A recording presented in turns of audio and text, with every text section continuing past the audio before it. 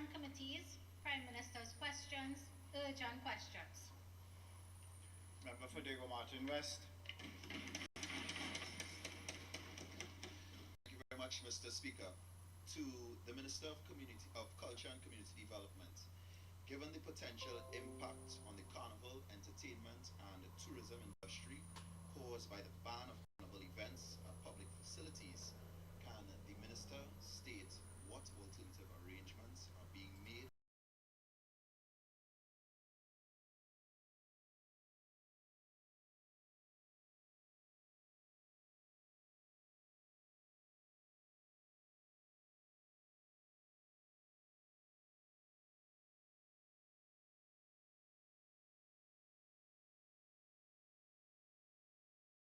Queen's Park, Savannah.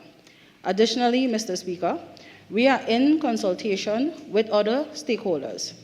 The ministry has identified suitable spaces, and our door remains open to each and everyone in the industry that wishes to meet with us as we chart the way forward to the biggest, the brightest, the better, the bigger, the bumper carnival Trinidad and Tobago has ever seen.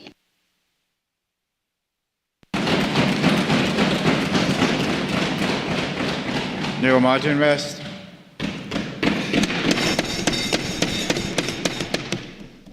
Given that the Minister has announced what has been announced without consultation from these same stakeholders, can the Minister assure this House that the suggestions, logistical concerns, and proposed alternative sites put forth by the Trinidad and Tobago Promoter Association and other stakeholders affected, that these recommendations will be fully and formally integrated into the Ministry's final alternative venue strategy and not merely noted? All right, you've now offended the time. Sorry, But Mr. quite Speaker. apart from offending the time, the standing order does not provide you to seek an assurance. The standing order provides you to ask a supplementary question.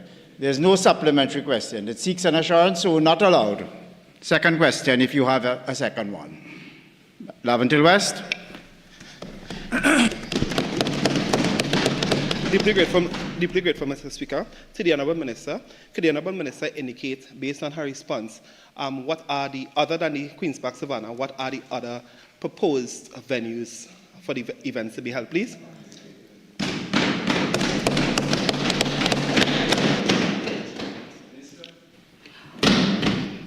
Mr. Speaker, Mr. Speaker, that question was asked and answered. We did.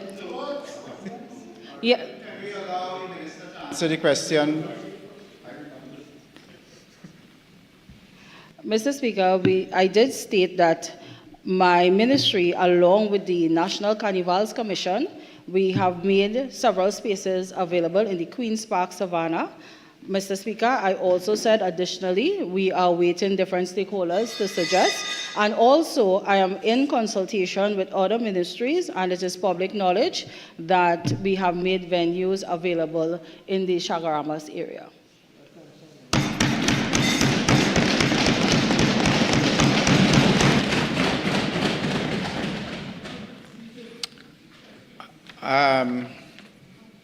Diego Martin West, you do understand that there are only two supplemental questions under this standing order, and the two have been asked.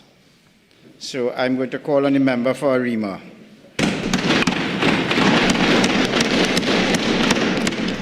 Thank you kindly, Mr. Speaker. To the Honourable Minister of Housing, based on reports, can the Minister confirm how many Housing Development Corporation workers and contractors are to be terminated or not have their contracts renewed? Thank you, Mr. Speaker. Minister of Housing. Thank you, Speaker. In response to the question, from what I have here, Member for Arima, HEC has a workforce of 765 employees. 48 employees whose contracts ended were not given new contracts. I just want to say that those individuals would have gotten a 20% gratuity.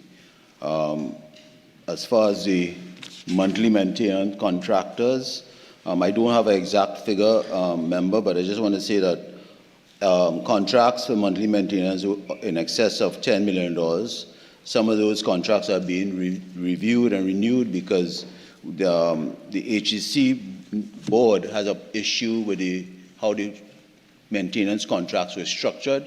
There were no proper procurement over the last few years, and there are a lot of issues and irregularities that needs to be investigated and audited. So I don't have an exact figure for that number at this point in time.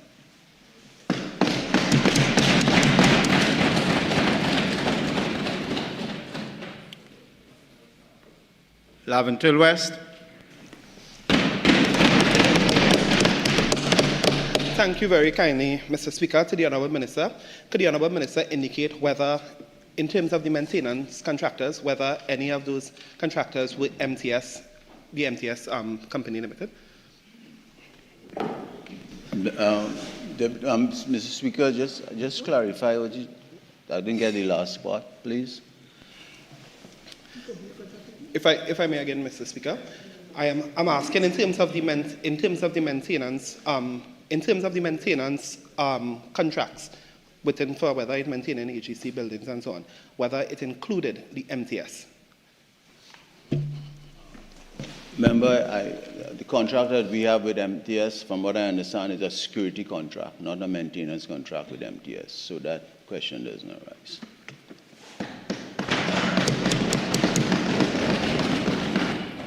Member for Aruka Lopino.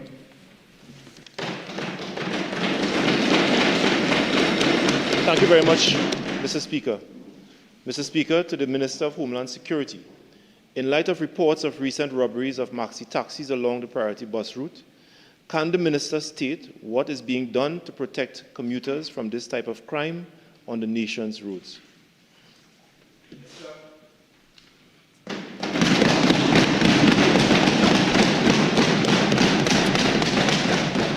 Mr. Speaker, let me thank the Honourable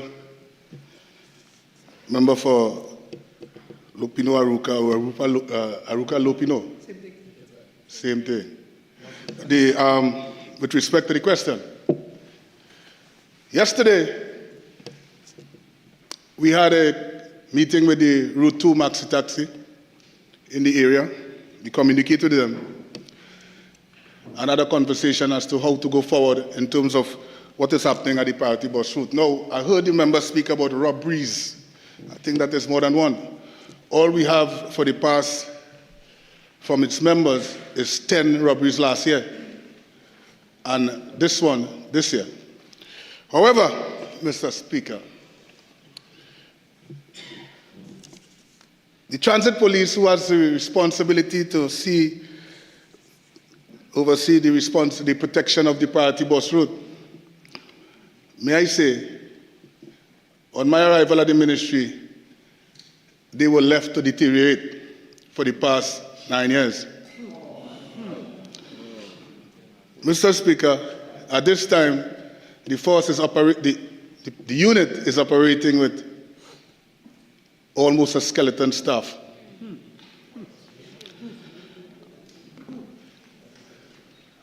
Mr. Speaker, the unit is short by 60 men.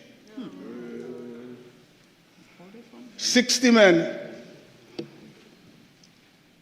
when the sanctioned strength is over 120. So now, Mr. Speaker, we have installed also a superintendent, directors, and we have begun the reconstruction of the transit police.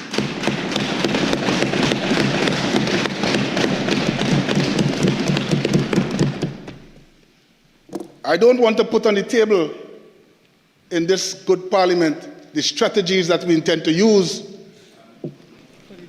Minister, the standing orders provide a 2-minute time response. I think you've crossed that. Member for Aruka Lopino. Thank you very much, Mr. Speaker. Mr. Speaker, in my follow-up question to the Minister, based on his response, Mr. Speaker, can the minister inform the public what is being done at this point in time to alleviate the concerns of the members of the public based on the reports that we have seen in the media? Asked. Not allowed. That's the same question you asked. It's merely a repetition of your original question. Come on, next question. Member for Rima. Thank you kindly. Mr. Speaker, can I inquire from the Honourable Minister whether there is any allocation in his new budget for the hiring of additional staff for the unit, now that you have indicated that they are short? Yeah, it doesn't arise, and secondly, that was a question that was asked and answered, not allowed. Okay, so we move now to the Member for Ruka Lupino, question 4. Thank you very much, Mr. Speaker. To the Minister of Defense, in light of videos, satellite imagery, photographs, and associated media reports of U.S. warships sightings in the Gulf of Paria and U.S. military aircraft in Trinidad and Tobago's airspace, can the minister state whether authorization has been granted for such military operations by U.S. military forces within Trinidad and Tobago's territory, land, and sea? Defense.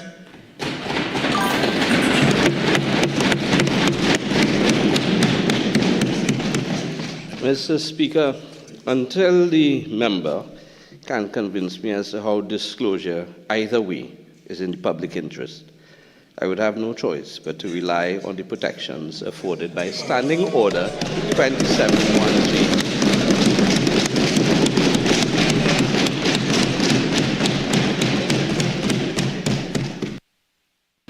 Member for Ruka Lupino, I see your hands up. Sorry? A supplemental on the invocation of the public interest immunity contained in section.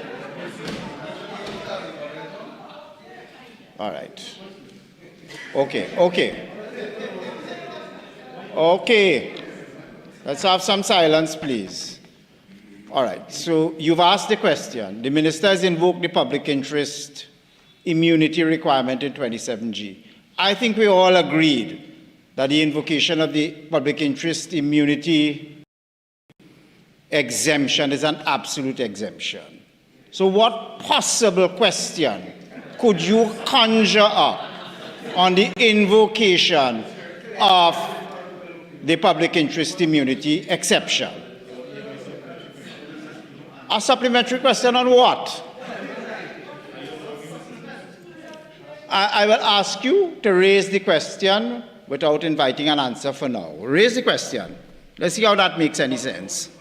Thank you very much, Mr. Speaker, for allowing me a supplementary question to 27.1G. I thank you very much kindly, Mr. Speaker. But, Mr. Speaker, the question to the minister is whether or not he intends to perform his duty as a minister in this parliament. You see, this is a prime example of relying on the assumed responsibility of a member to ask a question rather than to make a speech. As I've said before, where there is an invocation of the public interest immunity, the way it is expressed in these standing orders, not drafted by me, of course, but drafted by the members of this House, it's an absolute prohibition. So, where it is invoked, whether you think it's an abuse or whether whatever views you may have one way or the other, the Parliament is not the place to air those concerns. So, you come now, and I blame myself for it, because you've lured me. No, I blame myself for it because you've lured me. You've lured me into thinking that you had a legitimate question.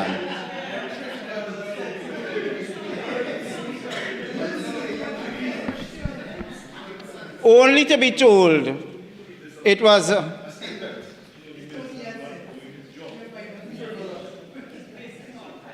it was a grand deception to make a speech.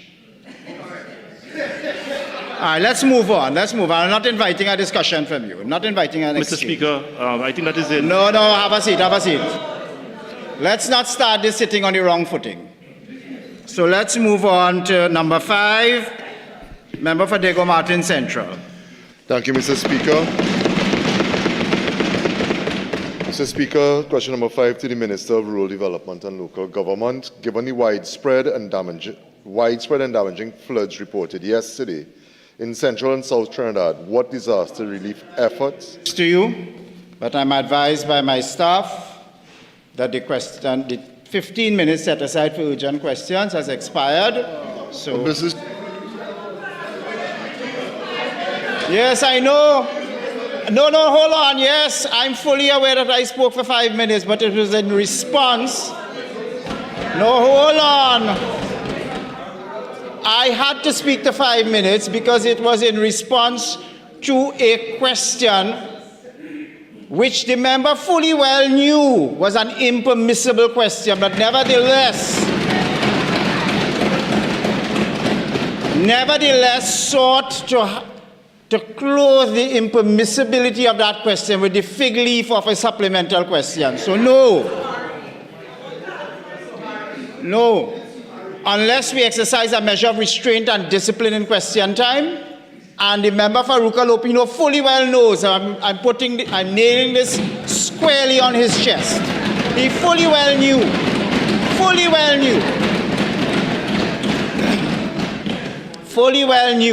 that was an impermissible supplemental question, because I've taken the time to explain that concept on several occasions.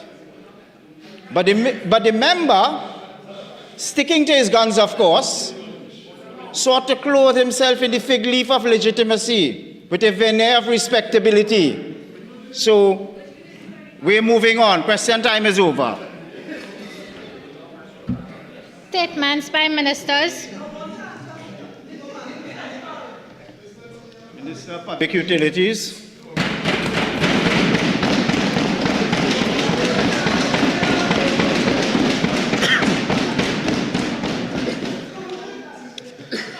Thank you, Mr. Speaker.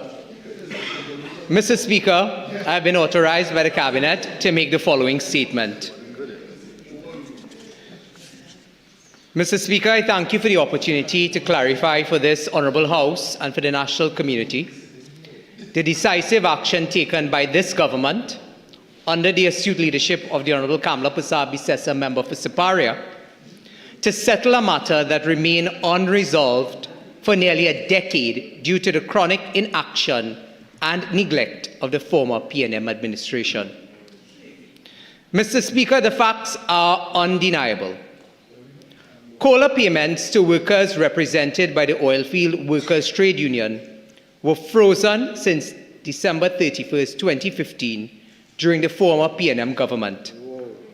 From that point forward, thousands of TNTech workers were left receiving an outdated COLA amount of $1,720.86, while the cost of living, food prices, utilities, transportation, and every household necessity continued to rise under the former administration.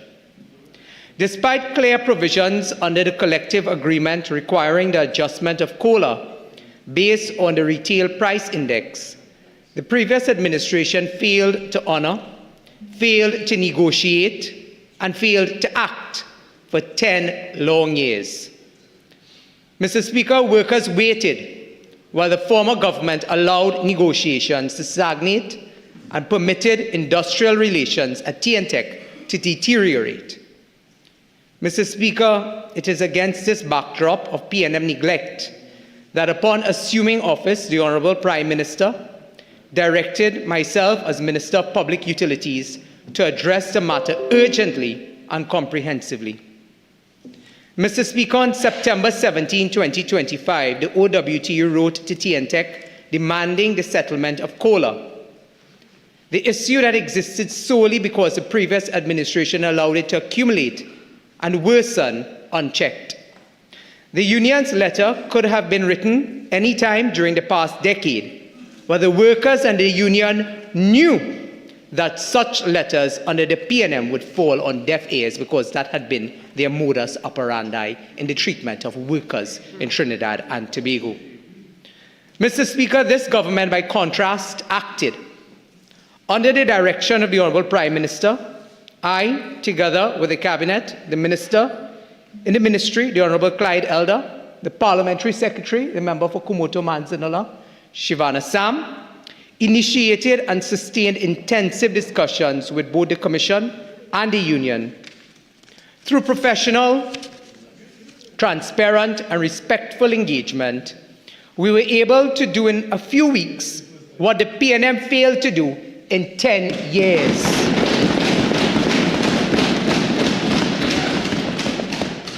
Mr. Speaker, this matter required one main ingredient, and that was political will. Mr. Speaker, I'm pleased to report that at approximately 2 a.m. on the morning of November 13, 2025, TNTech and the OWTU signed a memorandum of agreement, a historic and long overdue breakthrough that restores fairness to workers. The agreement provides relief for weekly paid workers, a new COLA of $5.75 per hour, raising the total COLA to $15.64 per hour, effective November 20th, 2025, payable from 4th December 2025. Workers will be getting money for Christmas, Mr. Speaker. Mr. Speaker, relief for monthly paid workers, a new COLA of $1,000.50, raising the total COLA to $2,721.36, effective December 1st, 2025, payable from December 17, 2025. More workers will be getting money in their pockets for Christmas under this administration, Mr. Speaker. Mr. Speaker, retroactive payments long denied under the former administration. Retroactive COLA payments totaling $131,125,076.23 to be dispersed in 4 tranches between November 2025 and February 2026. Mr. Speaker, I can say with much pride here today, the first tranche has already been honored and is in the bank accounts of employees of TNTech. Promises made, promises kept, promises delivered. Mr. Speaker, these payments ignored and unaddressed by the PNM are now being honored by this government. I'm happy to report to this House that the first tranche of payments, as I said, was made earlier this week on November 18th. Mr. Speaker, let me make this clear. This government is cleaning up a decade of industrial relations disaster at TNTech. This government restored dialogue, respect, and partnership with Labour. This government is restoring what workers were denied under the former administration, despite their attempts to hoodwink the population into now believing that they are on the side of workers. But nothing is further from the truth.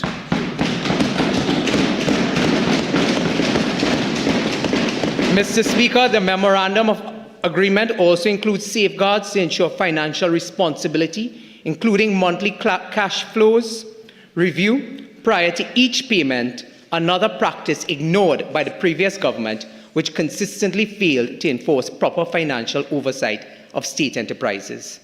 The former administration allowed the estate police officers' COLA matter to languish as well. This government will now treat with the Estate Police Association promptly with the same transparency and urgency we have brought to the OWTU matters. Mr. Speaker, what this government has achieved is not merely a financial settlement. It is restoration of dignity and fairness to approximately 3,000 workers who were sidelined for an entire decade. Mr. Speaker, the mantra of the former administration was 0, 0, 0. We have taken a different approach to restore the dignity of workers in Trinidad and Tobago. Mr. Speaker, Today, I want to stand and thank the Honorable Prime Minister for her guidance and her leadership on this matter, as she provided to myself, members of the Cabinet, and members of my ministry a very good approach towards industrial relations by engagement and dialogue. Mr. Speaker, I want to say that we are committed to the promises that we have made on the election campaign, and this is just another instance of our commitment to workers in this country, signed, sealed, and delivered money in their bank accounts in time for Christmas 2025. I thank you, Mr. Speaker.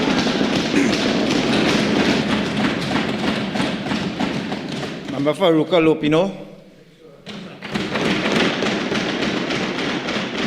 Thank you very much, Mr. Speaker. I'm asking a question pursuant to Standing Order 24.4. To the Minister, just read the statement, my colleague from Couva South. Having regard to the statement that was just read out in this Parliament, I'm seeking guidance or clarification on when or what date did the OWTU write the previous government or the lying ministry highlighting these issues that you have just raised.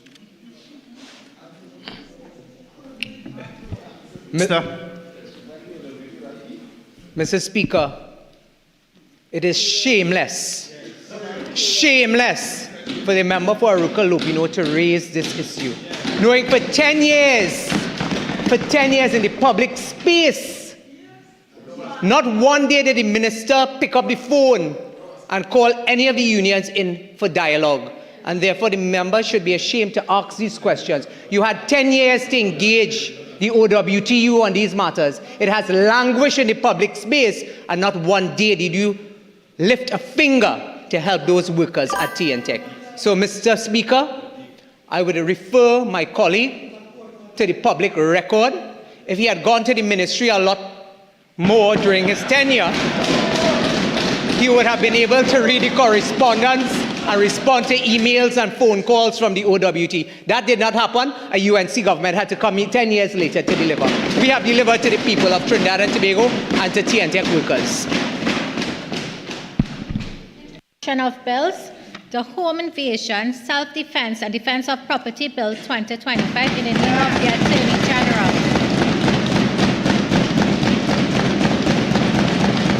Public business.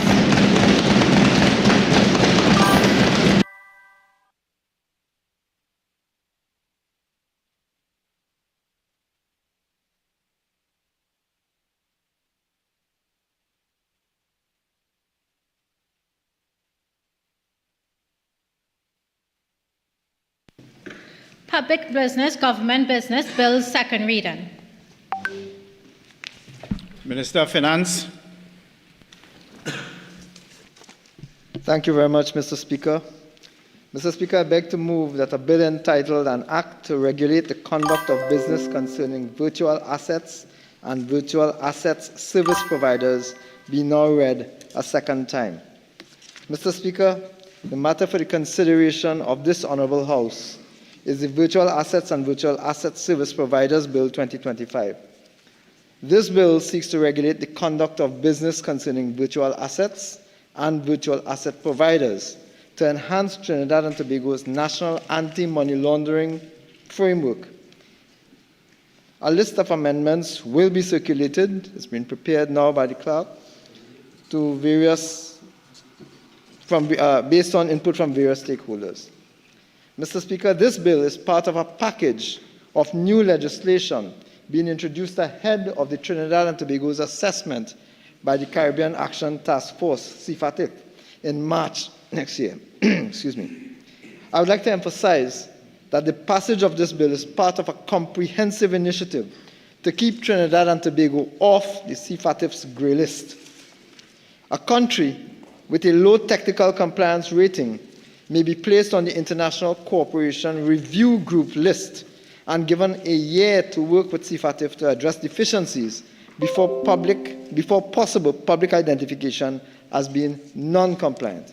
Mr. Speaker, such public identification could place Trinidad and Tobago at the risk of, firstly, disruption of correspondent banking relationships, secondly, de-risking by foreign financial institutions, restrictive measures by multilateral institutions and development partners, reputational damage that undermines foreign direct investment, capital flows, and trade facilitation, and increased vulnerabilities to financial crimes, corruption, and terrorist or proliferation financing.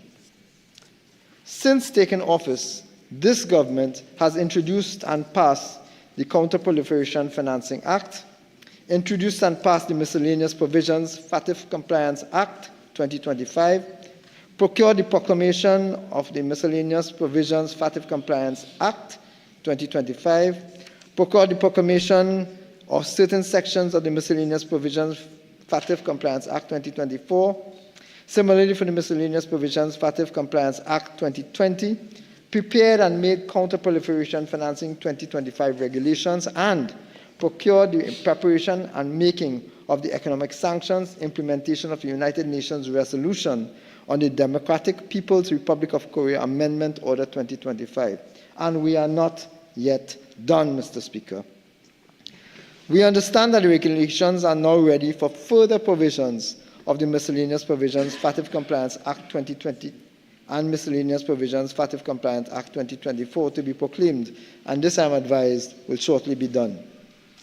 Mr. Speaker, this bill is meant to address the revised Recommendation 15 in relation to the emergence of new technologies, which states, and I quote, "To manage and mitigate the risks emerging from virtual assets, countries should ensure that virtual asset service providers are regulated for AML/CFT purposes and licensed or registered and subject to effective systems for monitoring and ensuring compliance with the relevant measures called for in the FATF recommendations."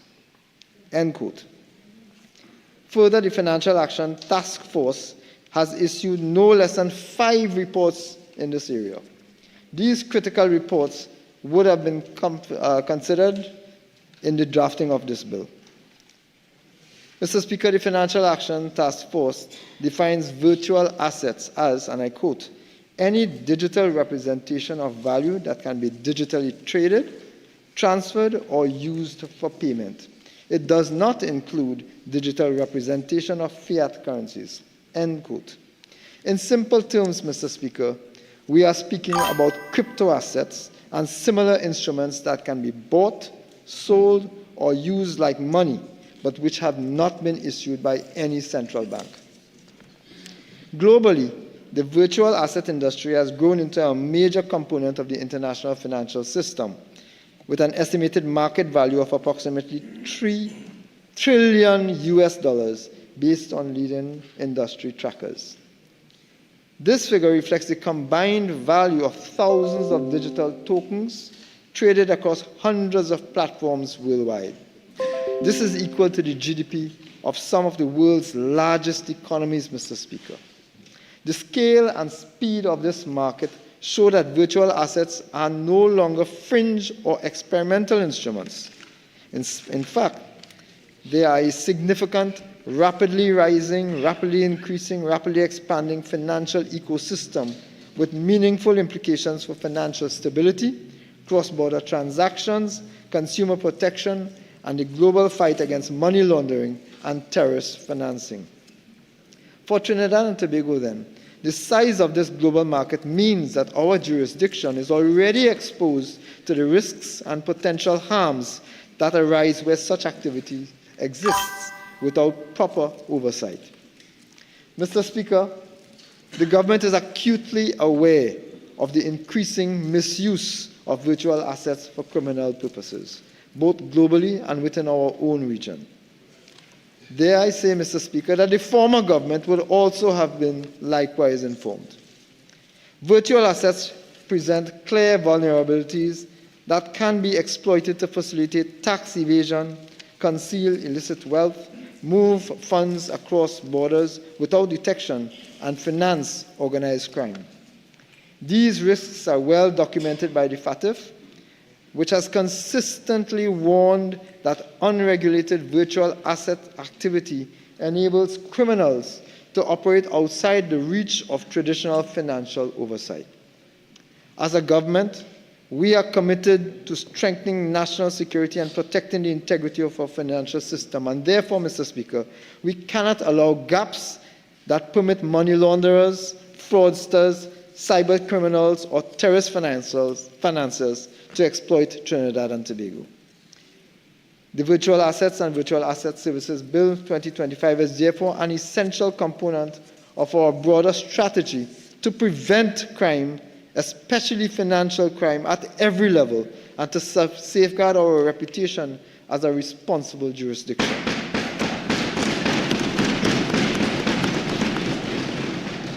Mr. Speaker, criminals are becoming increasingly sophisticated in the methods they use to move and conceal illicit funds.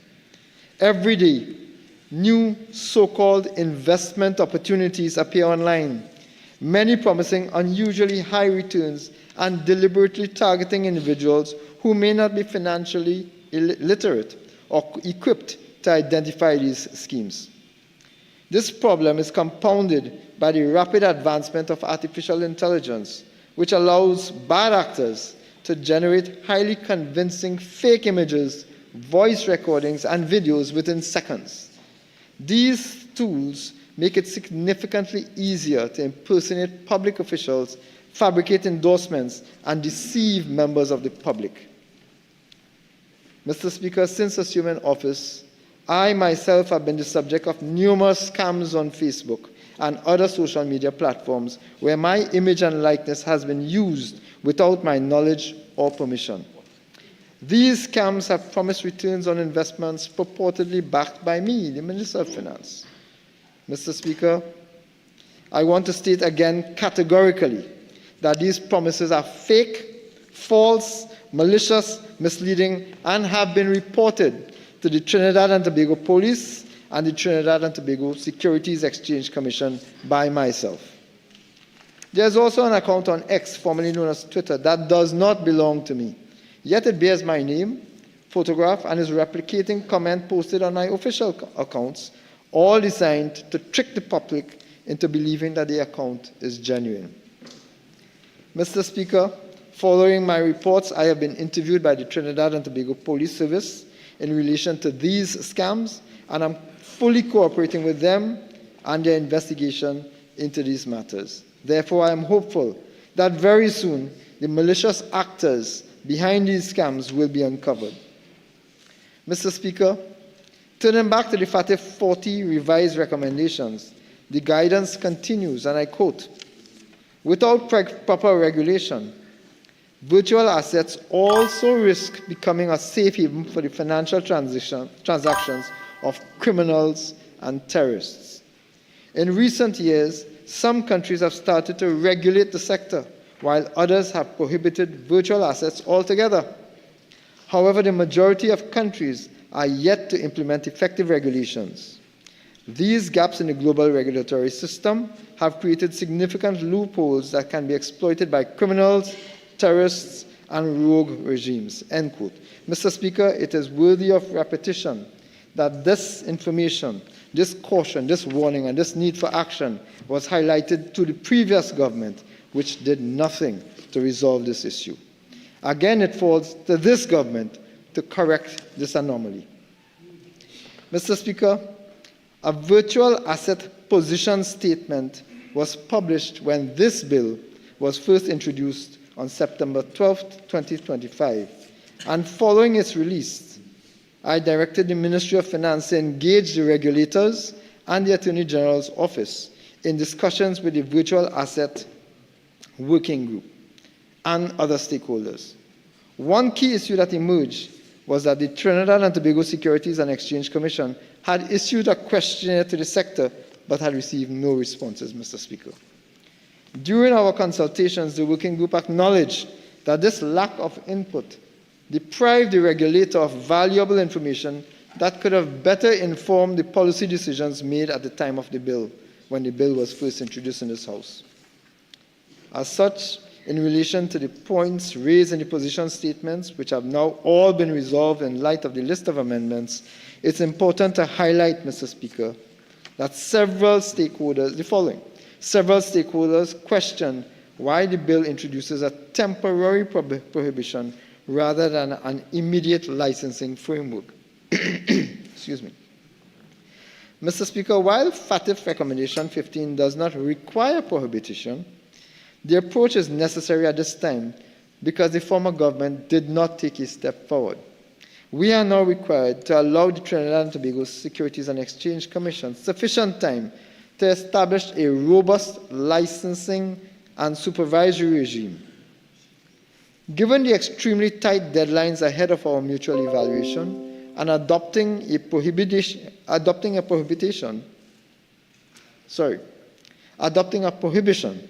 tempered by the introduction of a regulatory sandbox through the circulated amendments.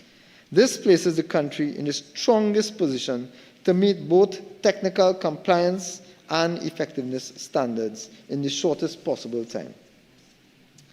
Mr. Speaker, during our deliberations, concerns were expressed that the definition itself may be too narrow or too broad. However, the requirement was that the definition must intentionally be wide enough to capture the wide range and the full range of virtual assets as required under the revised FATF Recommendation 15. A narrow or restrictive definition would leave regulatory gaps and expose Trinidad and Tobago to non-compliance. Mr. Speaker, I am comforted and I am guided by the Office of the Attorney General that the current definition meets the required criteria to capture all the full range of virtual assets that are under consideration today. It was also suggested during the discussions that penalties under the bill were excessive. In reality, however, Mr. Speaker, the penalties are consistent with existing provisions under the Securities Act, for example, sections 62, 98, 165(4), and 165(a)(3). The bill therefore maintains parity with established enforcement standards rather than creating any new or exceptional penalty structure. Some of the stakeholders, Mr. Speaker, also question the need for an offense relating to advertising. This offense, however, is necessary for proper regulation, as misleading or unregistered promotions are a recognized vector for consumer harm in the virtual assets sector. My own experiences, as described earlier, demonstrate the real-world necessity of this safeguard. Another concern that was raised during the stakeholder consultation, Mr. Speaker, was that the original bill, did not provide adequate avenues for redress. That is incorrect. Any action, such as seeking a restraining order, injunction, or other equitable relief, must still be brought before the courts, ensuring full adherence to due process. Further, the bill does not, in fact, create any new or extraordinary remedies for the TTSEC. It, in fact, mirrors the existing framework, meaning that this concern no longer carries any material force. Mr. Speaker, let us now examine the bill, which, through the amendments, now contains 27 clauses. I am quite well aware that the bill, as it stands, does not contain the amendments contained in the list, which can only be brought up at committee stage. But I trust members will refer to the consolidated version, which is being circulated, Mr. Speaker. Clause 1, short title. Clause 1 of the bill contains the short title of the bill, which is cited as the Virtual Assets and Virtual Asset Service Providers Act 2025. Clause 2 of the bill contains the interpretation clause that helps to define virtual assets, virtual asset activities, virtual asset service provider, regulatory sandbox, and sandbox participant, as these terms may be new to some persons. Clause 3 of the bill enables the Commission to facilitate regulatory oversight by emerging risks in the virtual asset sector under the AML, CFT, CPF laws administered or supervised by the Commission. Mr. Speaker, Clause 4 of the bill prohibits any person from conducting virtual asset activities in or from within Trinidad and Tobago unless authorized by the Trinidad and Tobago Securities and Exchange Commission to do so, or if the person holds a certificate of acceptance to operate in a regulatory sandbox under Clause 5. This clause, that is Clause 4, also seeks to set out what are virtual asset activities and goes on to prohibit the Commission, that is the SEC, from granting authorization to conduct virtual asset activities on or before the 31st of December 2026. In particular, Clause 4.4 of the bill provides that if there is a license or certificate of registration issued under any other law written prior to the commencement of this Act, that license or certificate does not have the effect of permitting any virtual asset activity. Further, Clause 4.7 of the bill provides specifically that persons who have been carrying out virtual asset activities before the commencement of this Act must, within 1 month of the commencement of this Act, notify the Commission in writing that it is carrying on such activity and cease such activity within 3 months of the commencement of this Act. Mr. Speaker, Clause 4.12 creates an offense if a person is carrying out virtual asset activity before the commencement of this Act and he fails to so inform the Commission of said activities. That person will be liable on summary conviction to a fine of $125,000. Clause 4.13 also provides for penalties to individuals, companies, and non-incorporated bodies for breach of Clause 4.1 or Clause 4.7, while Clause 4.14 provides for defenses, Mr. Speaker. Point of order, Mr. Speaker, 48.1. I don't know what this Honourable Minister is referring to. There is no Clause 4.14 in the bill before us, and we've received no amendments. We can't follow anything he said.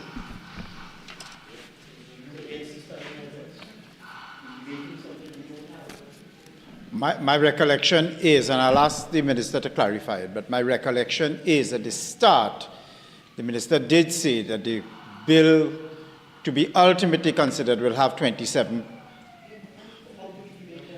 Hang on a second, I'm getting there. And that the proposed amendments are in the process of being circulated. So perhaps the Minister could, as a practical solution, the Minister could confine his comments for now to the... Yes, but okay, I don't need your constant interruption and reminder. If we could move on, I'm sure the Minister will be reasonable.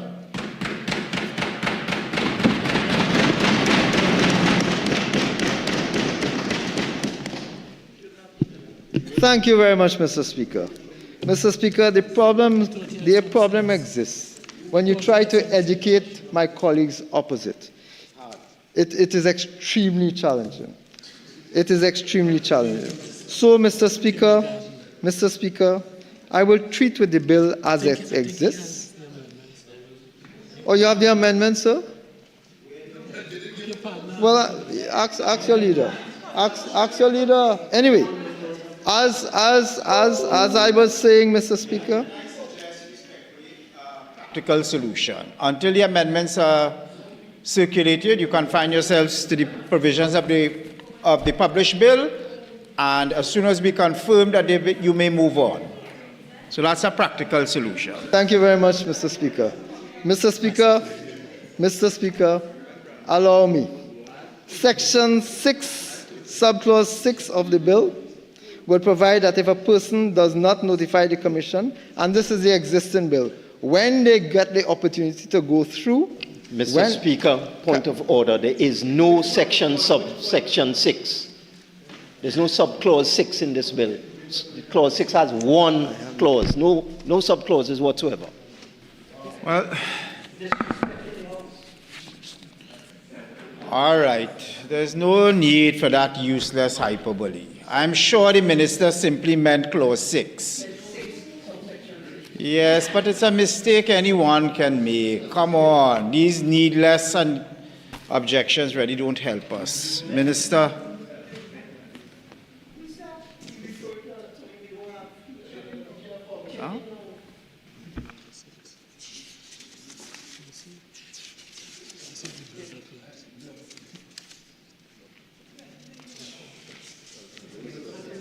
Push him out, boy. Go and take it, man up. This-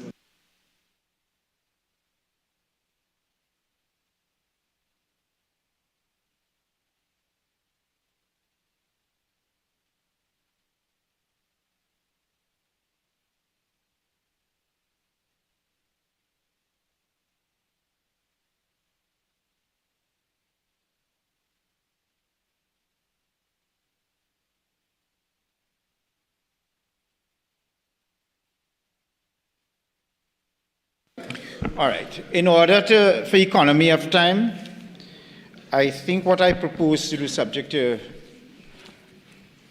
I understand that the amendments are close to be circulated and should be circulated within a minute or so that we use our time economically. Can I suspend for 10 minutes? We come back, and the entirety of the bill will be before the House.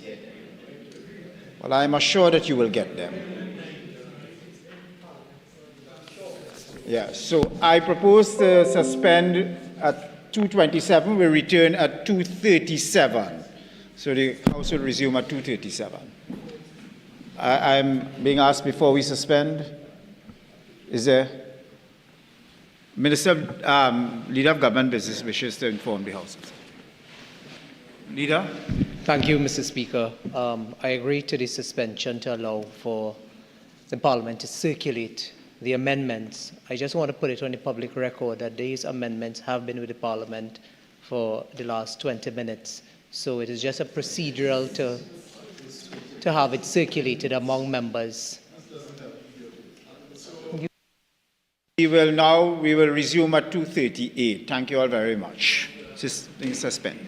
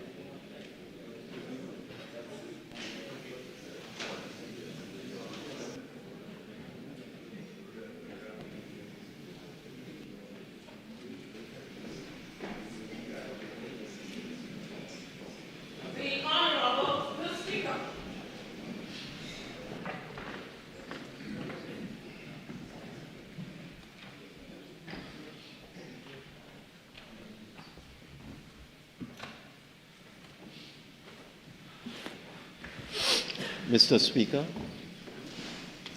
the amendments are 48 pages long, over 100 changes. Don't try that.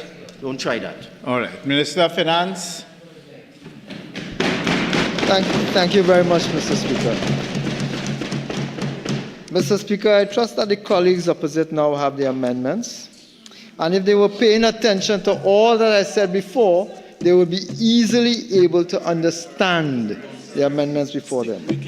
Mr. Speaker, don't trouble me, pardon. Don't trouble me. Do not trouble me. Mr. Speaker, I was on the verge, I was pursuing this clause by clause, but I want to pause the clause by clause presentation to explain why those on the opposite side are so antsy and so anxious to cast blame, because they do not want to support this legislation. With amendments, without amendments, does not matter, Mr. Speaker. Mr. Speaker, I want to refer you to the Senate Hansard. Hansard, a question that was asked by a senator to the Honorable Minister of Finance, then the member for Diego Martin Northeast, with regards to cryptocurrency and what the government was doing with the cryptocurrency. Specifically, the question was, given that the International Monetary Fund's assessment of Trinidad and Tobago's existing lack of regulatory framework for cryptocurrencies may be limiting the country's ability to develop alternative currency business models, can the minister, that is the then minister, indicate what policy measures, if any, are being taken to address this issue? End quote. Mr. Speaker, that is November 28, 2023. 2 years ago. So 2 years ago, an opposition senator, then a UNC senator, raised the issue trying to get the government to wake up and do something about cryptocurrency. The response from the Honourable Minister, then the member for Diego Martin Northeast, was, and I quote, "The whole world knows that cryptocurrency is dangerous. The whole world knows that cryptocurrency is the preferred currency of criminals. And the whole world knows that crypto assets are backed by nothing. Why on earth would a question come to me," that is to him, "as to whether I," that is him, "may be wishing to develop alternative currency business models? The answer," he says, "we are not doing that. We are not getting involved in cryptocurrency. It is dangerous and we are not putting the country's asset at risk."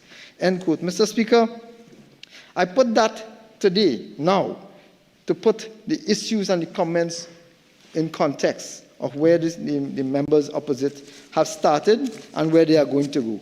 They had no interest in protecting members of the public from abuse. They had no interest in regulating this cryptocurrency market. They had no interest and still have no interest in stopping the illegal activity in terrorist financing. They had no interest then, and they have no interest now, Mr. Speaker. Mr. Speaker, if I may continue to educate the members opposite and the members listening on the national frameworks, Mr. Speaker. Clause 5 of the bill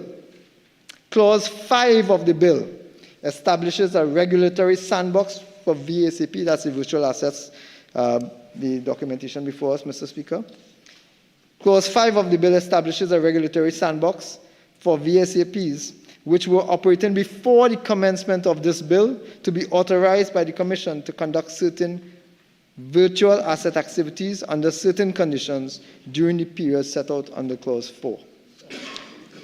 The Commission has been mandated to administer and oversee this regulatory sandbox, which means the Commission is responsible for a number of areas, including but not limited to receiving and processing applications for participation in the sandbox, collecting data and reports from participants, etc., etc., Mr. Speaker. There's also a Clause 6 that deals with the certificate of acceptance. There's a Clause 7 that deals with the certificate of acceptance and the issuing of such a certificate, Mr. Speaker. Clause 7 of the bill sets out the processes for which the Trinidad and Tobago Securities Exchange will issue a certificate of acceptance. It outlines the criteria that the Commission must follow and establishes a 45 business day period for the Commission to issue a certificate of acceptance where the applicant meets all the requirements. Mr. Speaker, under this clause, the Commission is also entitled to set conditions and restrictions on the activities that includes, but is not limited to, the number or type of customers to whom virtual assets, service, or product may be offered, or volume of transactions. It also focuses on ongoing AML, CFT, CPF compliance, advertising, and the value or amount of virtual assets, service, or products offered to customers. Mr. Speaker, Clause 8, register of sandbox participants. Clause 9, requirements of sandbox participants. Mr. Speaker, I had all of this in detail, but since the members were not interested in listening or hearing or learning, Mr. Speaker, I will continue with just the headlines. Just to refer them, since they want the opportunity, Mr. Speaker. Clause 10. Clause 10 of the bill establishes the record-keeping requirements of the sandbox participants, which are in keeping with the framework for AML, CFT, CPF. Mr. Speaker, all of those clauses the member is calling out do not exist in the bill. The amendments have not yet been dealt with in committee stage. The minister cannot refer to Clause 5 and Clause 10. That doesn't exist.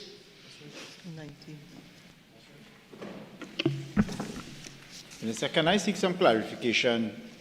The amendments which were circulated, they form part of the bill which is before the House?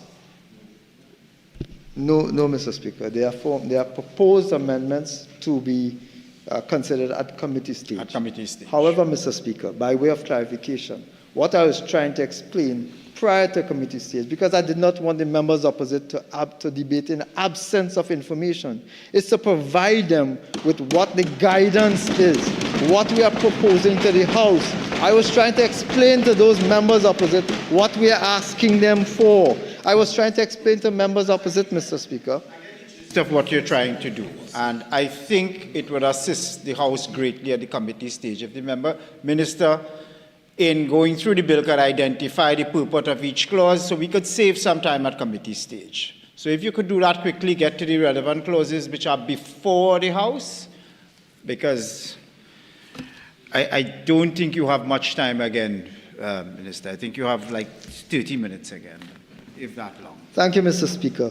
Since the members insist on focusing on the old bill, prior to the discussions that are prior to, can I speak, please? You will have your chance. You can speak then. Mr. Speaker, since the members are insistent on debating the bill which is proposed to be amended without the knowledge and wisdom and understanding as to why the amendments are being proposed, since they prefer to debate in absence of information, Mr. Speaker, and since they refuse to listen to guidance, Mr. Speaker, I refer the members opposite to the proposed amendments to the original bill and hope that they will then debate, Mr. Speaker, the amendments and the proposed bills in due course. Mr. Speaker, I repeat that it fell to this government to treat with a matter that was raised by the member for Diego Martin Northeast, who's bristling today, to treat with a matter that was raised with the member for Diego Martin Northeast 2 years ago, and which he refused to treat with, which he refused to provide support and guidance and protection for individuals who have funds that they may be willing to invest, members of the public, Mr. Speaker. And as a result of that, we are forced today to bring the legislation. We are also forced, Mr. Speaker, to make amendments because we submitted the bill to the Parliament and to individuals who are interested stakeholders, Mr. Speaker.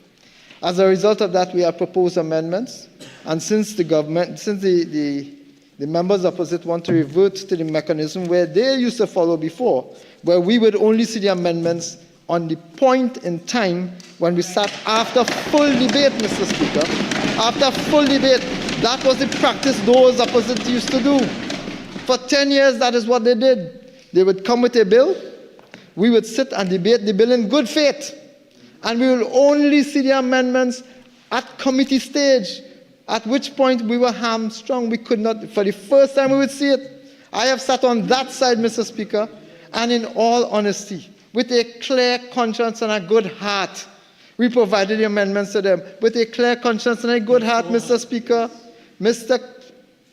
Speaker, with clear conscience and a good heart, something the member would not recognize because he does not know what that is.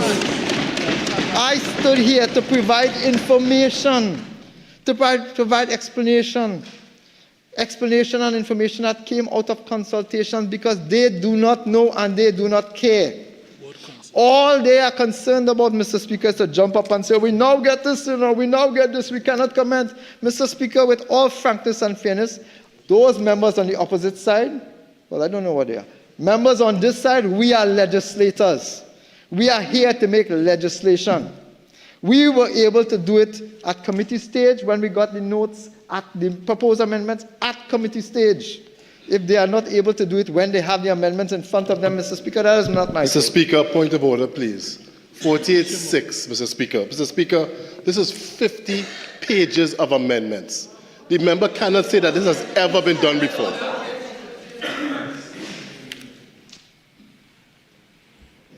.48.6 is about imputing improper motives.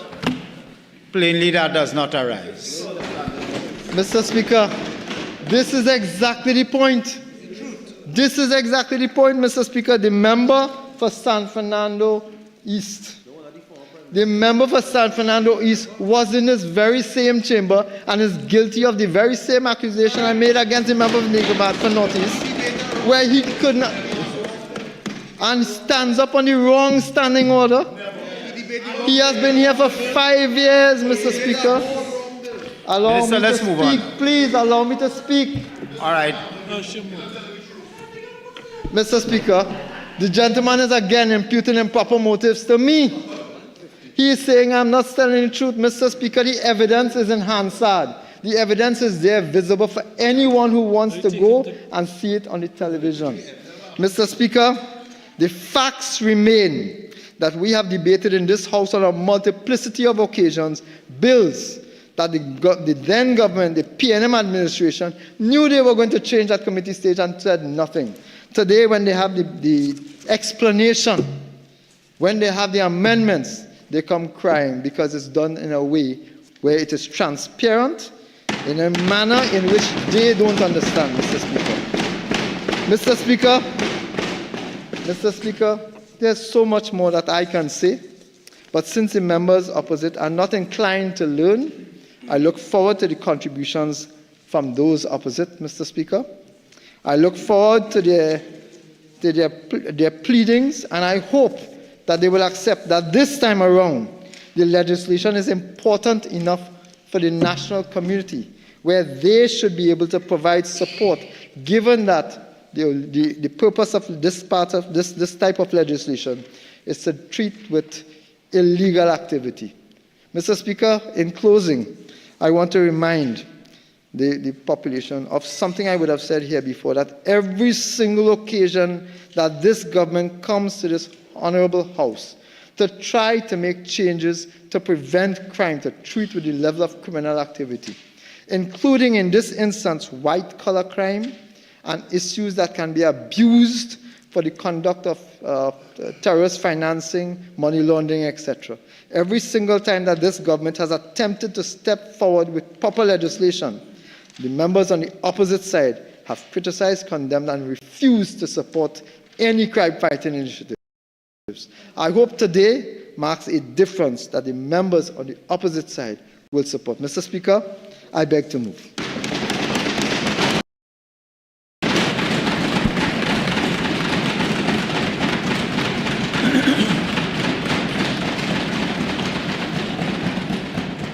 Honourable members, I shall now propose the question for debate. The question is that a bill entitled An Act to Regulate the Conduct of Business Concerning Virtual Assets and Virtual Asset Service Providers be now read a second time. Diego Martin, Northeast.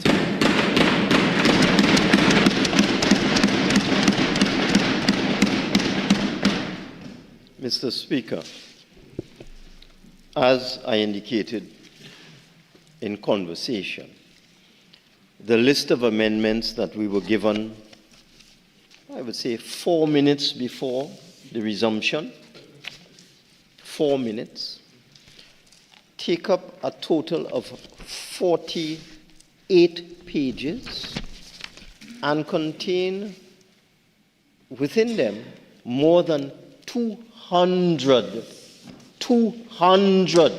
substantive modifications to borrow a word from a recent court matter, to the original bill.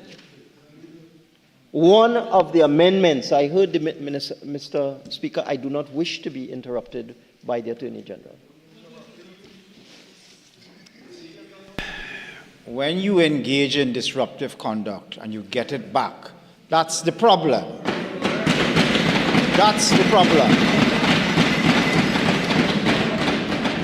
I will ask all members, allow the persons making their contributions to do so in relative peace. Thank you. I was asking it in the context of the standing orders, not in the context of some theory.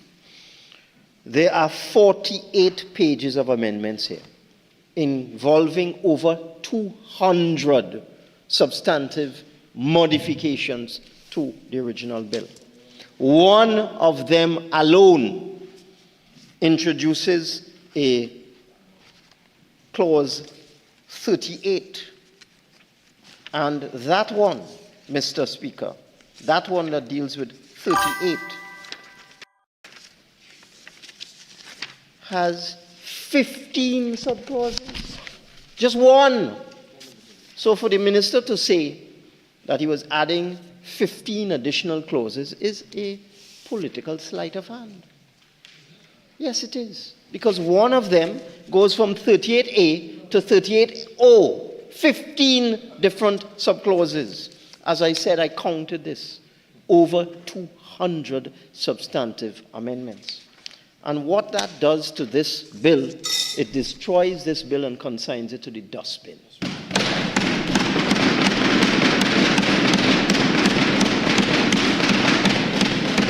It makes this debate today, Mr. Speaker, a puppy show. They have changed fundamentally the structure, the intent, the purport, the effect of the legislation. And may I say, Mr. Speaker, this bill was due to be debated on the 19th of September, 2 months ago. 2 months the government had. And they did nothing with respect to informing the opposition with respect to this. If there was a word more than substantive, I would use it. They did nothing to advise the opposition with respect to these copious amendments. Avalanche of amendments. And it is a complete disrespect and a contempt, Mr. Speaker, for parliamentary process. How on earth are we on this side supposed to go to 200 substantive changes, changing the whole structure of the bill? Because this bill was... I'm trying to find a word that would be deemed parliamentary. Bad is not good enough to establish how terrible this bill was. This bill, Mr. Speaker, what this did is it banned trading in virtual assets and other activities with respect to virtual assets and virtual asset service providers for a period of in excess of 2 years. That's what this bill did. It banned it because this bill, this original bill, prohibited the Securities and Exchange Commission from authorizing any of these virtual asset activities until December the 31st, 2027. That's what the original bill did. The other clauses in the bill are irrelevant because there are no regulations associated with this bill. There are no guidelines. There are no criteria. There are no schedules to the original bill. And therefore, there is no information in the original bill as to exactly what would happen to persons and entities currently engaged in virtual asset activities or providers of virtual asset services. There was nothing in there. It was a shameful bill. And Mr. Speaker, all they needed to do, if they're running out of time, because we know that Trinidad and Tobago is currently preparing for the 5th round of mutual evaluation by the Caribbean Financial Action Task Force. All of us know that. And there's an on-site assessment in March of 2026. And if they didn't do something to be compliant in some way with FATF recommendation 15, which I will read to you now, Mr. Speaker. FATF recommendation 15. Countries and financial institutions should identify and assess the money laundering or terrorist financing risks that may arise in relation to A, the development of new products and new business practices, including new delivery mechanisms, and B, the use of new or developing technologies for both new and pre-existing products. In the case of the financial institutions, such a risk assessment should take place prior to the launch of new products, and so on. And then it goes on to say, to manage and mitigate the risks emerging from virtual assets, countries should ensure that virtual asset service providers are regulated for AML, anti-money laundering, CFT, counter-terrorist financing purposes, and licensed or registered and subject to effective systems for monitoring and ensuring compliance with the relevant measures called for in the FATF recommendations. But this bill regulated nothing. It banned it until January of 2028. And Mr. Speaker, this bill, if passed into law and enacted and proclaimed, would have been worthless. I don't understand if the government opposite was short on time, short on intellectual capacity, short on ideas, short on technical expertise. If that was the problem, you could have simply cut and paste from those Caribbean territories that have already enacted a model Virtual Assets Act, which was produced by the Eastern Caribbean Central Bank. And there are a number of territories within the Caribbean that have already used that model law that was prepared by the Eastern Caribbean Central Bank, and they have put it into their laws, and in fact St. Vincent is now operationalizing its Virtual Asset Act. Just cut and paste, that's all you had to do. I have absolutely no idea where this nonsense came from. And now we see, because when you go to the St. Vincent and Grenadines Virtual Asset Business Act of 2022, and you look through it, and you see what that little country was doing, St. Vincent and the Grenadines, with a population less than 1/10 or about 1/10 of Trinidad and Tobago. And what they were doing, they were putting in systems where there were transitional arrangements, because the greatest failing in this piece of legislation, the original bill, was that there were no transitional provisions whatsoever. You're just getting banned. You can't do it, and you face a penalty of $5 million if you continue to trade in virtual assets or offer services associated with virtual assets. But when you go to the St. Vincent legislation, this is what they had in terms of transitional provisions. Section 24 of the St. Vincent Virtual Assets Act.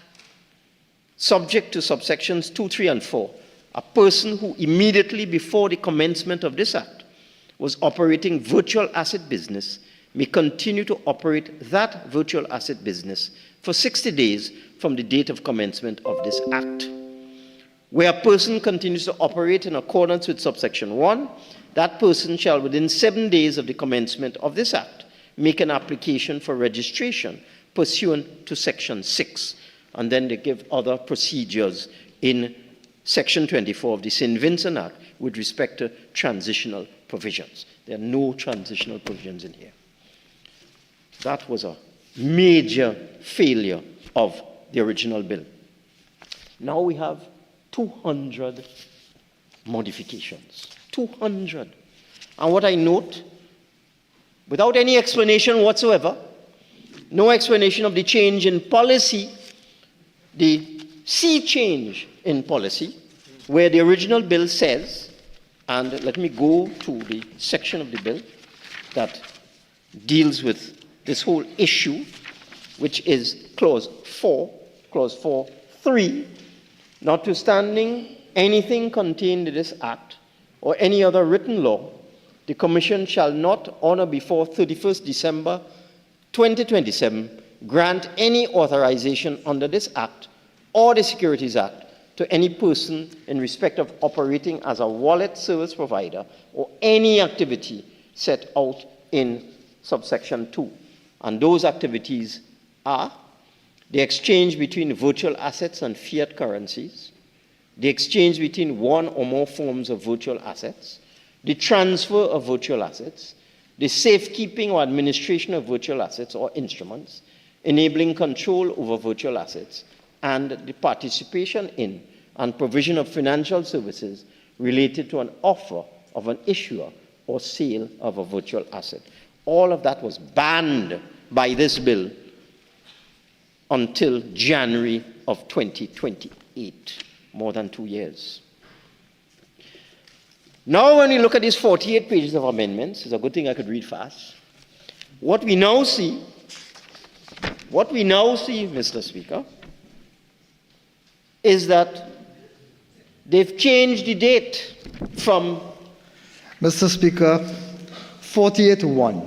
This is the very same condition that the honourable member opposite raised when I was dealing with the very same documents in his hand.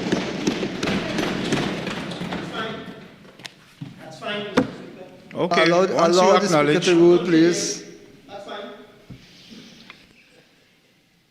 In the 48 pages of amendments which have been circulated, and the minister referred to some of those 48 pages, the entire structure of this bill is changed. They've changed the date, they have transitional provisions, they have all sorts of arrangements inside of here now. And it is obvious to me. Mr. Speaker, it is obvious to me. 48.1. Again, Speaker, moving on. This is the same issue that the member raised when I raised the same thing. You raised the same issue, relied on the same standing order, you relied on the same principle, you invoked all of that, and now you are running afoul of that which you relied on.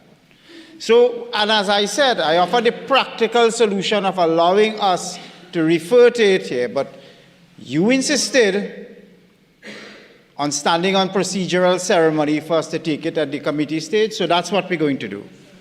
Speaker, it is impossible at committee stage to look at 200 new subclauses. Perhaps impossible. That is what you should have thought of, rather than invoking the technical and disproportionately technical rules in this standing order. I proposed an eminently reasonable and practical approach that we deal with the amendments once they were circulated, but it was your insistence that these amendments were not before the House and that we would deal with them at committee stage. So you can't complain now when they use your same argument to hoist you on your own same procedural petard. That's what it is. Thank you very much, Mr. Speaker. I will complain that we've received 48 pages of amendments at the last You meeting. limit your complaint I to will that. complain. I will complain. This is a contempt of the Parliament. It's absurd. So let me go to the original bill and point out how ridiculous this original bill was, Mr. Speaker. Let's go to the original bill and point out how ridiculous it was. And I am entitled to complain about receiving 48 pages of amendments 5 minutes before the debate. 5 minutes before the debate continued. And Mr. Speaker, I heard what the minister said and I'm entitled to reply. The statements that the minister has made that this is what we used to do is a complete falsehood, Mr. Speaker. Never in the history of this Parliament has an opposition been given 200 substantial modifications to a bill 4 minutes before the debate resumed. That has never happened. Never. Never happened, Mr. Speaker. Never. And it is, Mr. Speaker, listen. Would you please? There's a breach of the standing orders. They're making a set of noise. I ask for your protection, Mr. Speaker. Quiet now. Everyone's quiet now. No, I did hear, but I also hear when you violently suck your teeth. So let's move on. Mr. Speaker, I ask for your protection in accordance with the standing orders. I have given it to you. Members do not speak when I am speaking. I ask for your protection. Let's move on. There's no need for all this exchange. No need for it.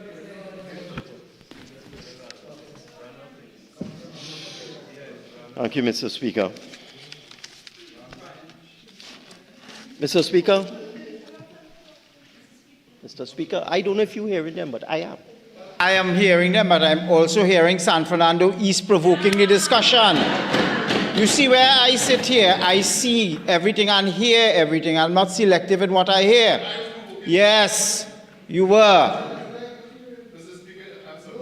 Right. So if your member wishes the protection of the chair, then give him the environment by which he can demand the protection of the chair. Don't engage in the crosstalk. Thank you very much, Mr. Speaker. Mr. Speaker, apart from FATF recommendation number 15, which we would surely run afoul of during the on-site assessment in March, because for 6 months the other side has done nothing, it is important for the public to understand what is wrong with cryptocurrency, which is the most basic form of a virtual asset, Mr. Speaker. There are many dangers with cryptocurrency. High volatility, lack of regulation, vulnerability to security threats and scams. And these factors mean that consumers face a significant risk of losing their invested money. And since we have no idea what the government plans to do, we have no idea, because they don't plan to do what is in this bill. One does not know what they plan to do. And what is also obvious is they put the bill in the parliament in September and then do the consultation afterwards. And what is obvious to me, that people associated with the UNC complained about this nonsensical bill. There is no other explanation for a bill morphing from 12 simple clauses to effectively over 200 clauses. You could call a clause 38, A, B, C, D, and so on, but it's really 15 clauses coming through there. So in terms of the dangers of cryptocurrency, cryptocurrency values are notoriously unstable. Anybody who had been following the price of Bitcoin, for example, within the last couple of months, Bitcoin reached a high of almost $120,000 just a couple of months ago. Almost $120,000. Now, Bitcoin started off at less than $1. The price of a single Bitcoin. It started off in its embryonic stage at less than $1. It went up to $119,000. That's the number I remember a couple of months ago. But within the last month or so, it has tumbled from 120,000 to close to 80,000, Mr. Speaker. So anybody who has Bitcoin, I want to make a declaration, I have none, never seen what a Bitcoin looks like, even virtually.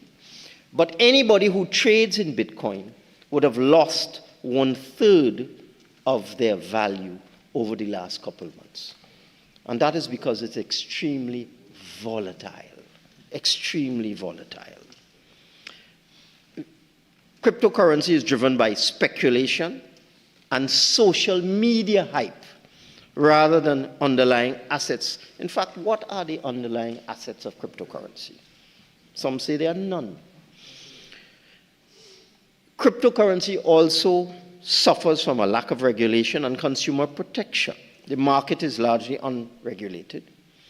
Unlike traditional banking and stock markets, there's an absence of oversight.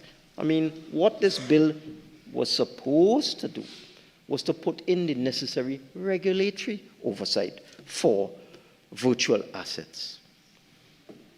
The absence of oversight means that consumers typically do not have access to legal protection, such as deposit insurance, for example, fraud protection, or even dispute resolution mechanisms. There's also the overwhelming problem of fraud.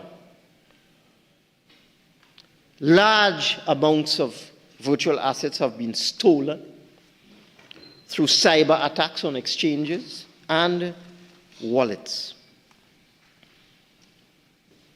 It's a prime target for various scams, including fake investment schemes, Ponzi schemes, phishing attacks to steal private keys, misleading advertisements that often promise fast and high returns. There's something here in Trinidad, I think the name is Trillions.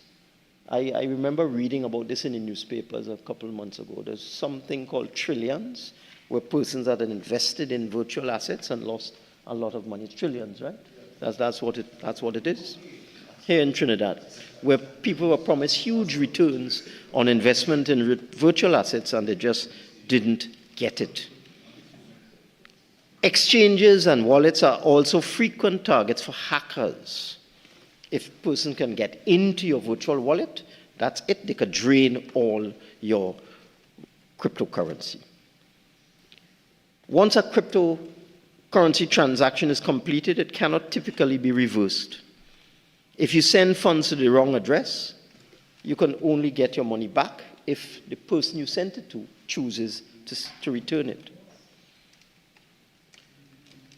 The legal implications and the tax implications of cryptocurrency are still evolving, not just in the Caribbean, but all over the world.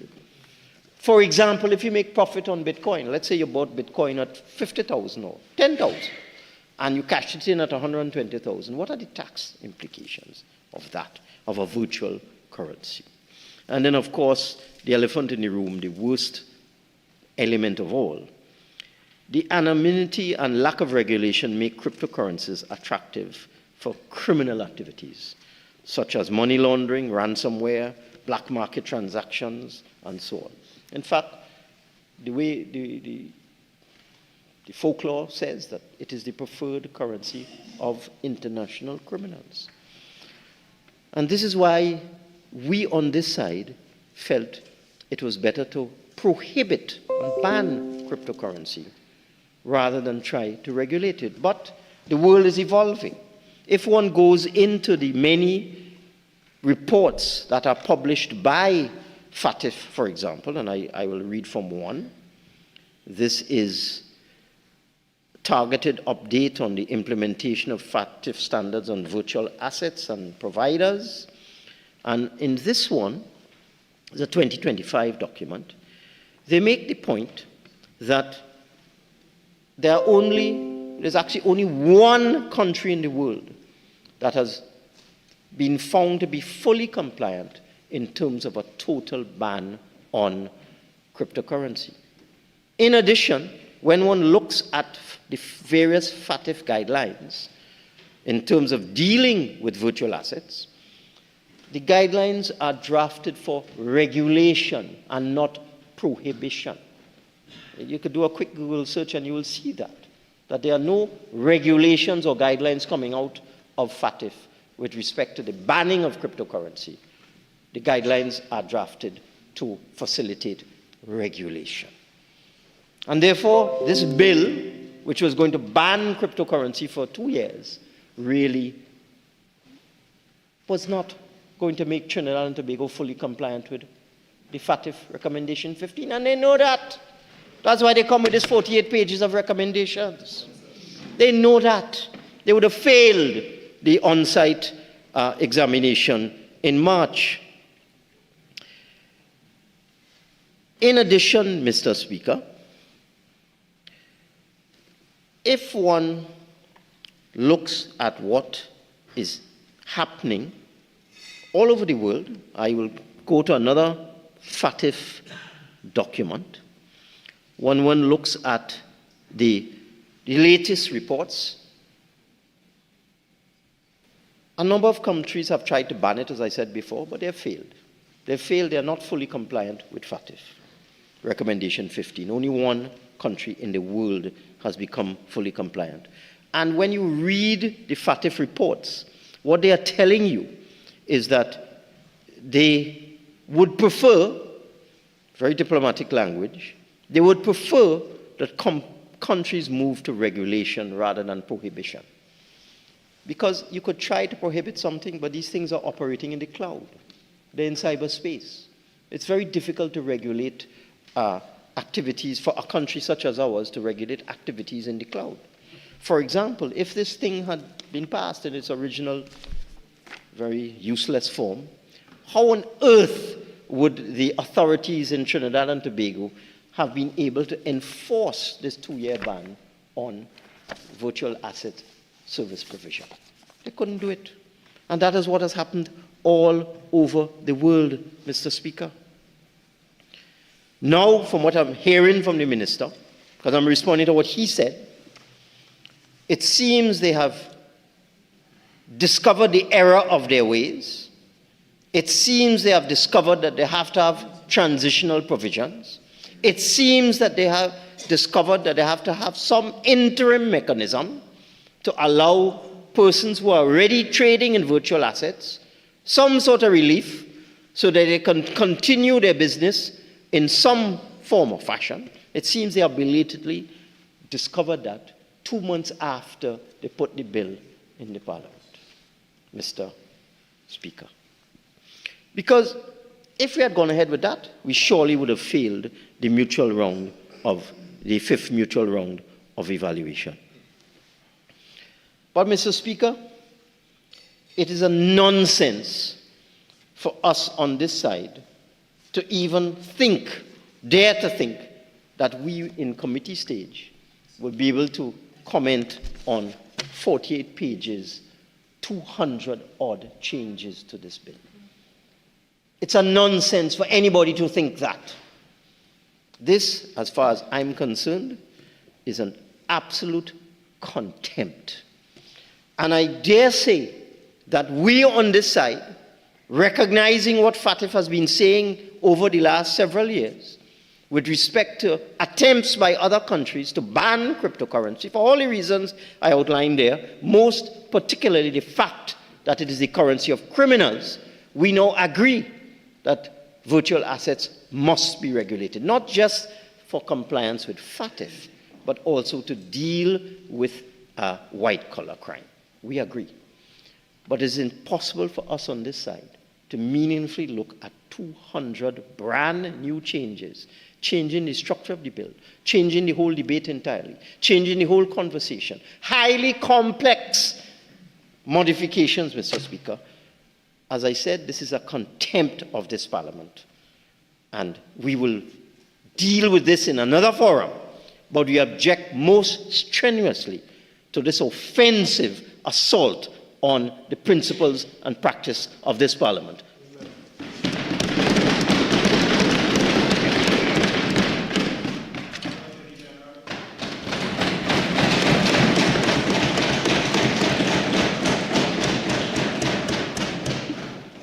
Mr. Speaker, very little has been said about the bill that is before the House this afternoon. And as a result, my time will be very short. Much has attempted to be said about the amendments which are to be moved at committee stage, but as previous rulings have demonstrated, those are not what are before us right now. Now, if I could just take the House and my friend from the Martin Northeast for a second to the recent record. This is where I begin. You say that we would have failed the Merval assessment. That is the 6th Merval assessment, which is carded for February of 2026. Mr. Speaker, we will not fail that.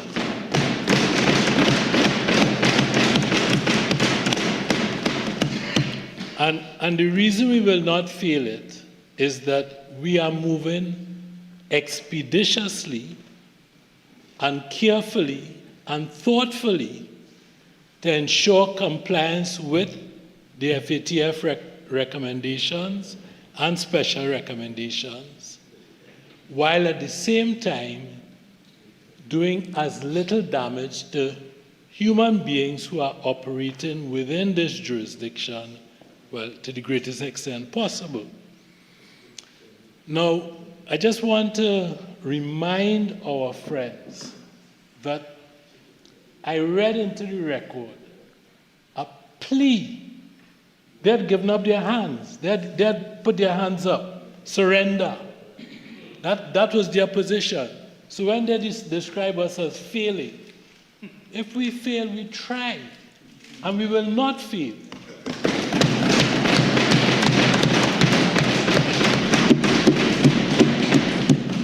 Their approach was to write CFATF not once but twice. And what did they do? First time they begged, and then when there was a response saying, nope, they begged again. And the response then was, no, you will be evaluated come March 2026, come hell or high water. Faced with that, we have had no choice but to move forward and to move forward with expedition in respect of these matters which are before the House this afternoon. And I'm aware of all the discussions which have taken place. I just want to remind the House that the CFATF regulations came as part of a package of 3. 2 of those pieces passed, the miscellaneous provisions, that was the general compliance bit, and the anti-proliferation bit. We paused with respect to virtual assets. And why did we pause with respect to virtual assets? Because even then, as a government in place for 120 days, as opposed to one in place for 3,650 days, give or take a few, they had done nothing but plead. We were interested in fixing this problem. We took the decision then that we were going to, come hell or high water, we were going to meet our Merval requirement and pass. We paused because we recognized we had a problem. And consistent with the philosophy of the Prime Minister and this government, we attempted even then, as a government in place for 4 months, to seek as much consultation as we could possibly have done in what time was left of us. Because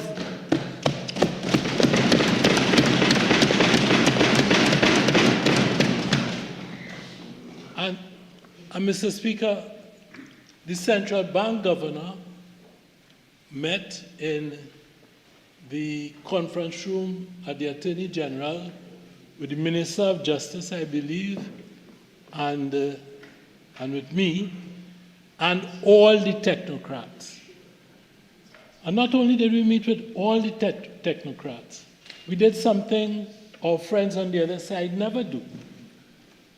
When they are confronted with criticism from the public, they giggle. They ain't right yet. That is their approach. What we did was to say, come and sit down, tell us what your problems are.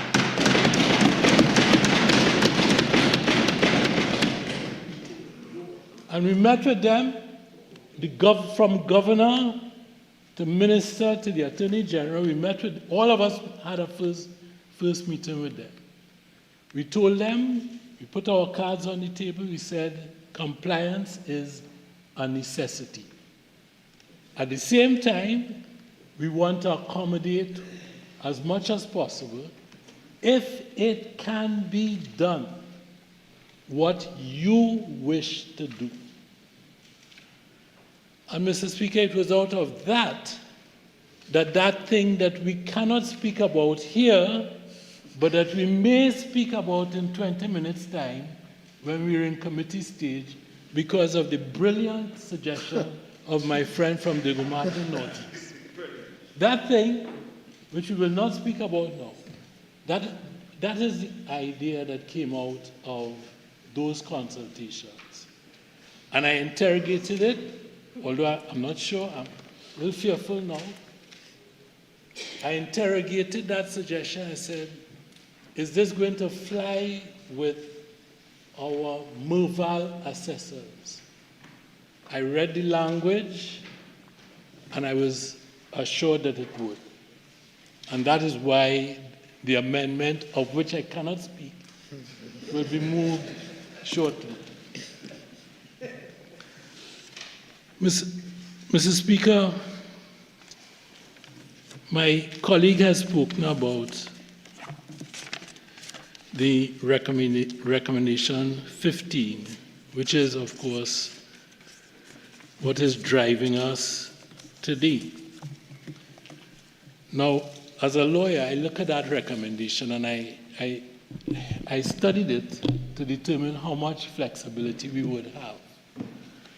And if you look at 15.3a of the recommendations of FATF, because they're the ones driving the show, they ask us really, I mean, the language is all there, but they ask us to identify and assess. That's all that is asked for in 15.3a. Now, as you come down, 15.3b Roman 2 describes the risk-based measures. So commensurate with the risk that you identify, because you are asked first to assess and identify, then you allocate resources to efficiently mitigate those risks. And in 15, jumping down from 13, 15 requires us to, that is where the licensing and regulation requirement comes in. But there are several aspects of compliance. And of course, if you ban activity, it is not a risk per se that you need to license or regulate. I think that is common and basic sense.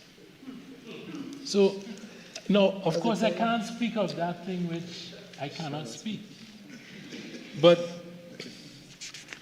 insofar as you choose to engage in a discussion with persons, real human beings who are affected, and insofar as they bring problems to us, it is our duty on this side as legislators to listen, and to listen without the arrogance that came to define them. That arrogance.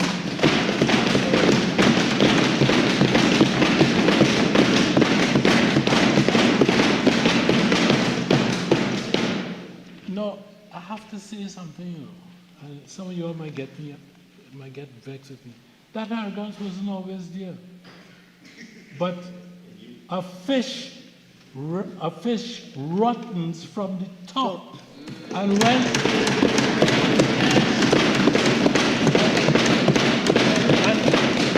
And and the arrogance started, it begins in the person of a man who perhaps may not be here today, but resides in a place to the north of us, on a hill, and who feels now that he can have press conferences at his will, and makes his own office the office of the former Prime Minister. And he's allowed himself and his cancer to go straight into Diego Martin Northwest and his colleagues. Mr. Speaker.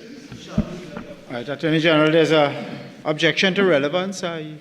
We could move on. I think we've made the point. So, thank you, Mr. Speaker. As long as the point is made, I think the relevance is spoken.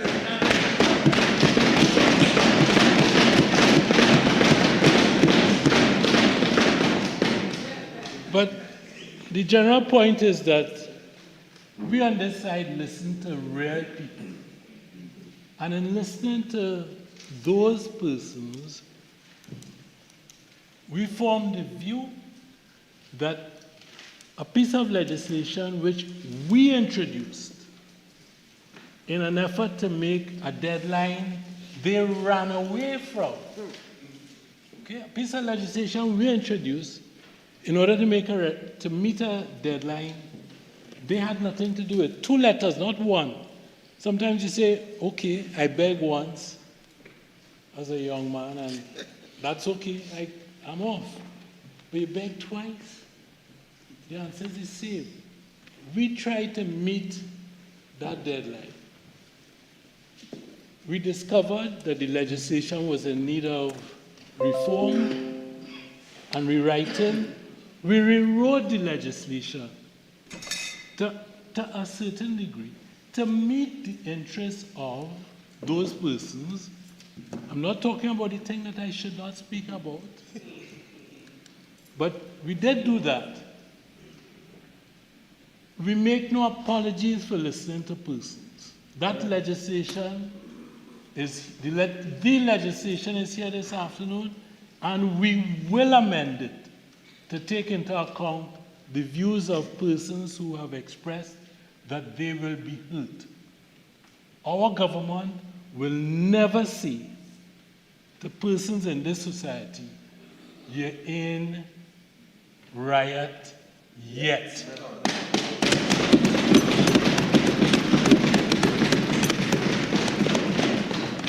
That's for him and his leader.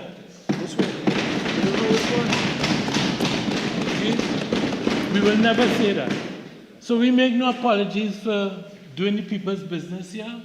If it takes us until 4 o'clock in the morning to go through all of the amendments which are before us, if they want to sleep, refresh themselves, get some coffee, some Coke, some hot chocolate, some donuts, we will provide.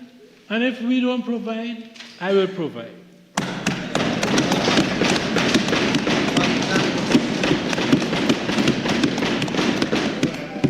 But, Mr. Speaker, we will do the government's business.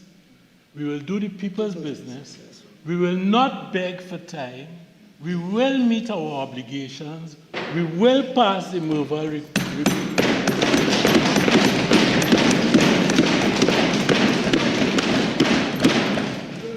We will do right to our citizens, and we will not say you're in riot yet. Thank you, Mr. Speaker. So, Speaker, Standing Order 44-8.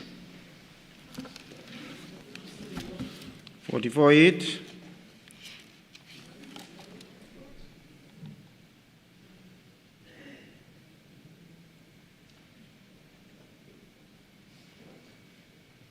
What is the misrepresentation you complain about? I have to explain that when I speak, Mr. Speaker. Well, I think you can give me the gist of the misrepresentation.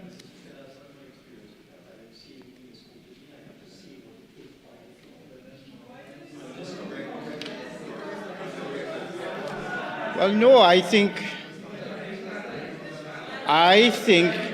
since you've already spoken, you're seeking my leave to speak again.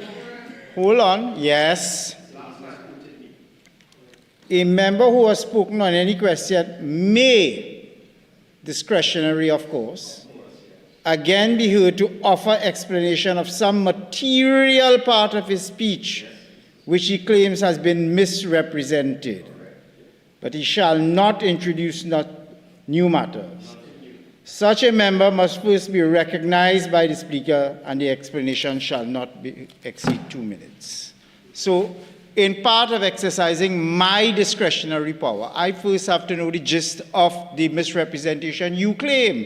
It's not a hard and fast rule, as you say, that I simply allow you to speak. So tell me the gist of what you claim is the misrepresentation. It is not what I claim. The Attorney General said that I said that the government will fail the mutual round evaluation. I did not say that. I said that if they had gone through with this bill without changing it, they would have failed.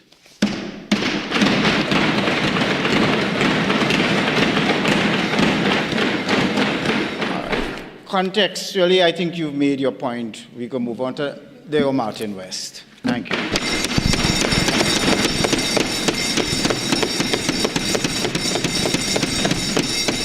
Thank you very much, Mr. Speaker, for the privilege of entering this debate on the Virtual Asset Service Providers Bill. Now, I must state, based on this Bible that has been sent us, what we can acknowledge is that the bill, in its original format, is deeply and fundamentally flawed.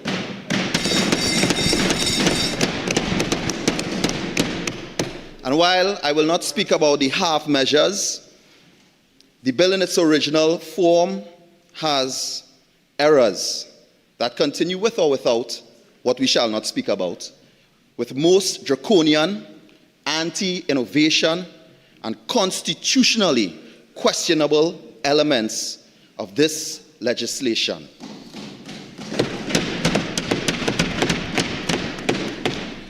I know there are concessions, but whilst there are concessions, there are some things that are not corrections inside of here.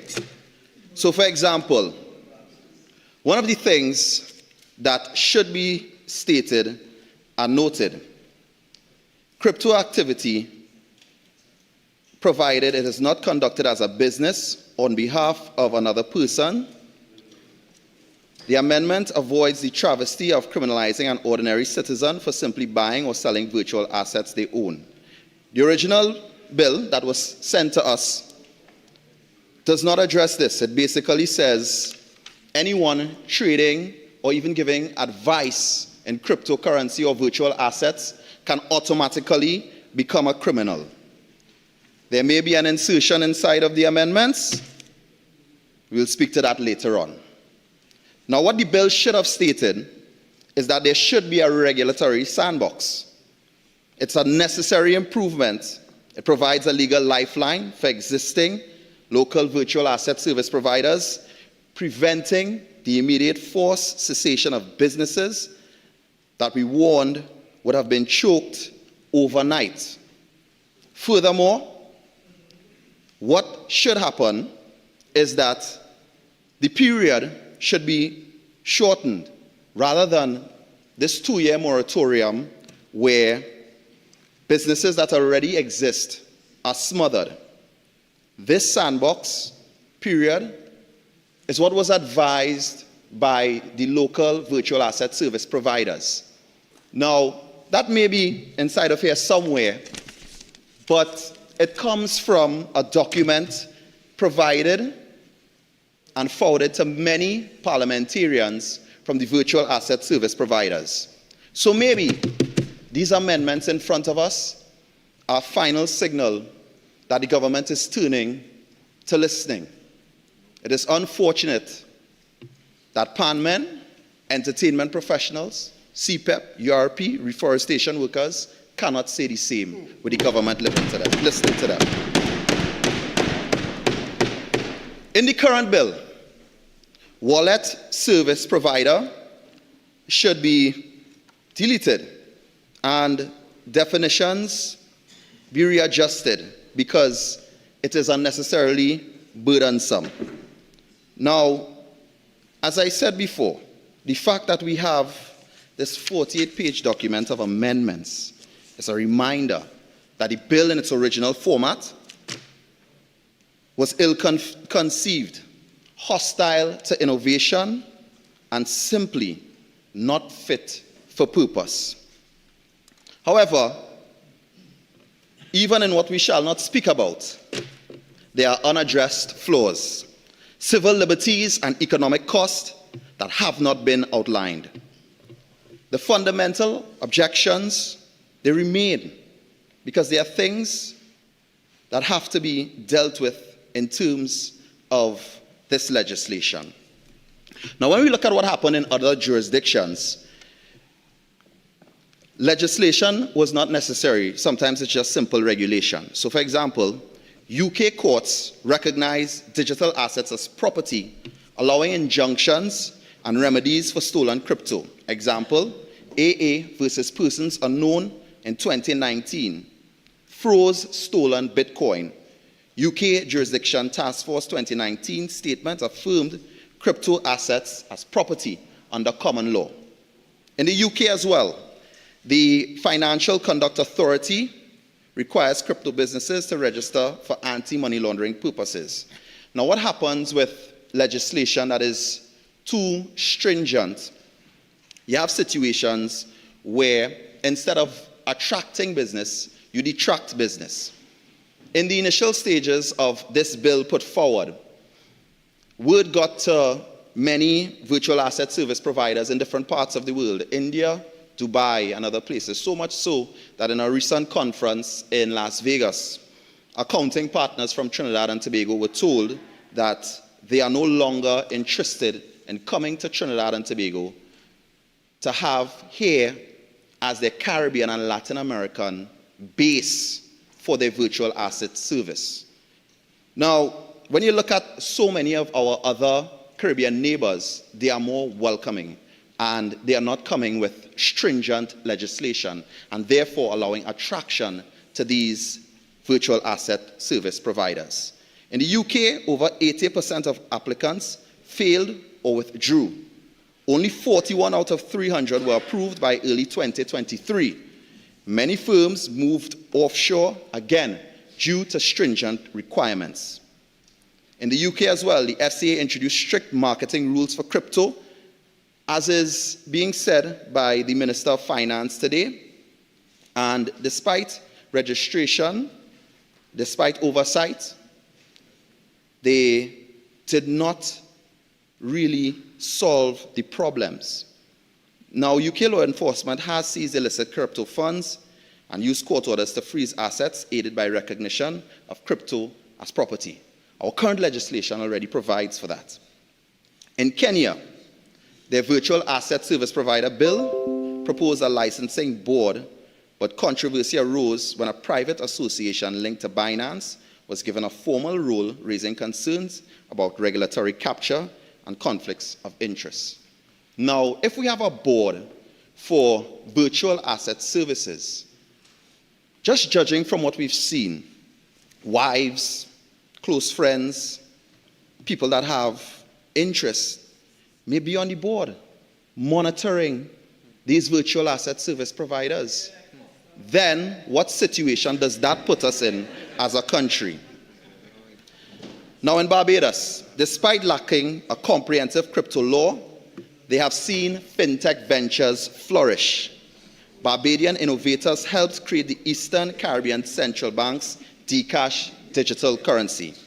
In Jamaica, they launched their own central bank digital currency, Jamdex, and explored blockchain solutions to balance innovation with caution. Jamaica's Financial Services Commission issued warnings after a local crypto investment scheme collapsed, showing regulation did not prevent scams. What helps prevent scams for the Attorney General and for the Minister of Finance? Much like we've seen, even when they came to the Parliament with amendments in terms of the customs and excise on alcohol, what helps in situations is education. And again, they come to the Parliament and they propose legislation, but we never hear about the education. And the education is one of the most important parts in preventing people from being scammed and ensuring that we have a population that can handle new dynamics.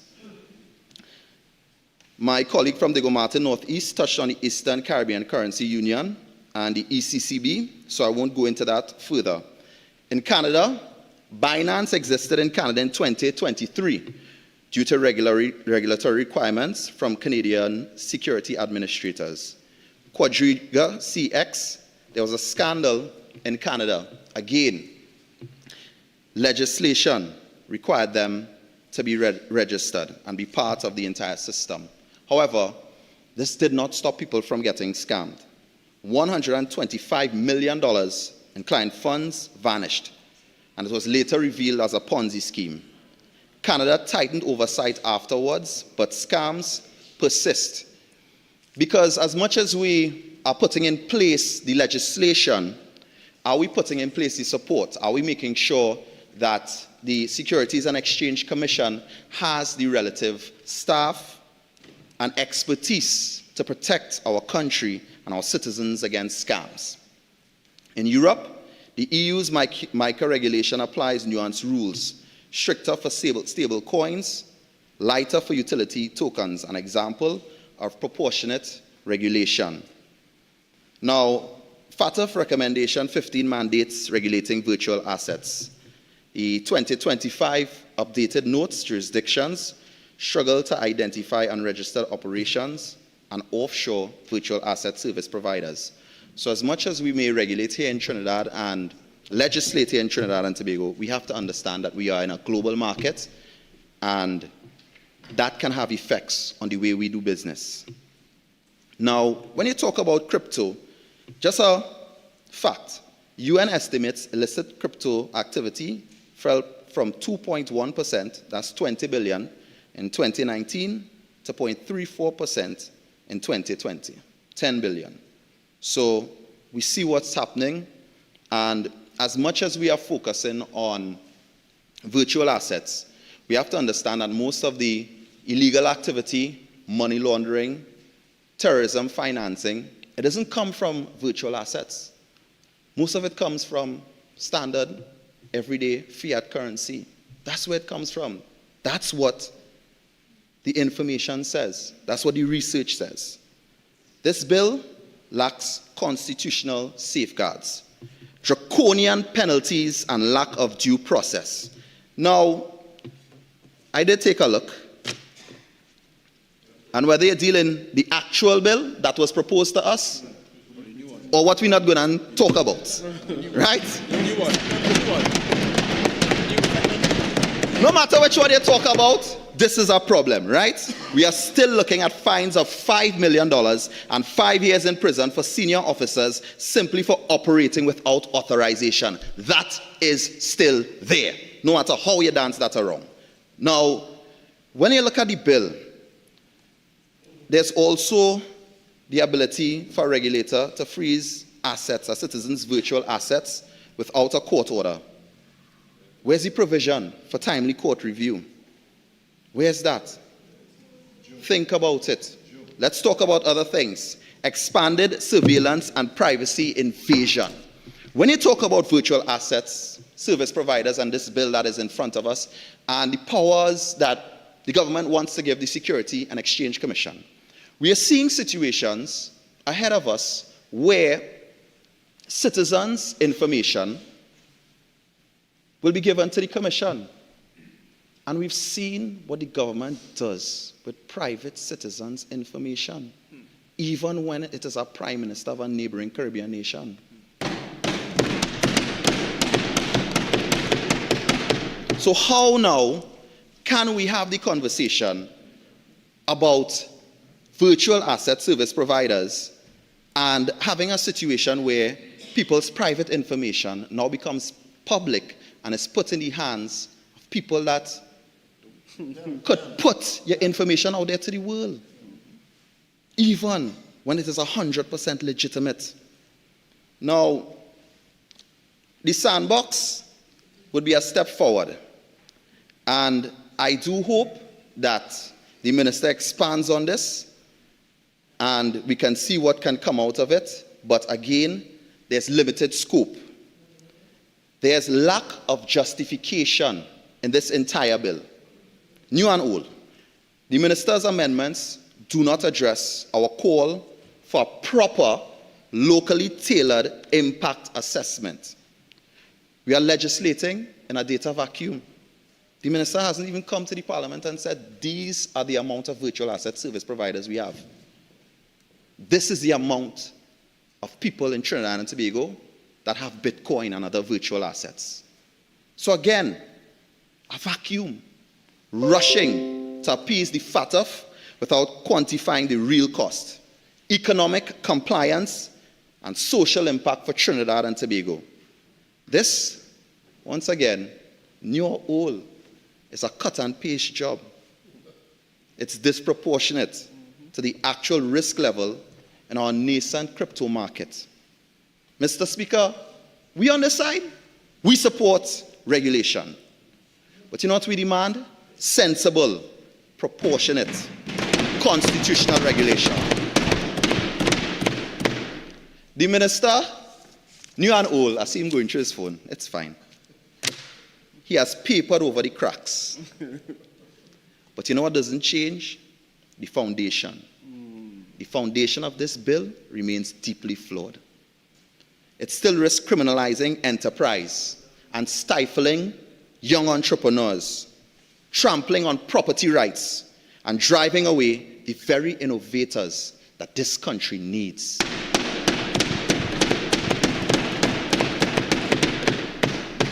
This bill, Mr. Speaker, just like the government, even with the amendments, they are not fit for purpose. Mr. Speaker, I thank you.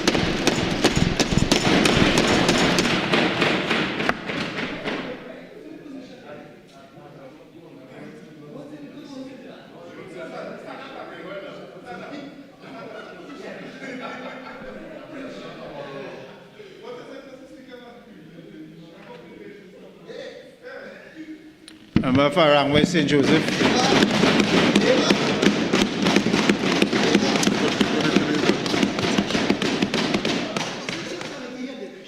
Thank you, Mr. Speaker, for the opportunity to contribute on this bill. Save us. Save us. Listening to my learned friend from Diego Martin, Northeast,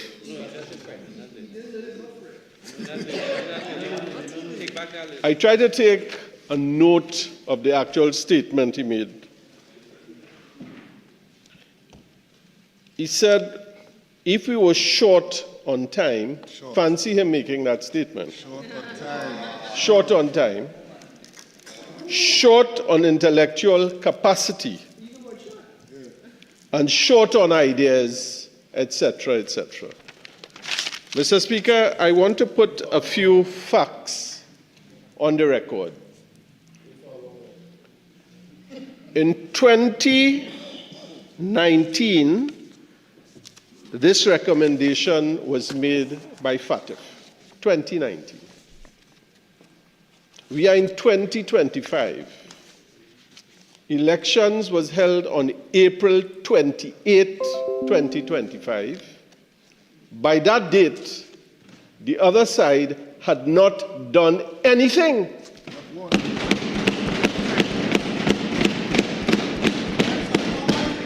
Yet he comes here to complain that we who have now assumed office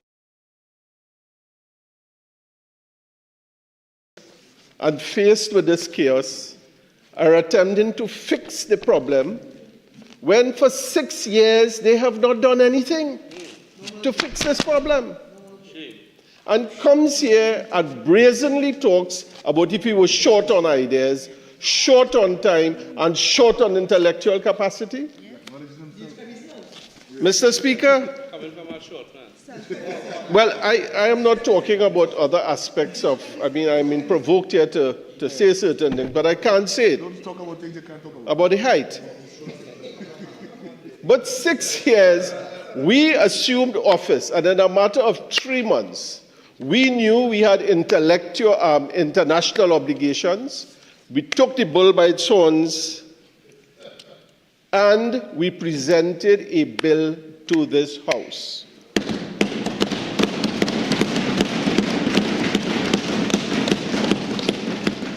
Mr. Speaker, I heard the Honorable Attorney General. We talked about, we heard from the citizenry, we heard from people who practice cryptocurrency, and they came to us and say, let us talk about this bill. And we opened the doors and we heard from everybody. We heard from the governor of the central bank, we heard from the bureaucrats, we heard from interested groups, and we produced a document with amendments to cater to everybody. We have been criticized for that. In 3 months, we did all of that. You took 6 years, you didn't do anything.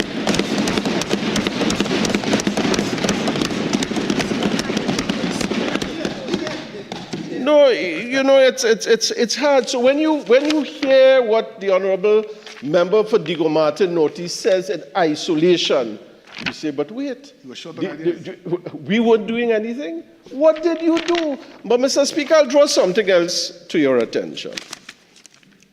You see, when these things are said, it conveys to the national population something that is wrong. I wish to further develop on the point raised by the Minister of Finance. The Minister of Finance read into the record excerpts of a Hansard in which a UNC opposition speaker was asking the Minister of Finance then about cryptocurrency, and he read part of the story. I will read the other part, Mr. Speaker. This is what the member for Diego Martin Notice had to say on that date, and that date was the 20th of the 11th, 2023. This is what he said. Cryptocurrency is also the currency of use of drug traffickers, money launderers, and persons who operate on the dark web. And therefore, I found this question astonishing, but there is more. And this is the more he said. Let me highlight some failures in the cryptocurrency sector. He is highlighting failures in the cryptocurrency sector, and cryptocurrency is being conducted in Trinidad and Tobago. So that is happening, and he is highlighting, and this is what he highlights. In May of 2022, Terra USD, a large cryptocurrency exchange, collapsed, causing a loss to investors of US $45 billion. He knows that. He is being asked in 2023, are you regulating cryptocurrency? He shuns it off. But he's talking in 2022, $45 billion of loss. In June of 2022, Three Arrows Capital was forced to be liquidated, causing a loss of $3 billion to investors. That's another company, $3 billion to investors. In November 2022, FX trading, quite famous, collapsed, causing a loss to investors up to $50 billion. Now, all of these things were either serious flaws in the algorithm or fraud as a cause occurred with FX trading. And he went on to quote two other companies in which losses were sustained by members of the general public. Yet, in 2023, faced with a question by a conscientious UNC senator asking, what are we doing about cryptocurrency? In the context of FATF telling you in 2019, fix the problem. In 2023, he dismisses it altogether, comes here today and criticizes our efforts to fix this problem. That has to be wrong.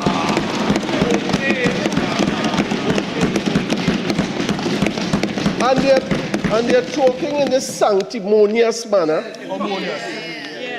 This sanctimonious manner that the amendments we brought are right, is too much, My learned friend saying, it ain't going far enough. What did you do?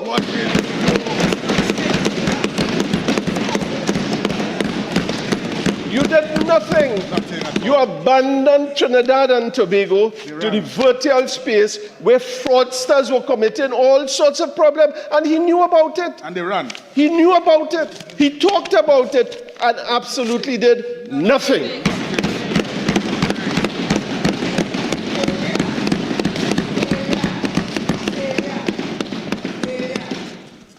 Mr. Speaker, not only that, you know. Not only that, you know, Mr. Speaker. We, despite coming off the FATF grey list in 2021, we are still on 2 blacklists on the international community. Mr. Speaker, we are on the EU blacklist for non-cooperative jurisdiction for tax purposes, a blacklist. We were blacklisted due to receiving a non-compliant rating from the Organization for Economic Cooperation and Development Global Forum, exchange of information requests, and automatic exchange of information.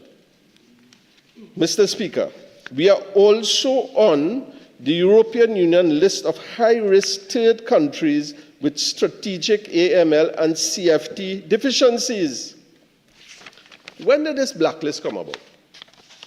This blacklist, Mr. Speaker, came about in 2018. We are in 2025, and we are still being saddled with these 2 blacklists. What is the consequences? If our citizens travel to the European Union, any country, we have difficulty in using our credit cards. A bank who is doing an international transaction with members of the European Union countries, Mr. Speaker, you have a ton load of documents, you're faced with scrutiny, you're faced with all sorts of impediments because our country is on the EU blacklist. What have they done about it? 2018 to 2015, I want to highlight again, 7 years have passed and nothing was done. But I want to tell you something, Mr. Speaker. We are here, April 2025, and we will fix it. Other countries in the Caribbean. Nothing from nothing. Mr. Speaker, I want to present certain facts to you. The Cayman Islands entered the EU blacklist in February 2020. The Cayman Islands, February 2020. We entered in 2018. Right? Cayman Islands was removed from the EU blacklist in 2023. They took them 3 years, and they got off the blacklist. We are there for 7 years, and we're still on that blacklist. And you're coming here to criticize our efforts in a short space of time when we have taken the proverbial bull by the horns, brought legislation, and did all that we have to do to get back and fix this country financial system. And you come here and you criticized it in all earnestness. Can you watch us and tell us in all earnestness that we are failing? Look at yourselves in the mirror. Yeah. Look at yourself.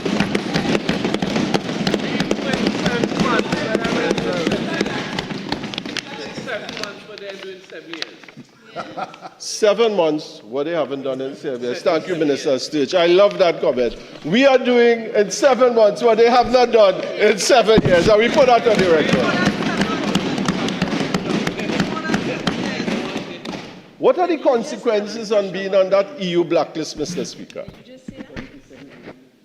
In the recent CFATF meeting held, the Premier of Cayman Islands, the Honorable Eubanks, told that meeting, he said, we faced, quoted him, so many problems. We lost hundreds of millions of dollars investments.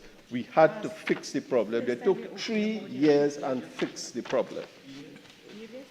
The Honorable Dale Marshall, the Attorney General of Barbados, similarly said, in Barbados, when they were put on the blacklist for the EU, they lost millions, hundreds of millions of dollars investment and had to fix it. We are here sitting, and the Honorable Attorney General said, you know what the answer? After 7 years, Mr. Speaker, we're asking for more time.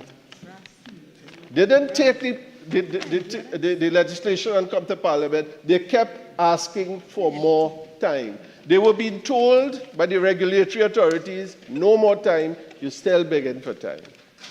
Mr. Speaker, Barbados entered the EU blacklist in 2023 and was removed in August 2025. 2 years they took to come off the blacklist. I want to emphasize, we are here 7 years. 7 years. Mr. Speaker, they were here for 7 years, sorry. They are here for 7 months, right?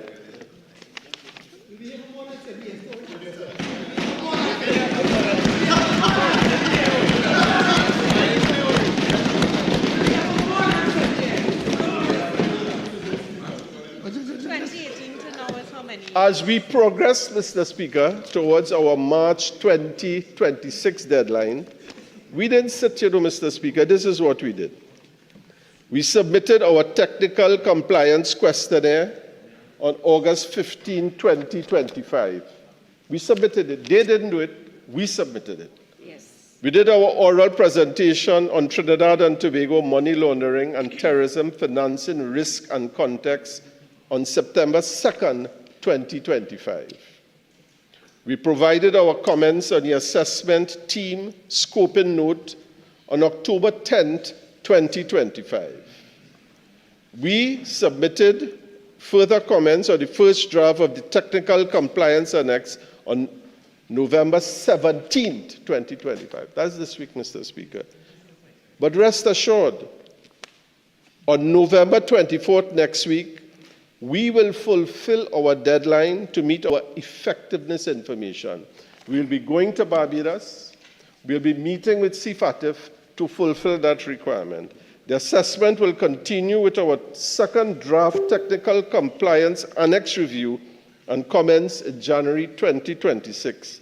And our on-site examination is scheduled for 2 weeks in March 2026. Mr. Speaker, we are not sitting down. We are moving, Mr. Speaker.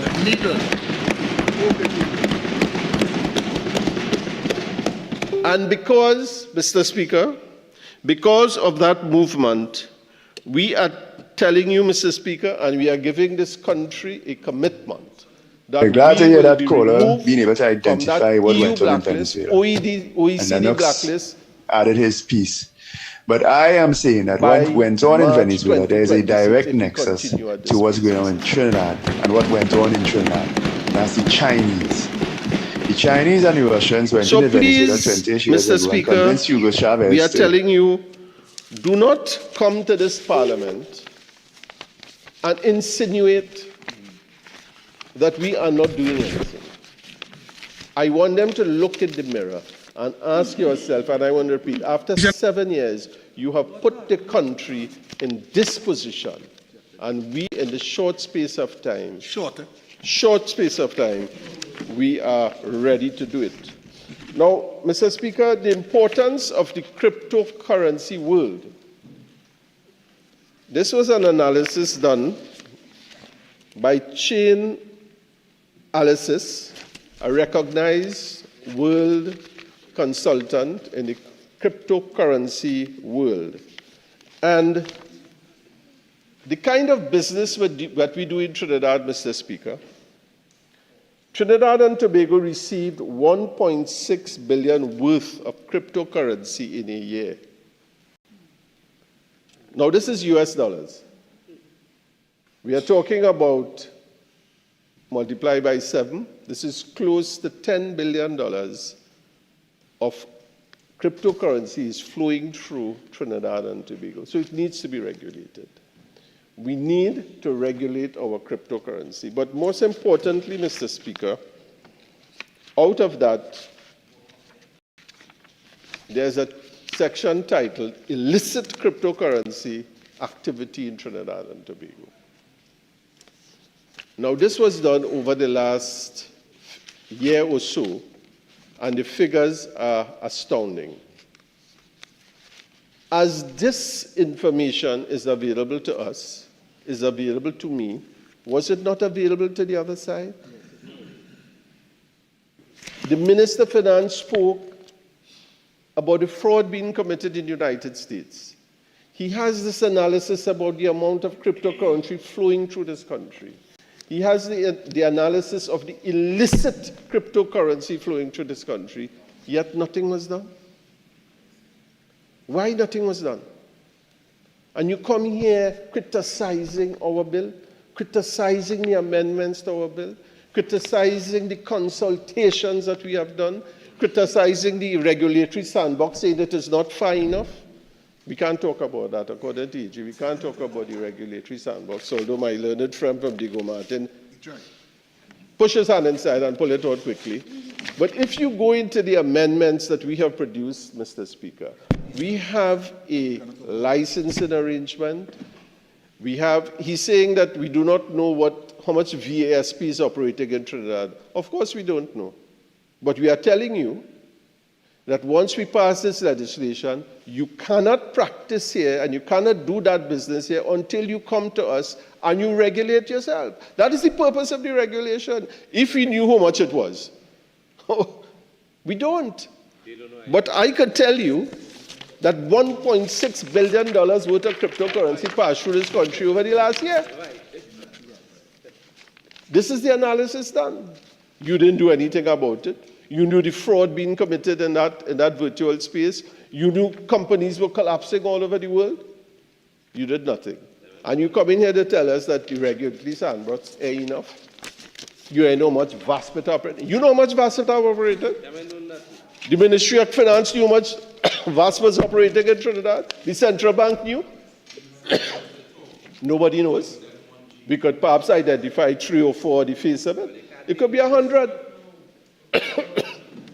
And all this illicit, and Mr. Speaker, the illicit activity, I could share this with my friend from Diego Martin West if he wants. It's a lot of things happening on the dark web. It's matters where, you have child pornography, you have child abuse material, dark net market, fraud shop, illicit actors, malware, online pharmacy, ransomware, sanction activity, sanction jurisdiction, scam, stolen funds, terrorist financing. All of this is going on in the country. The consultant has produced a report. You did nothing about it. You did nothing about it. You know we were facing a deadline in February 2026. You knew we were facing an assessment March 2026, a few months away. Nothing. And this is what is going on in the country. And you come to criticize a bill that we brought here today. You know, sometimes, Mr. Speaker, I wish I had the words to describe that sort of arrogance. It's unparliamentary to say.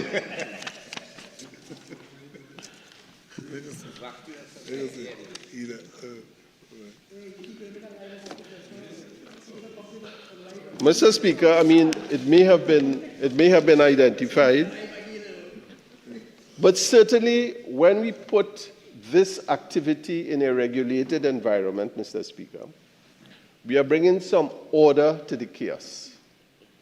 We are restoring some order to the chaos. We are placing ourselves in the Committee of Nations. We have 200 nations in the world, Mr. Speaker, who have subscribed to the FATF. And all of these countries in the world, they are saying, yes, we agree to all of these regulations to prevent money laundering, terrorist financing, and proliferation of arms. 200 countries. The CFATF is comprised of 25 countries in the Caribbean, and we have included Haiti, they have included Venezuela, and in 2024 we have included United States of America. So all of these countries are subscribed to the CFATF. And we are saying that we have to fulfill our international obligations. We have to pass legislation, because CFATF said in 2018, pass legislation dealing with virtual assets and VASPs. And we have taken the step, Mr. Speaker, to do it. Now, regulatory approach of virtual assets differ widely from country to country, and these frameworks continue to evolve. This inconsistency exposes users and businesses to legal vulnerabilities, particularly in jurisdictions where regulation remains unclear or restrictive. The 2025 FATF update, Mr. Speaker, also notes that unregistered VASPs and certain virtual asset wallets have been used in complex international networks designed to launder illicit funds. And as I've just explained, Mr. Speaker, what is going on in Trinidad and Tobago and throughout the Caribbean, illicit cryptocurrency is being used, sometimes small, sometimes large. I heard my friend from Bigo Martin was saying it's minimal, and therefore it's a fiat currency that you have to focus on. That is where the bulk of it is happening. Maybe it's happening there, but we are faced with it happening here. It is happening in the virtual space, and we have to deal with it. Second, Mr. Speaker, from a terrorism financing standpoint, the FATF confirms that terrorist organizations continue to use virtual assets to raise and transfer funds across borders. This has been happening over the last 7 years. Whilst this occurs less frequently than through traditional channels, it nevertheless represents a serious and evolving threat. Thirdly, cybersecurity threats remain a major concern. Exchanges, wallets, and decentralized finance platforms are a frequent target for cyber criminals. The FATF update reports continued criminal activity involving virtual assets, including one major theft in 2025, valued approximately $1.46 billion US. Beyond this large-scale incidents, the sector also faces ongoing threats from phishing schemes, malware, and other cyber attacks. Fourthly, the FATF update highlights continuing links between virtual assets and gambling and gaming platforms. Mr. Speaker, we know what gambling is causing in Trinidad and Tobago, the illegal gambling. We have given the country notice that we are bringing legislation to bring some improvement to that sector, to regulate that sector, and maybe to increase the age whereby gamblers can take that chance to go there and throw their first bet, Mr. Speaker, because what is happening in Trinidad and Tobago is a crippling effect with regard to that. And they highlight, Mr. Speaker, virtual assets of gambling and gaming platforms. The business models and delivery channels used within these sectors create meaningful money laundering and terrorist financial risk, Mr. Speaker. Mr. Speaker, we have touched on it shortly, but there's a growing problem of fraud and scams. The FATF notes a significant rise in illicit activity, estimating some $1 billion US in illegal online transactions in 2024, 51 billion in 2024 alone. Criminals exploit anonymity and weak oversight to operate Ponzi schemes, impersonation scams, and other deceitful schemes within the virtual asset space. Mr. Speaker, we have gone through the reasons why. I know I can't touch in detail on the amendments, but since you allowed Digo Martin West to put his hand into the fire, I don't know if there was an overruling of your previous ruling, Mr. Speaker, and I don't know if you had relaxed that rule. You haven't, Mr. Speaker, but I did see Digo Martin. Mr. Speaker, I'm sure you heard Digo Martin West put in his hand there. I will just make a few points about it, Mr. Speaker. The new bill, my Lord, Mr. Speaker. Mr. Speaker, in accordance with all your rulings, including against me, 53-1. Around West St. Joseph, let's save Mr. that for the Speaker, later 53. proceedings. That which we cannot talk about now, we'll talk about later. Mr. Speaker, I will just end by saying it is essential that Trinidad and Tobago, a voice being rated non-compliant on any FATF recommendation and demonstrates high or substantial effectiveness across the majority of the FATF immediate outcomes. Achieving this will position Trinidad and Tobago for removal from the EU list of high-risk countries with strategic AML and CFT deficiencies. Passage of this bill before us will ensure that we do not obtain a non-compliant rating for recommendation 15 and will further ensure that we strengthen our financial integrity. Mr. Speaker, thank you for the opportunity to make this contribution.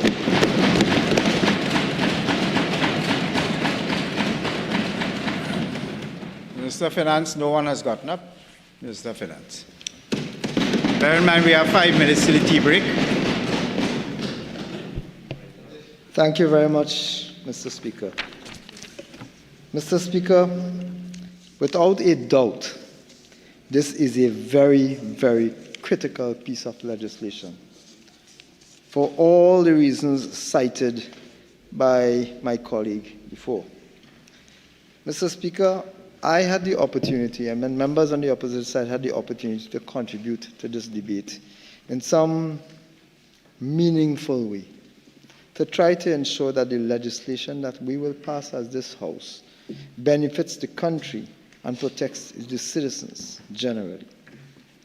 What I listened to from members on the opposite side, Mr. Speaker, is,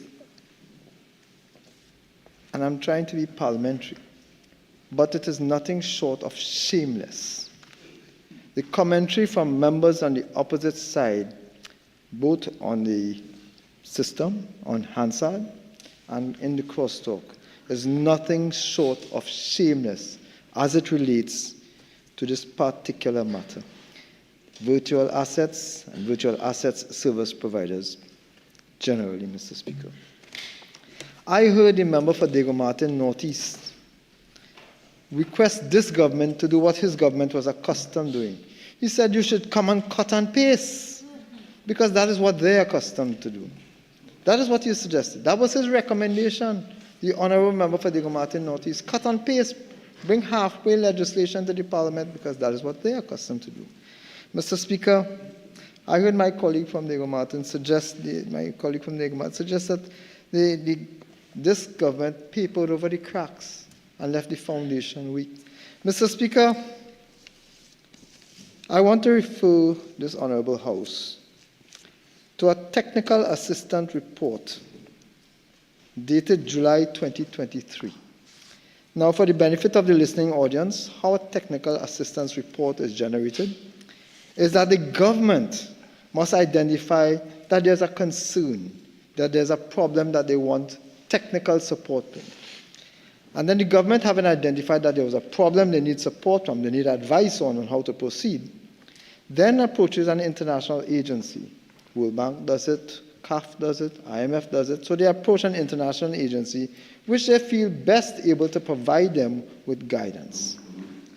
In this instance, some of the guidance is provided free of charge.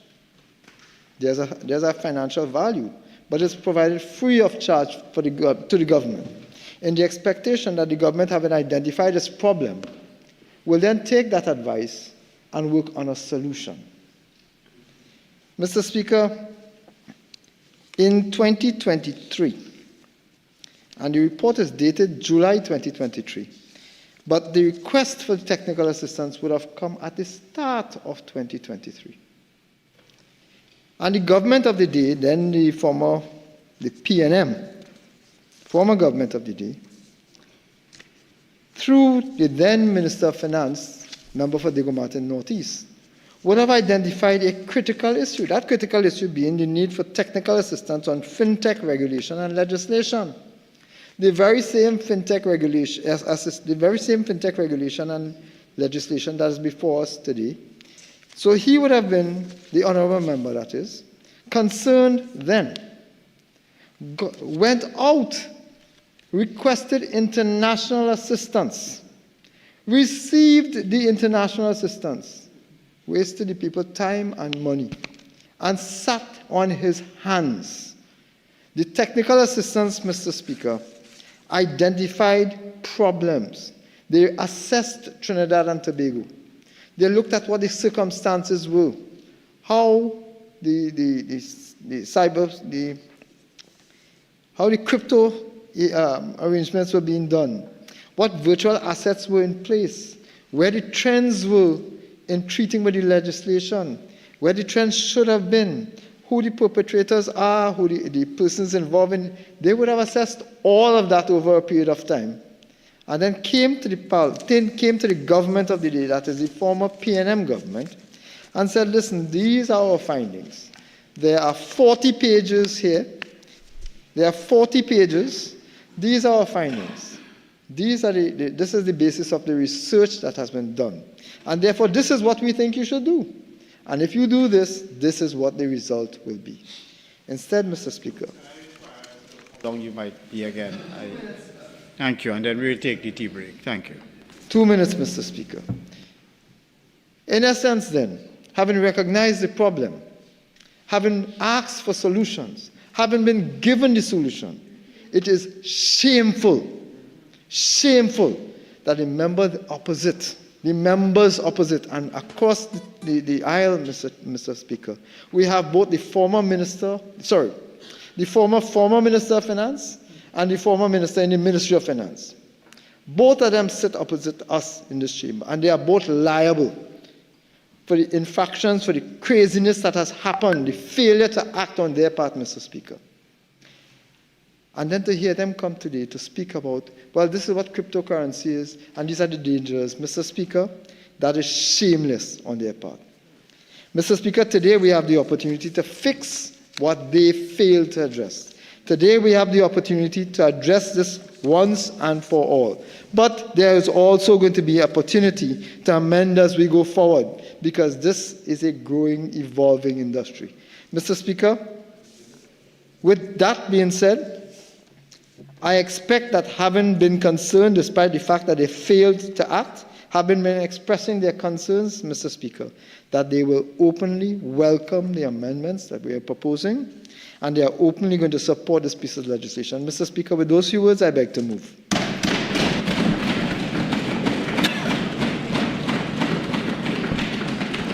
Before we take the tea break, I propose to put the question to the House, and then we'll do the other parts after the tea break. Honourable members, the question is that a bill entitled An Act to Regulate the Conduct of Business Concerning Virtual Assets and Virtual Assets Service Providers be now read a second time. Those in favour say aye. Aye. Those against say no. The ayes have it. Title: An Act to Regulate the Conduct of Business Concerning Virtual Assets and Virtual Asset Service Providers. Members, I propose, before we take the tea break, to revert to a matter which arose earlier in the proceedings. Introduction of bills: the Home Invasion, Self-Defense and Self-Defense of Property Bill 2025, in the name of the Attorney General. Honourable Attorney General.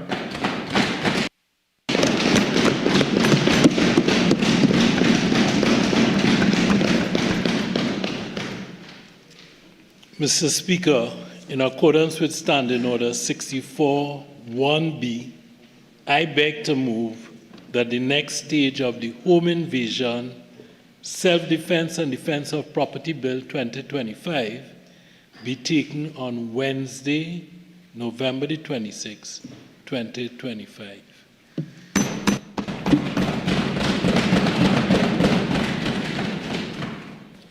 Honourable members, the question is that the next stage of the Home Invasion, Self-Defense and Defense of Property Bill 2025 be taken on Wednesday, November 26, 2025. Those in favour say aye. Aye.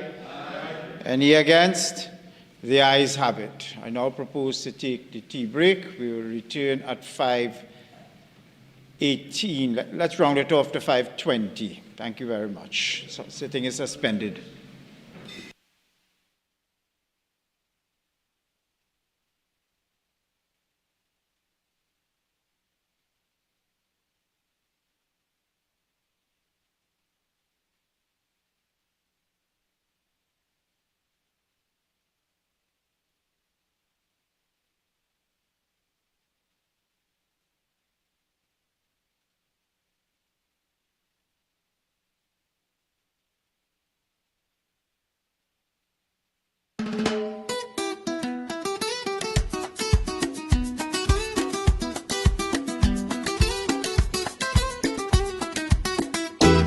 Persona non grata, me you tell vamose. So I lit parata and drink my Grey Goose. I did plan to parang in Caracas this year, but your cuss and your fuss and your people declare persona non grata. Why you call me that name? Persona non grata. Lord, you make me feel shame. Was to be a fun thing. My parent band, Baron 2 was coming for Spanish woman.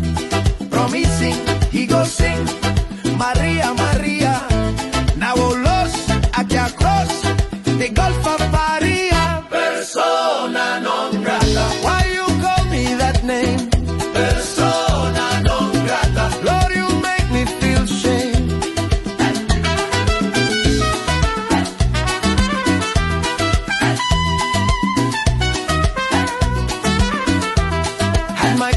Tuned up, new maracas too, real ready to cantar and bailar with you.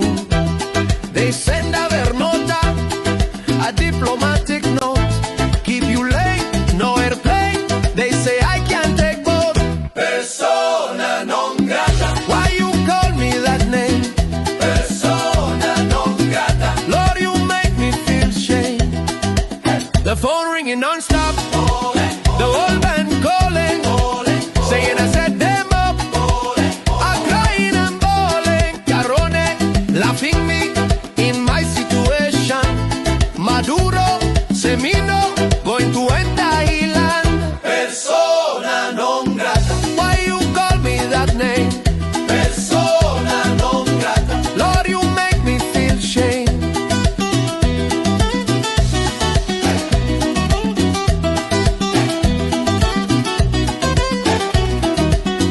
¿Qué fue lo que hice? Romper un plato, bailar con tu tía. Mi nombre en una lista negra por una simple tontería. What did I do?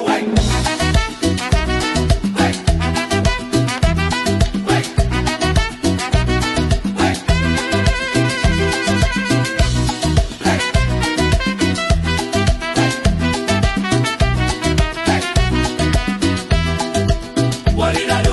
What did I do? What did I do? What did I do?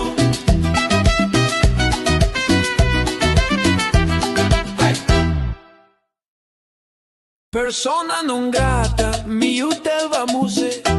So I lit parata and drink my Grey Goose. I did plan to parang in Caracas this year, but your cuss and your fuss and your people declare persona non grata. Why you call me that name?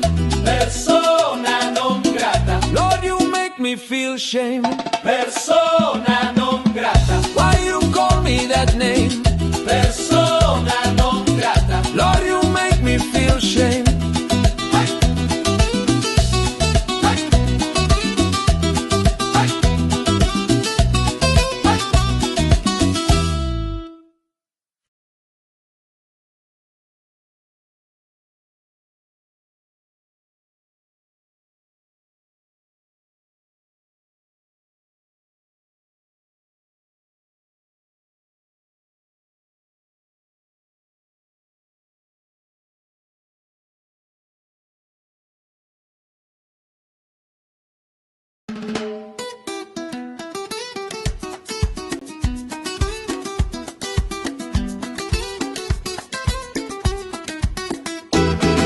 Persona non grata, me you tell vamuse. So I lit parata and drink my Grey Goose. I did plan to parang in Caracas this year, but your cuss and your fuss and your people declare persona non grata. Why you call me that name? Persona non grata. Lord, you make me feel shame. Was to be a fun thing with my parang band. Baron two was coming for Spanish woman, promising he go sing Maria, Maria. Now los aquí across the Gulf of Paria. Persona non grata. Why you call me that name? Persona non grata. Lord, you make me feel shame.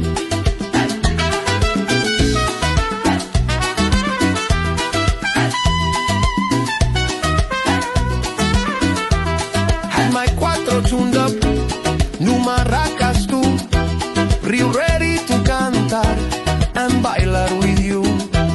They send a nota, a diplomatic note, keep you late, no airplane. They say I can't take both. Persona non grata. Why you call me that name? Persona non grata. Lord, you make me feel shame. The phone ringing non-stop, the whole band calling, saying I set them up, I'm crying and bawling. Carone, laughing me in my situation. Maduro, Semino, going to end Thailand. Persona non grata. Why you call me that name? Persona non grata. Lord, you make me feel shame.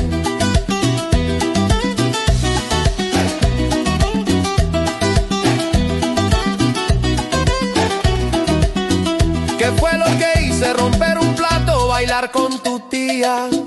Mi nombre en una lista negra por una simple tontería. What did I do?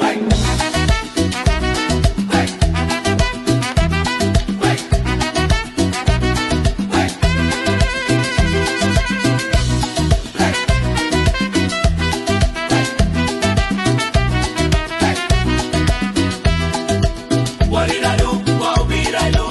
What did I do? What did I do?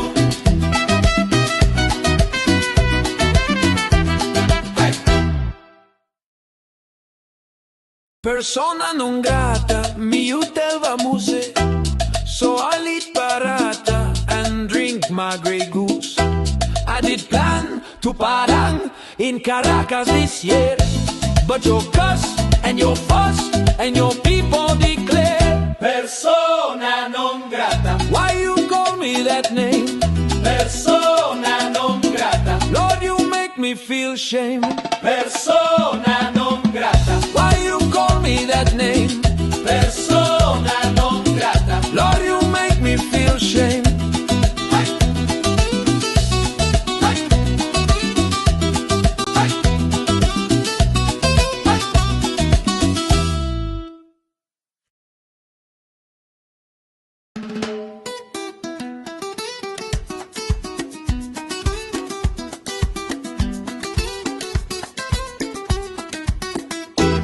Persona non grata, me you tell vamuse.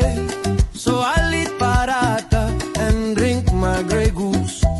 I did plan to parang in Caracas this year, but your cuss and your fuss and your people declare persona non grata. Why you call me that name? Persona non grata. Lord, you make me feel shame. Was to be a fun thing with my parang band. Baron two was coming for Spanish woman, promising he go sing Maria, Maria.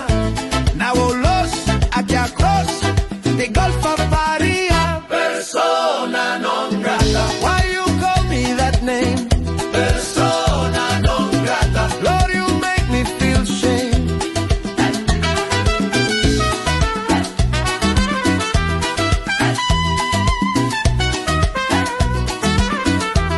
Had my cuatro tuned up, new maracas too, real ready to cantar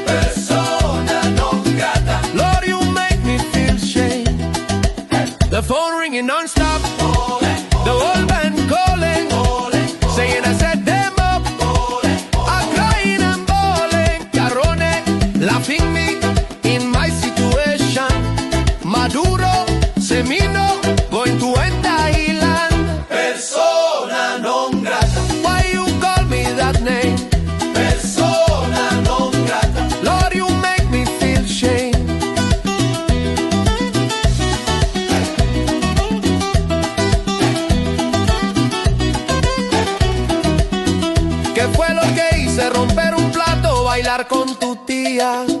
Mi nombre en una lista negra por una simple tontería. What did I do?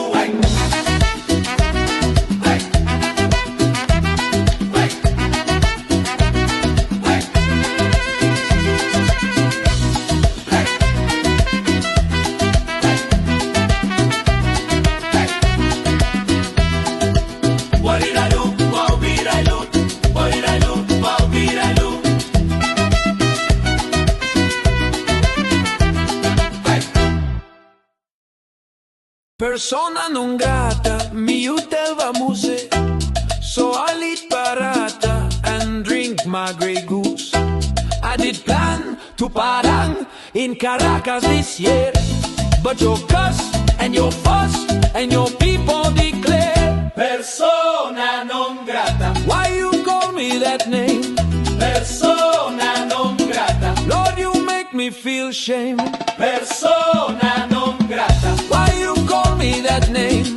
Persona non grata. Lord, you make me feel shame.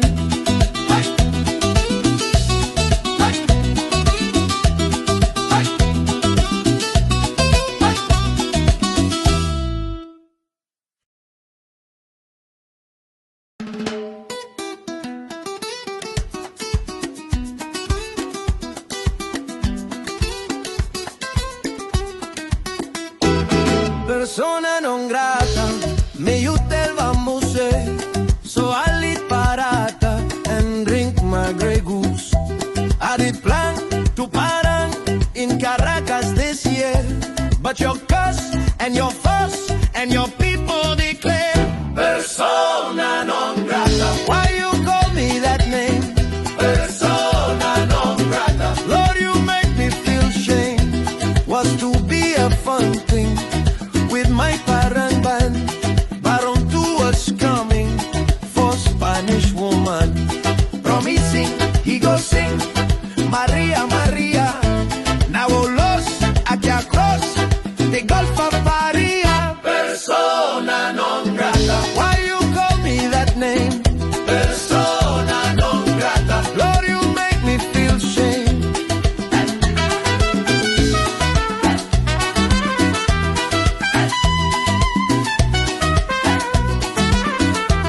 Had my cuatro tuned up, new maracas too, real ready to cantar and bailar with you. They send a ver nota, a diplomatic note, keep you late, no airplane. They say I can't take both. Persona non grata. Why you call me that name? Persona non grata. Lord, you make me feel shame. The phone ringing non-stop, the whole band calling, saying I set them up, I'm crying and bawling. Carone, laughing me in my situation.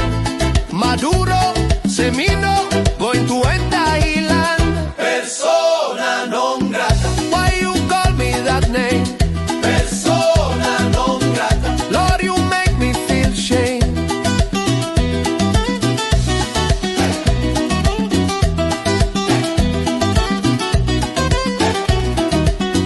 ¿Qué fue lo que hice? Romper un plato, bailar con tu tía. Mi nombre en una lista negra por una simple tontería. What did I do?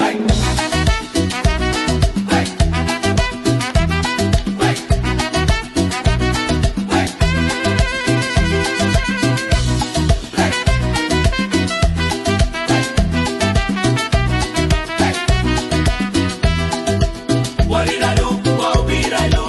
What did I do? What did I do?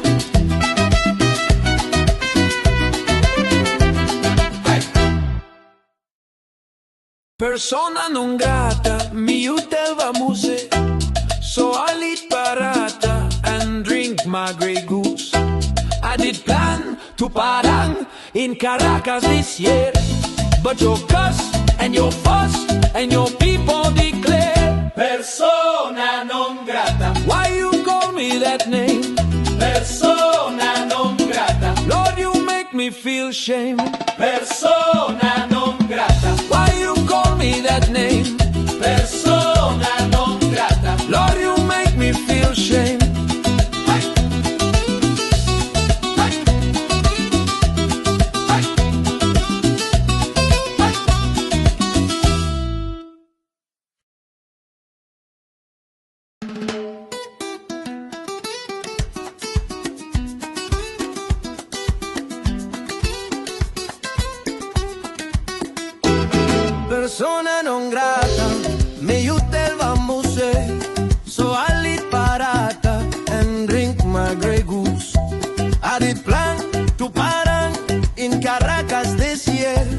but your cuss and your fuss and your people declare persona non grata. Why you call me that name?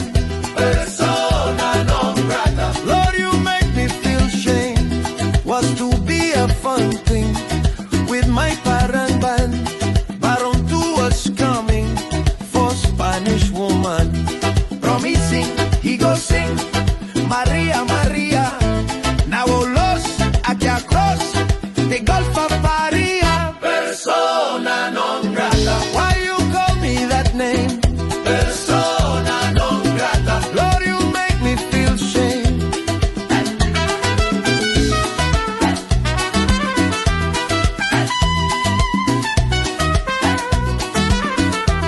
Had my cuatro tuned up, new maracas too, real ready to cantar and bailar with you. They send a ver nota, a diplomatic note, keep you late, no airplane. They say I can't take both. Persona non grata. Why you call me that name? Persona non grata. Lord, you make me feel shame. The phone ringing non-stop, the whole band calling, saying I set them up, I'm crying and bawling. Carone, laughing me in my situation. Maduro, Semino, going to end Thailand. Persona non grata. Why you call me that name? Persona non grata. Lord, you make me feel shame.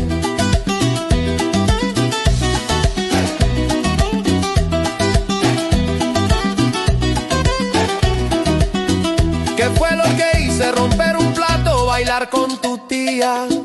Mi nombre en una lista negra por una simple tontería. What did I do?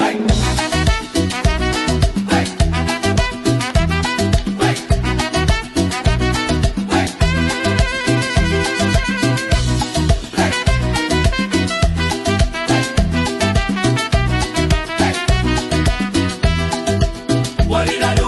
What did I do? What did I do? What did I do?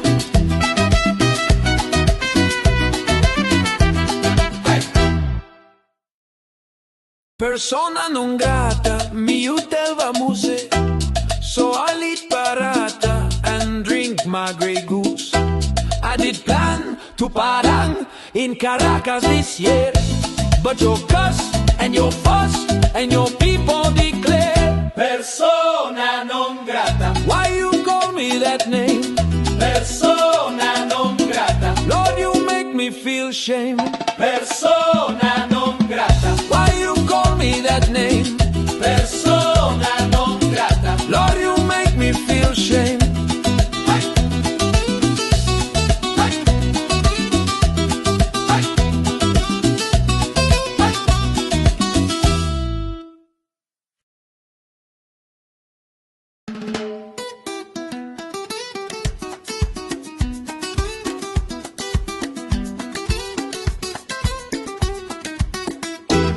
Persona non grata, me utelva muse, so I eat barata and drink my Grey Goose. I did plan to Padang in Caracas this year, but your cuss and your fuss and your people declare persona non grata. Why you call me that name? Persona non grata. Lord, you make me feel shame. Was to be a fun thing with my parent band. Baron two was coming for Spanish woman. Promising he go sing Maria, Maria. Now los aquí across the Gulf of Paria. Persona non grata. Why you call me that name? Persona non grata. Lord, you make me feel shame.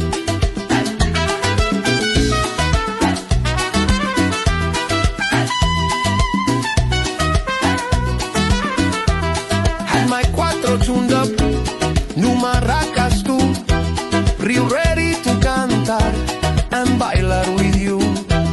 They send a ver nota, a diplomatic note, keep you late, no airplane. They say I can't take both.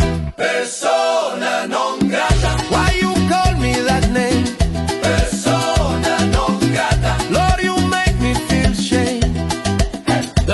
ringing non-stop.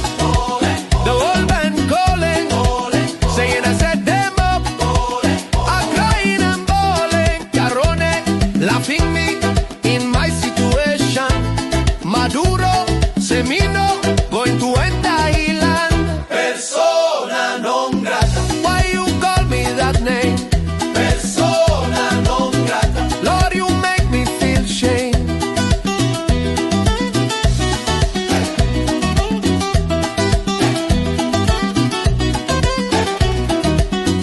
¿Qué fue lo que hice? Romper un plato, bailar con tu tía. Mi nombre en una lista negra por una simple tontería. What did I do?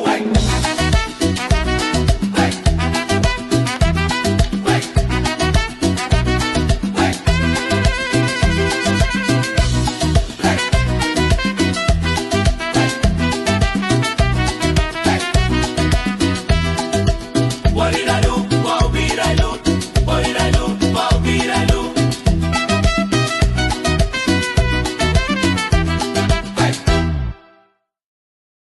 Persona non grata, mi utelva muse.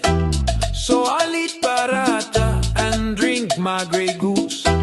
I did plan to parang in Caracas this year, but your cuss and your fuss and your people declare persona non grata. Why you call me that name? Persona non grata. Lord, you make me feel shame. Persona non grata. Why you call me that name? Persona non grata. Lord, you make me feel shame.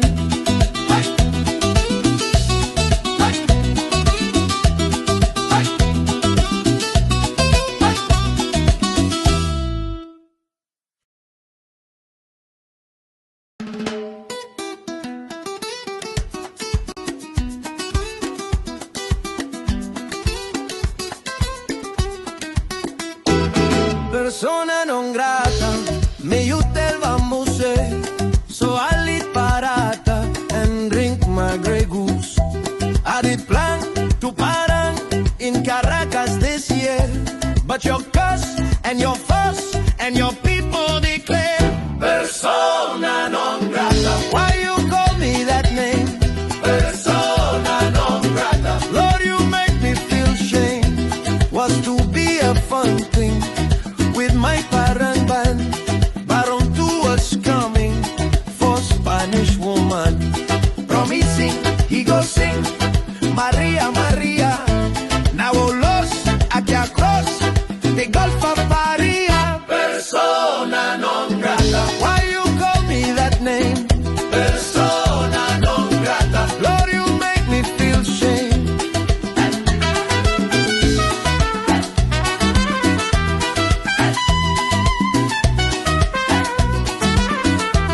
Had my cuatro tuned up, new maracas too, real ready to cantar and bailar with you. They send a ver nota, a diplomatic note, keep you late, no airplane. They say I can't take both. Persona non grata. Why you call me that name? Persona non grata. Lord, you make me feel shame. The phone ringing non-stop, the whole band calling, saying I set them up. I'm crying and bawling, Carone, laughing me in my situation. Maduro, Semino, going to enter Island. Persona non grata. Why you call me that name? Persona non grata. Lord, you make me feel shame.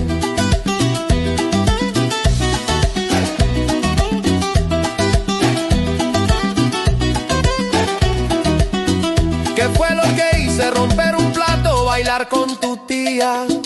Mi nombre en una lista negra por una simple tontería. What did I do?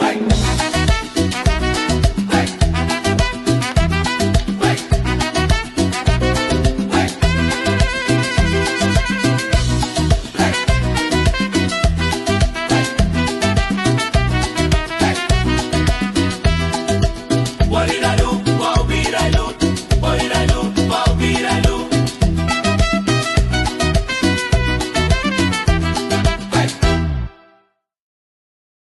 Persona non grata, mi utelva muse. So I eat barata and drink my Grey Goose. I did plan to Padang in Caracas this year, but your cuss and your fuss and your people declare persona non grata. Why you call me that name? Persona non grata. Lord, you make me feel shame. Persona non grata. Why you call me that name? Persona non grata. Lord, you make me feel shame.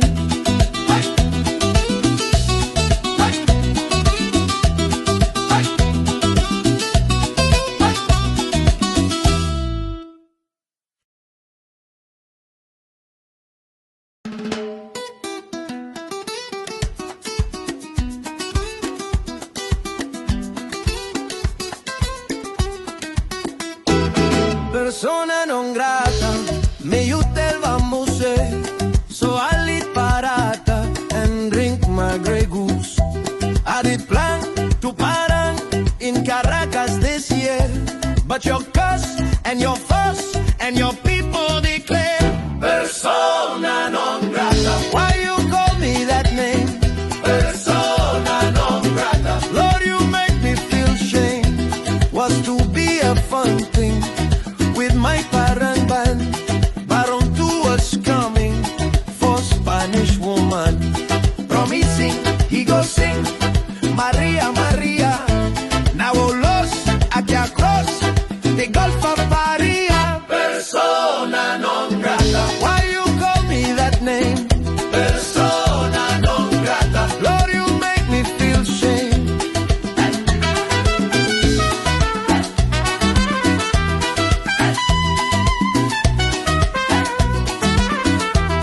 Had my cuatro tuned up, new maracas too, real ready to cantar and bailar with you.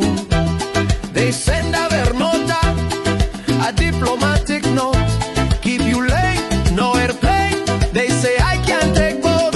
Persona non grata. Why you call me that name? Persona non grata. Lord, you make me feel shame. The phone ringing non-stop, the whole band calling, saying I set them up, I'm crying and bawling, Carone, laughing me in my situation, Maduro, Semino, going to end Thailand. Persona non grata. Why you call me that name? Persona non grata. Lord, you make me feel shame.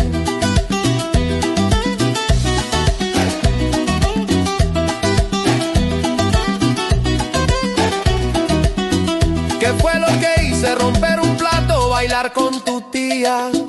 Mi nombre en una lista negra por una simple tontería. What did I do?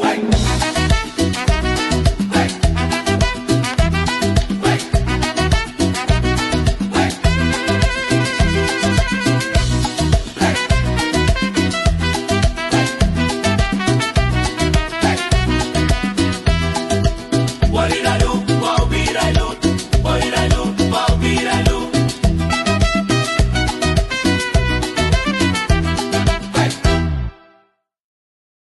Persona non grata, mi utelva muse.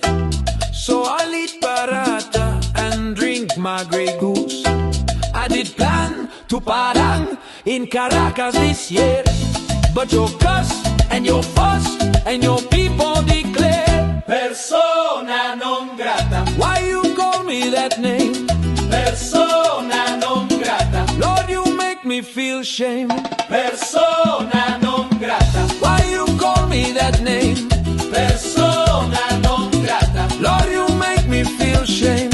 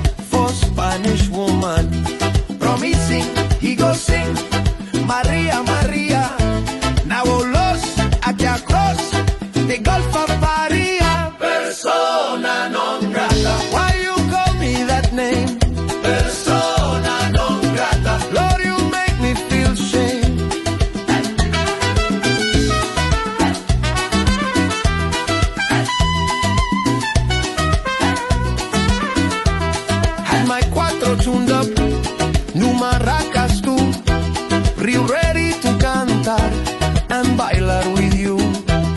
They send a ver nota, a diplomatic note, keep you late, no airplane. They say I can't take both. Persona non grata. Why you call me that name? Persona non grata. Lord, you make me feel shame. The phone ringing non-stop, the whole band calling, saying I set them up, I'm crying and bawling, Carone, laughing me in my situation, Maduro, Semino, going to enter Ilan. Persona non grata. Why you call me that name? Persona non grata. Lord, you make me feel shame.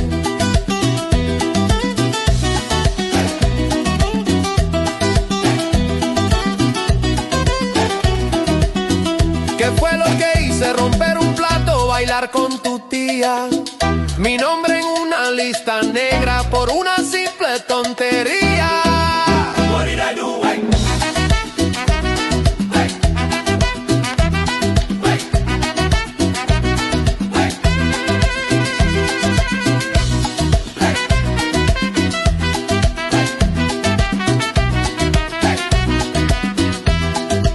What did I do? What did I do?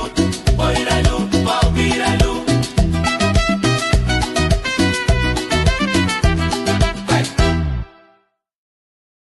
Persona non grata, mi utelva muse, so I eat barata and drink my Grey Goose.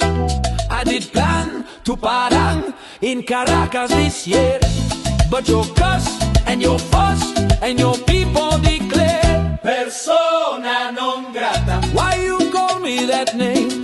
Persona non grata. Lord, you make me feel shame. Persona non grata. Why you call me that name? Persona non grata. Lord, you make me feel shame.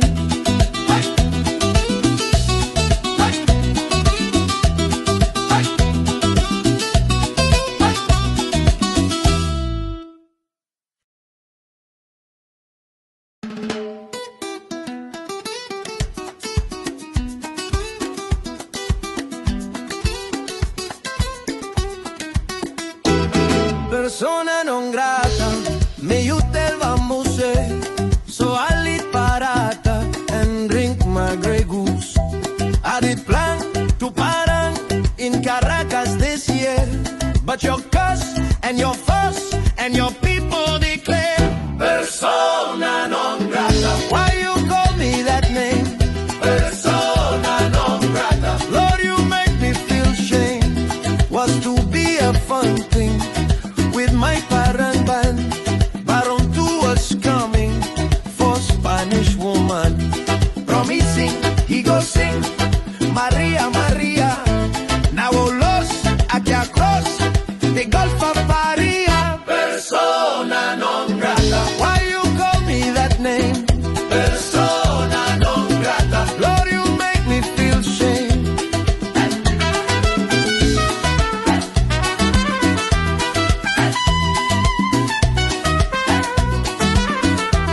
Had my cuatro tuned up, new maracas tú, real ready to cantar and bailar with you. They send a ver nota, a diplomatic note, keep you late, no airplane. They say I can't take both. Persona non grata. Why you call me that name? Persona non grata. Lord, you make me feel shame. The phone ringing non-stop, the whole band calling, saying I set them up, I'm crying and bawling, Carone, laughing me in my situation, Maduro, Semino, going to enter Ilan. Persona non grata. Why you call me that name? Persona non grata. Lord, you make me feel shame.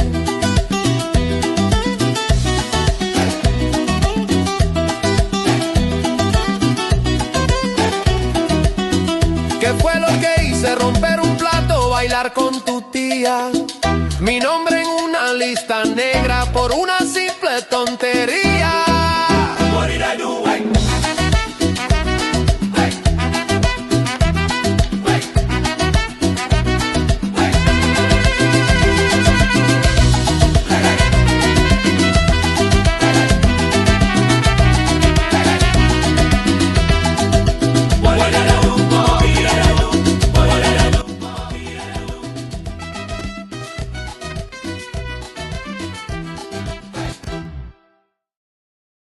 Persona non grata, mi utelva muse.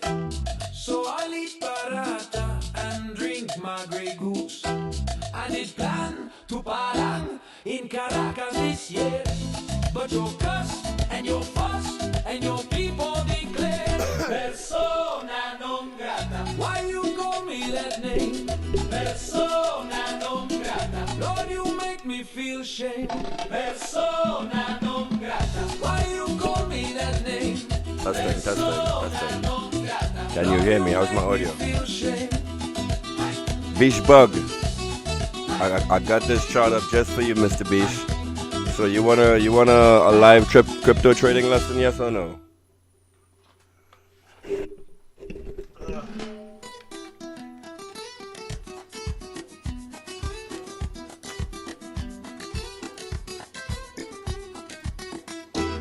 Persona non grata, me utelva muse. So I leave Parata and drink my Grey Goose. I did plan to parang in Caracas this year, but your cuss and What do you mean the president of Colombia changed his mind about Maduro? What are you talking about? That don't even sound right. Change his mind in what way? Anyway, you want a Bitcoin trading class while we wait for Parliament to come back or not? So what we have in front of us is a crypto trading chart. If you actually are a Bitcoin trader and you trade this is a buying opportunity right here. This is a time where you should be actually buying Bitcoin, right? You buy low, sell high, buy low, sell high. And one of the features of Bitcoin is its volatility. Get it? If once you become an experienced trader, the wild swings that Bitcoin makes, you can actually make money on that. You can make money with Bitcoin going up. You can make Bitcoin while it's going down. You just have to be that good of a trader. And when Bitcoin is at its all-time highs, you should be like expecting it to crash. So that's when the skills of trading comes in. You can buy, well, I don't know what it's called in crypto, but in the stock market you can buy something that's called calls and puts. Like if you think the market is going to go up, you buy a call, and if you think the market is going to go down, you can buy a put. The same thing applies in the crypto market. When you're a trader, like right now, like I said, is a buying opportunity. You will buy, if you wanted, you can buy calls at this time, or if you think the market is going to go lower, you buy puts. But I think at this level right here, 84,000, from that crash from 120, this is an excellent buying opportunity for crypto. Like, let's say next week Friday it shoots back up to 120. You're gonna be mad, right? But these are the kind of swings that happen in Bitcoin. When you trade in crypto, these are the kind of swings that happen. It's a feature, not a bug. So when you listen to this guy, let me see if get back. Hold on.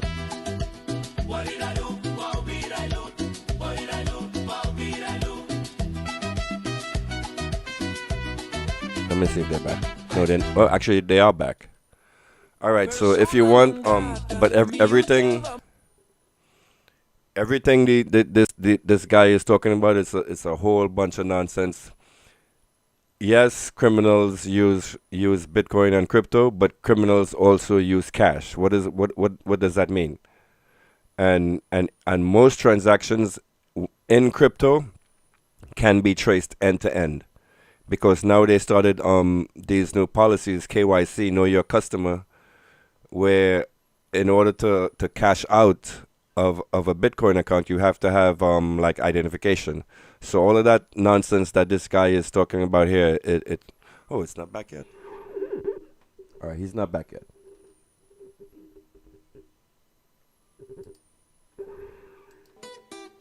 All right, so they're not back yet. So ask me any questions about crypto that you may have. Any questions, since the debate in Parliament right now is on crypto. Let's talk about crypto from a governmental perspective. Why a country like Trinidad should be getting involved in crypto and not banning it. Let's look at El Salvador for an example. El Salvador legalized Bitcoin a few years ago, right? You guys know this, right?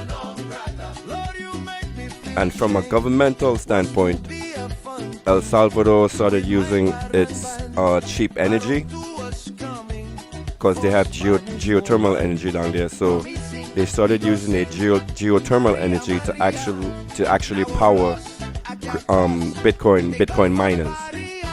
So they're making money from mining because they have the cheap energy, and they're making money from actually purchasing Bitcoin on the open market. So they're making money two ways. So and when El Salvador got into the crypto market, I think it was around 50,000 or around there. But so regardless, anyway, you know, I'm sure the people who do the trading in El Salvador know that you can make money when the market goes up and when the market goes down. So when you're talking about you need protection from your investment, no, that's kind of nonsense, because when you get into the crypto game, you learn, right? And it's like I would call it like a wild west. Like once you in Bitcoin, you'll be like forced to learn the stock market. You'll be forced to learn market behavior and how the market behaves. If you're like an old person and you just wanna put money aside and then hope 6 months from now you get a big break, no, that's not how Bitcoin works most of the time. Like in order to get like a good return on your investment in Bitcoin, your money has to sit for at least about a year.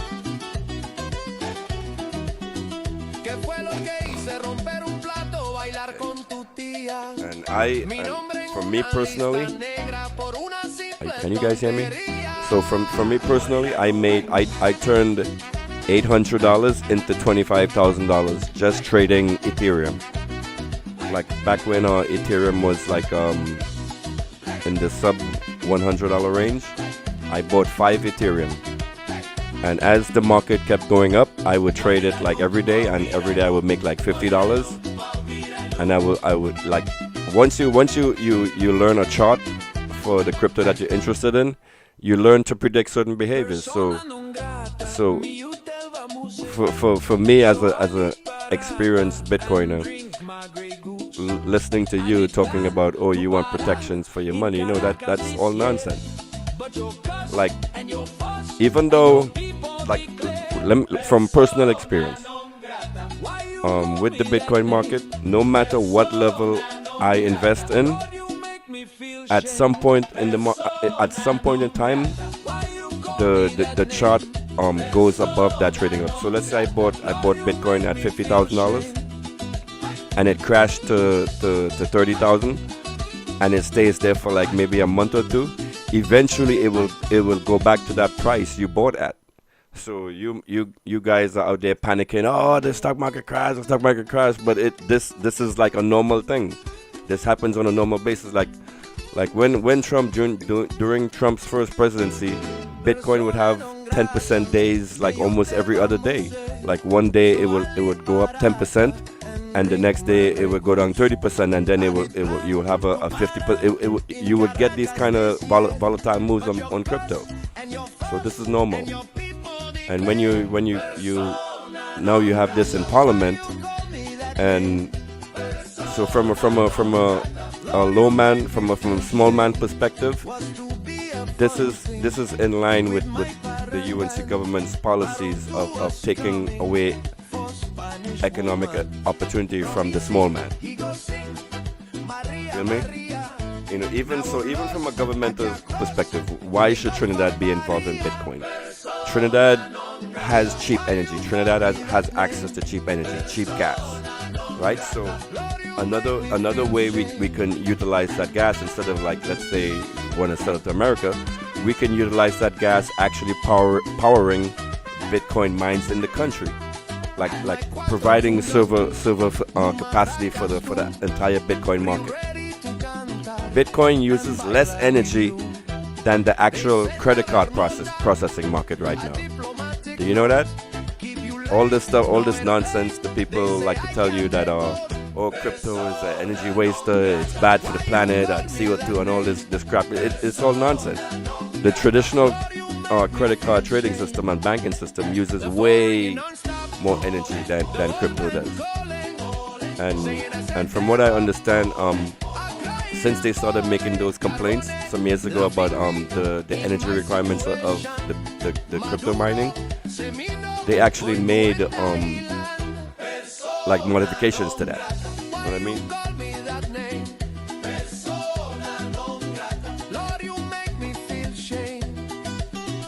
So this government coming out here and doing this brain dead idea of banning Bitcoin, it's just lacks forethought. And to me it seems kind of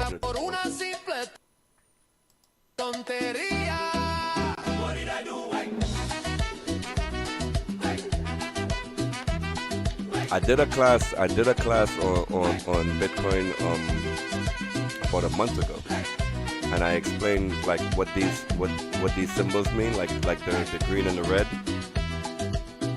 If you guys want to know what that means, I can explain that to you. Just ask questions in the chat. But this right here is a beautiful thing in Bitcoin. This is a buying opportunity right here. So where did crypto crash from? Let's change this. So I'll eat barata and drink my Grey Goose. I did plan to parang in Caracas this year, but your cuss and this your is the daily chart for and your Bitcoin. people declare. So let me see. On October 25th, Bitcoin was at 127,000. That's October 25th. So now today it sank to 84. And if you go back a little bit in the chart, you would see around here it was also at this level. But this is April 2025. Ooh, that's kind of far. So it's been here before. And these are like normal, this is like normal swings, this is a normal chart with crypto. Understand? And you really don't need protection. If you're getting into like risky trades, like let's say you get into the puts and the calls, like option trading on Bitcoin, then you can lose your money. Like literally like lose all of the money if you get into something like that. But if you just simply buying crypto, let's say you buy one Ethereum or one Solana or one whatever crypto you choose to purchase, all you have to do is just buy it, hold on to that for at least 6 months to a year, and you would see profit. I would guarantee you get more if I personally put all of my anytime I have savings, I put all of my savings into the crypto market. And what is the rate you get right now from a savings account, from your bank account? Something like less than 1%. With the crypto, you can actually at the end of the year see 100% return on your investment. So that is how risky crypto is. But I wouldn't say risky from a negative sense. If you have a weak heart and you don't understand the mission of crypto, then you will feel like you're losing something. But no, if you buy one Bitcoin, you will always have that one Bitcoin until you sell it. Get it? Alright, let's see if these guys are back from their intermission. Let's take it slow. So this is a very, very bad policy that they're back. So it's a very bad thing that they're doing here. Do not celebrate this at all. Okay, they're back.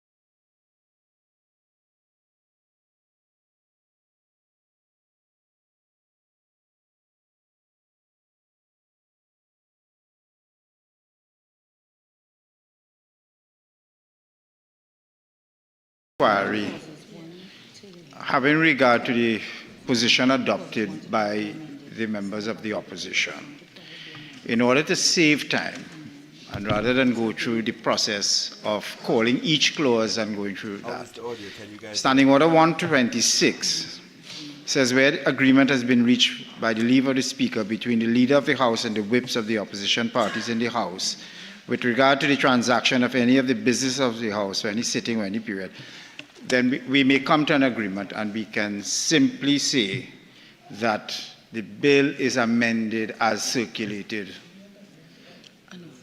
Speaker, we are not agreeing to anything. Well, then we are simply telling the government to go ahead and pass on. Well, then we will have to go through it. And you don't have to go through it clause by clause. You can go in sections. Well, that's what we intend to do.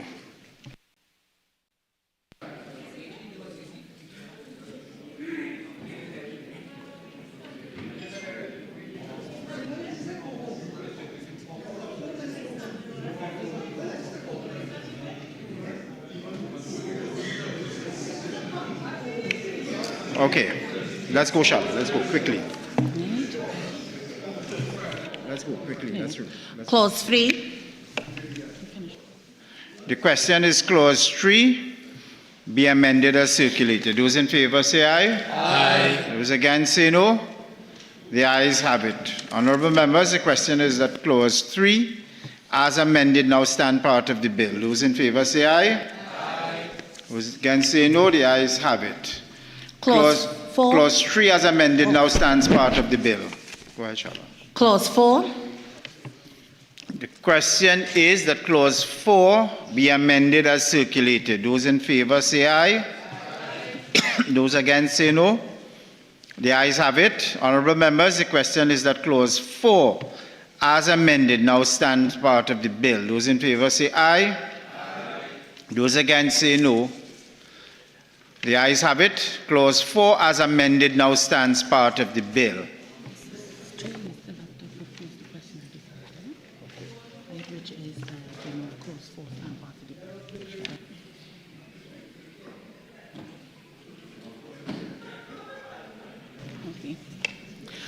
Clause 5. The question is that Clause 5 stand part of the bill. The question is that Clause 5 now stand part of the bill. Those in favor say aye. Aye. Those against say no.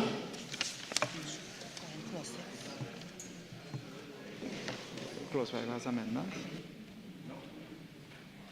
Clause, go ahead. Just tell me which one to amend. Clause 6. Amendments? Question is that Clause 6 stand part of the bill. The question is that Clause 6 be amended as circulated. Those in favor say aye. Aye. Those against say no. The ayes have it. The question is that Clause 6 as amended now stands part of the bill. Those in favor say aye. Aye. Those against no. The ayes have it. Clause 6 as amended now stands part of the bill. Clause 7. Where is that?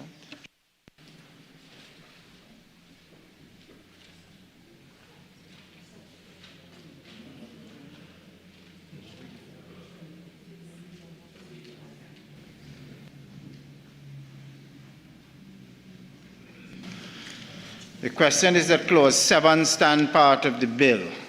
Those in favor say... Huh? The question is that Clause 7 be amended as circulated. Those in favor say aye. Aye. Those against say no. The ayes have it. Honourable members, the question is that Clause 7 as amended now stand part of the bill. Those in favor say aye. Aye. Those against no. The ayes have it. Clause 7 as amended now stands part of the bill. Clause 8. Clause 8. The question is that Clause 8 stand part of the bill. The question is that Clause 8 be amended as circulated. Those in favor say aye. Aye. Those against no. The ayes have it. Honourable members, the question is that Clause 8 as amended now stand part of the bill. Those in favor say aye. Aye. Those against say no. The ayes have it. Clause 8 as amended now stands part of the bill. Clause 9. The question is that Clause 9 stand part of the bill. The question is that Clause 9 be amended as circulated. Those in favor say aye. Aye. Those against say no. The ayes have it. Honourable members, the question is that Clause 9 as amended now stand part of the bill. Those in favor say aye. Aye. Those against no. The ayes have it. Clause 9 as amended now stands part of the bill. Clause 10. The question is that Clause 10 stand part of the bill. The question is that Clause 10 be amended as circulated. Those in favor say aye. Aye. Those against say no. The ayes have it. Honourable members, the question is Clause 10 as amended now stand part of the bill. Those in favor say aye. Aye. Those against no. The ayes have it. Clause 10 as amended now stands part of the bill. Clause 11. The question is that Clause 11 stand part of the bill. The question is that Clause 11 be amended as circulated. Those in favor say aye. Aye. Against say no. The ayes have it. Honourable members, the question is that Clause 11 as amended now stands Breaking news, breaking news. The United States has just warned that all of Venezuela's airspace is closed due to military activity. Clause 12.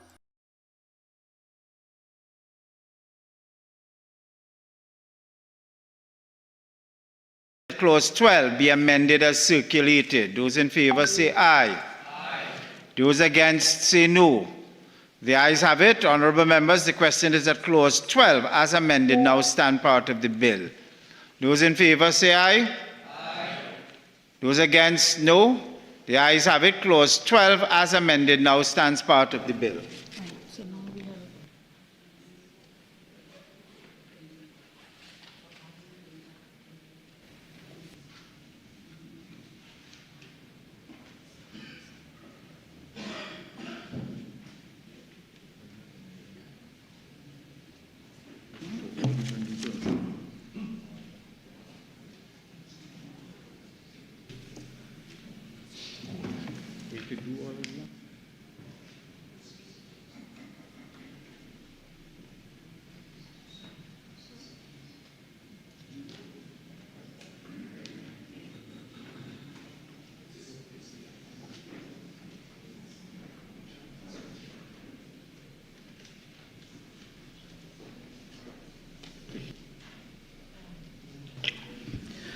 New Clause 3, Commission to facilitate regulatory oversight.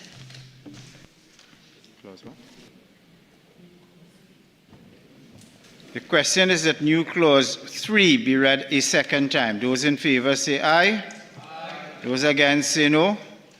The ayes have it. Clause 3 will now be read a second time. New Clause 3, Commission to facilitate regulatory oversight.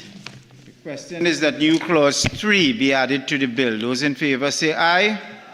Those against say no. The ayes have it. The clause will now be added to the bill. You have to go down to New Clause 3 stand. The question is that new Clause 3 stand part of the bill. Those in favor say aye. Aye. Those against say no. The ayes have it. New Clause 3 now stands part of the bill. New Clause 5, Regulatory Sandbox carve out for existing VASP. The question is that new Clause 5 be read a second time. Those in favor say aye. Aye. Those against say no. The ayes have it. New Clause 5 will now be read a second time. New Clause 5, Regulatory Sandbox carve out for existing VASP. The question is that new Clause 5 be added to the bill. Those in favor say aye. Aye. Those against say no. The ayes have it. The clause will now be added to the bill. The question is that new Clause 5 stand part of the bill. Those in favor say aye. Aye. Those against say no. The ayes have it. New clause 5 now stands part of the bill. New clause 6, application for certificate of acceptance. The question is that new clause 6 be read a second time. Those in favor say aye. Aye. Those against say no.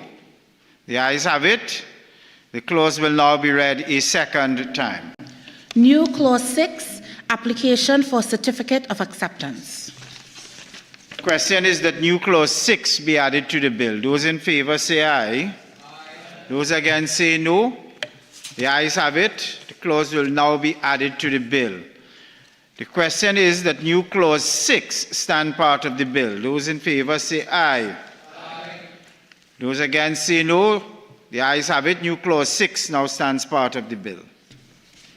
New clause 7, issue of certificate of acceptance. The question is that new clause 7 be read a second time. Those in favor say aye. Aye. Those against say no. The ayes have it. The new clause will now be read a second time. Sorry. New clause 7, issue of certificate of acceptance. The question is that new clause 7 be added to the bill. Those in favor say aye. Aye.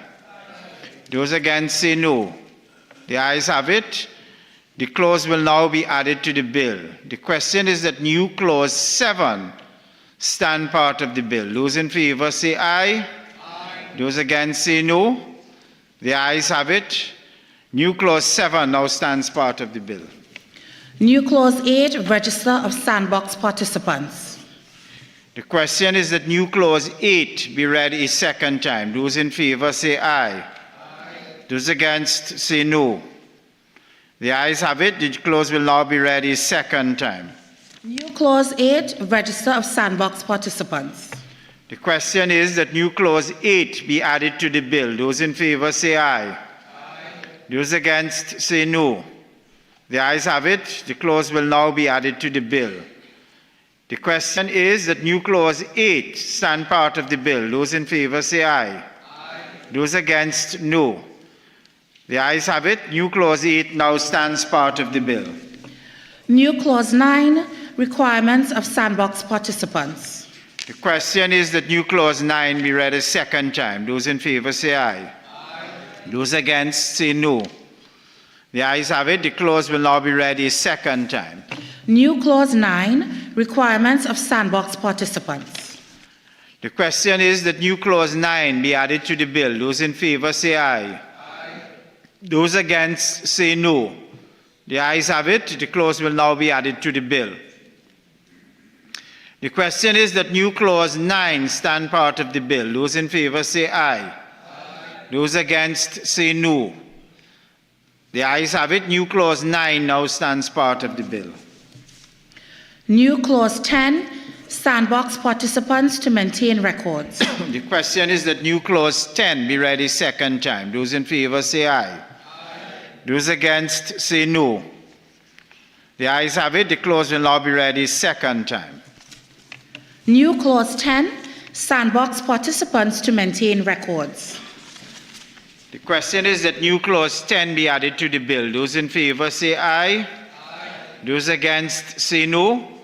The ayes have it. The clause will now be added to the bill. The question is that new clause 10 stand part of the bill. Those in favor say aye. Aye. Those against say no. The ayes have it. New clause 10 now stands part of the bill. New clause 11, expiration of certificate of acceptance. The question is that new clause 11 be read a second time. Those in favor say aye. Aye. Those against no. The ayes have it. The clause will now be read a second time. New clause 11, expiration of certificate of acceptance. The question is that new clause 11 be added to the bill. Those in favor say aye. Aye. Those against say no. The ayes have it. The clause will now be added to the bill. The question is that new clause 11 stand part of the bill. Those in favor say aye. Aye. Those against say no. The ayes have it. New clause 11 now stands part of the bill. New clause 12, suspension or revocation of a certificate of acceptance. The Question is that new clause 12 be read a second time. Those in favor say aye. Those against, no. The ayes have it. The clause will now be read a second time. New clause 12, suspension or revocation of a certificate of acceptance. The question is that new clause 12 be added to the bill. Those in favor say aye. Those against, no. The ayes have it. The clause will now be added to the bill. The question is that new clause 12 stand part of the bill. Those in favor say aye. Those against say no. The ayes have it. New clause 12 stands part of the bill. New clause 13, urgent suspension or revocation of a certificate of acceptance. The question is that new clause 13 be read a second time. Those in favor say aye. Those against, no. The ayes have it. The clause will now be read a second time. New clause 13, urgent suspension or revocation of a certificate of acceptance. The question is that new clause 13 be added to the bill. Those in favor say aye. Those against say no. The ayes have it. The clause will now be added to the bill. The question is that new clause 13 stand part of the bill. Those in favor say aye. Those against, no. The ayes have it. New clause 13 now stands part of the bill. New clause 14, appeal to High Court. The question is that new clause 14 be read a second time. Those in favor say aye. Those against say no. The ayes have it. The clause will now be read a second time. New clause 14, appeal to High Court. The question is that new clause 14 be added to the bill. Those in favor say aye. Those against, no. The ayes have it. The clause will now be added to the bill. The question is that new clause 14 stand part of the bill. Those in favor say aye. Those against, no. The ayes have it. New clause 14 now stands part of the bill. New clause 15, a voluntary surrender of certificate of acceptance. The question is that new clause 15 be read a second time. Those in favor say aye. Those against, no. The ayes have it. The clause will now be read a second time. New clause 15, voluntary surrender of certificate of acceptance. The question is that new clause 15 be added to the bill. Those in favor say aye. Those against, no. The question is that new clause 17 be read a second time. Those in favor say aye. Those against, no. The ayes have it. The clause will now be read a second time. New clause 17, expiration of certificate of acceptance. The question is that new clause 17 be added to the bill. Those in favor say aye. Those against, no. The ayes have it. The clause will now be added to the bill. The question is that new clause 17 stand part of the bill. Those in favor say aye. Those against, no. The ayes have it. New clause 17 now stands part of the bill. New clause 18, notice of contravention. The question is that new clause 18 be read a second time. Those in favor say aye. Those against say no. The ayes have it. The clause will now be read a second time. New clause 18, notice of contravention. The question is that new clause 18 be added to the bill. Those in favor say aye. Those against, no. The ayes have it. The clause will now be added to the bill. The question is that new clause 18 stand part of the bill. Those in favor say aye. Those against, no. The ayes have it. New clause 18 stands part of the bill. New clause 21, complaints. The question is that new clause 21 be read a second time. Those in favor say aye. Those against, no. I think the ayes have it. The clause will now be read a second time. New clause 21, complaints. The question is that new clause 21 be added to the bill. Those in favor say aye. Those against, no. The ayes have it. The clause will now be added to the bill. The question is that new clause 21 stand part of the bill. Those in favor say aye. Those against, no. The ayes have it. New clause 21 now stands part of the bill. New clause 22, appeals for review. The question is that new clause 22 be read a second time. Those in favor say aye. Those against, no. The ayes have it. The clause will now be read a second time. New clause 22, appeals for review. The question is that new clause 22 be added to the bill. Those in favor say aye. Those against, no. The ayes have it.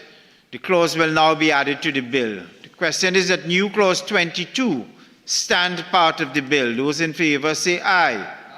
Those against, no. The ayes have it. New clause 22 stands part of the bill. New clause 23, administrative fines. The question is that new clause 23 be read a second time. Those in favor say aye. Those against say no. The ayes have it. The clause will now be read a second time. New clause 23, administrative fines. The question is that new clause 23 be added to the bill. Those in favor say aye. Sorry. Those against say no. The ayes have it. The clause will now be added to the bill. The question is that new clause 23 stand part of the bill. Those in favor say aye. Those against say no. The ayes have it. New clause 23 stands part of the bill. New clause 24, commission to prepare and publish notices, guidance and bulletins. The question is that new clause 24 be read a second time. Those in favor say aye. Those against, no. The ayes have it. The clause will now be read a second time. New clause 24, commission to prepare and publish notices, guidance and bulletins. The question is that new clause 24 be added to the bill. Those in favor say aye. Those against say no. The ayes have it. The clause will now be added to the bill. The question is that new clause 24 stand part of the bill. Those in favor say aye. Those against say no. The ayes have it. New clause 24 now stands part of the bill. New clause 26, consequential amendments. The question is that new clause 26 be read a second time. Those in favor say aye. Those against say no. The ayes have it. The clause will now be read a second time. New clause 26, consequential amendments. The question is that new clause 26 be added to the bill. Those in favor say aye. Those against say no. The ayes have it. The clause will now be added to the bill. The question is that new clause 26 stand part of the bill. Those in favor say aye. Those against say no. The ayes have it. New clause 26 stands part of the bill. Schedule.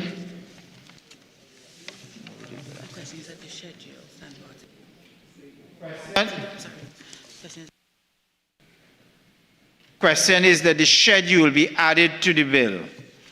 Those in favor say aye. Those against say no. The ayes have it. The schedule will now be added to the bill. The question is that the schedule now stand part of the bill. Those in favor say aye.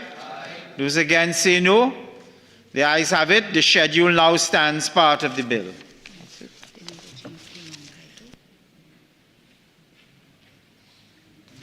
Honorable members, there has been a minor change to the long title. So in accordance with Standing Order 70, Sub-Standing Order 12, the long title of the bill is amended as follows. An act to regulate the conduct of business concerning virtual assets and virtual asset service providers.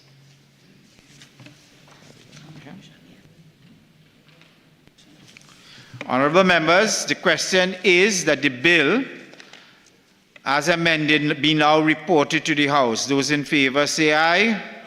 Those against say no. The ayes have it. The bill as amended will now be reported to the House.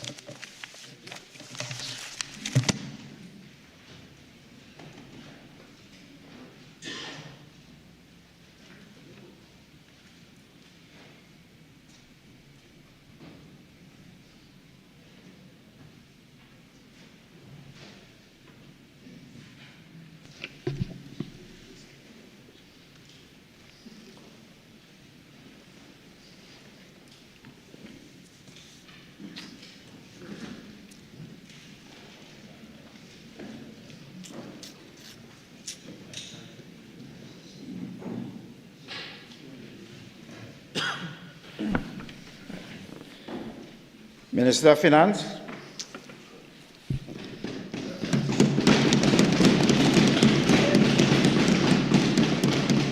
Mr. Speaker, I wish to report that the Virtual Assets and Virtual Assets Service Providers Bill 2025 was considered in the Committee of the Whole and approved with amendments. I now beg to move that the House agree with the committee's report. Finance, can I just invite you, because the long title of the bill has been changed, to correct the Virtual Assets and Virtual Asset Service Provider Bill. So perhaps if you could just, for the sake of clarity, put it on the record. The correct long title. Thank you, Mr. Speaker. Mr. Speaker, for the record, I wish to report that the Virtual Assets and Virtual Assets Service Providers Bill Virtual Assets, is that? Service provider. Oh, I yes. think got it. It's Got virtual it. asset.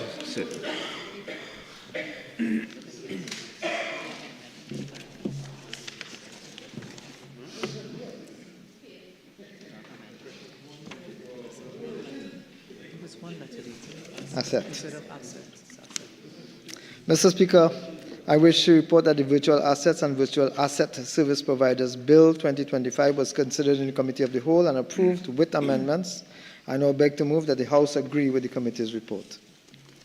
Members, the question is that this House agree with the committee's report on the Virtual Assets and Virtual Asset Service Providers Bill 2025. Those in favor say aye. Aye. Those against say no. The ayes have it. Minister of Finance. Division? All right. A division having been called for, the clerk will take the...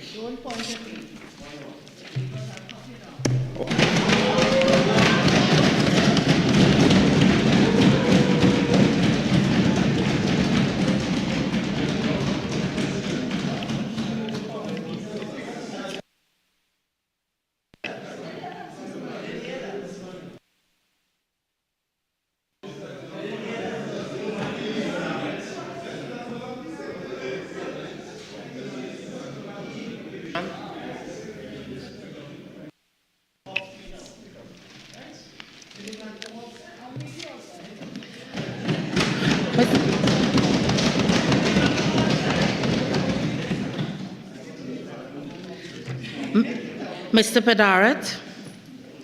Yes. Mrs. Kamala Prasad-Bissessar? Yes. Mr. Tanku? Yes. Miss Dr. Munilal? Yes. Mr. Lee? Yes. Miss Hussain? Miss Amin? Pardon. Yes. Mr. Alexander? Yes.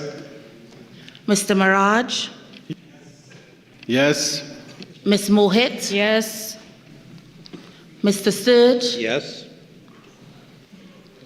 Dr. Bodo? Yes. Dr. Dowlat? Yes. Dr. Ali? Yes. Mr. Morris? Yes. Miss Benjamin? Yes. Mr. Watts? Yes. Dr. Sicharan? Yes. Mr. Kesar? Yes. Mr. Elder? Yes. Mrs. Sam? Yes. Mr. Narayan Singh? Yes. Dr. Rup Narayan? Yes. Dr. Gosain? Yes. Mr. Thomas? Yes. Mr. Sampson? Yes. Mr. Gonzalez? No. Mrs. Beckles Robinson? No. Mr. Imbert? No to oppression and dictatorship. Dr. Gadsby Dolly? No. Mr. Scotland? No. Mr. Dana Brigger? No. Mr. Manning? No, thank you. Mr. Marcel? No. Mr. Devines? No. Mr. Birchwood? Negative. Mr. Birchwood? Negative. No. Mr. Romaine? No.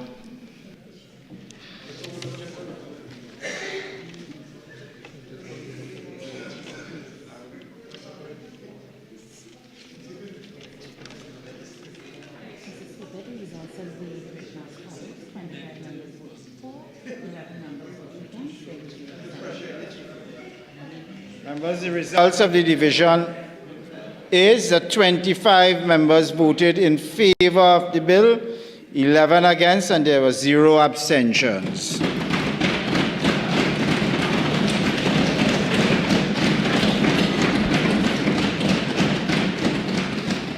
Minister of Finance. Thank you very much, Mr. Speaker.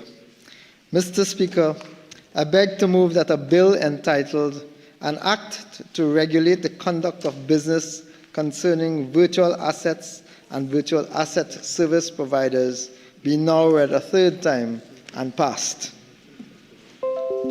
Honourable members, the question is that a bill entitled An Act to Regulate the Conduct of Business Concerning Virtual Assets and Virtual Asset Service Providers be now read a third time and passed. Those in favour say aye. Aye. Those against, no. The ayes have it. Division. Mr. Padarath? Yes. Mrs. Kamla Prasad Bisessa? Yes. Mr. Tanku? Absolutely yes. Dr. Munilal? Yes. Mr. Lee? Yes. Ms. Amin? Yes. Mr. Alexander? Mr. Miraj? Yes. Ms. Mohit? Yes. Mr. Sturge? Yes. Dr. Budo? Yes. Dr. Dowlat? Yes. Dr. Ali? Yes. Mr. Morris? Yes. Ms. Benjamin? Yes. Mr. Watts? Yes. Dr. Sicharan? Yes. Mr. Kesar? Yes. Mr. Elder? Yes. Mrs. Sam? Yes. Mr. Narayan Singh? Yes. Dr. Rup Narayan? Yes. Dr. Gosain? Yes. Mr. Thomas? Yes. Mr. Sampson? Yes. Mr. Gonzalez? No. Mrs. Beckles Robinson? No. Mr. Imbert? No to Dr. Gadsby Dolly? No. Mr. Scotland? No. Mr. Dino Brigger? No. Mr. Manning? No. Mr. Marcel? No. Mr. Devines? No. Mr. Birchwood? No. Mr. Romaine? For the second time, no.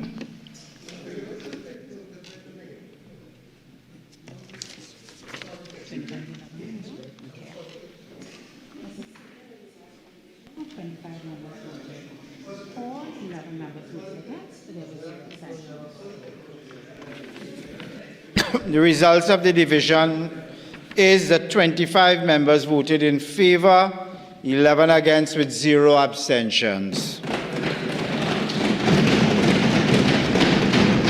That's it. The bill is passed by that margin.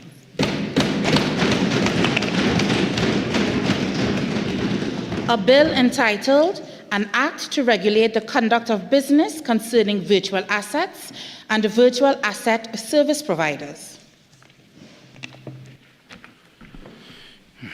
Honorable Attorney General.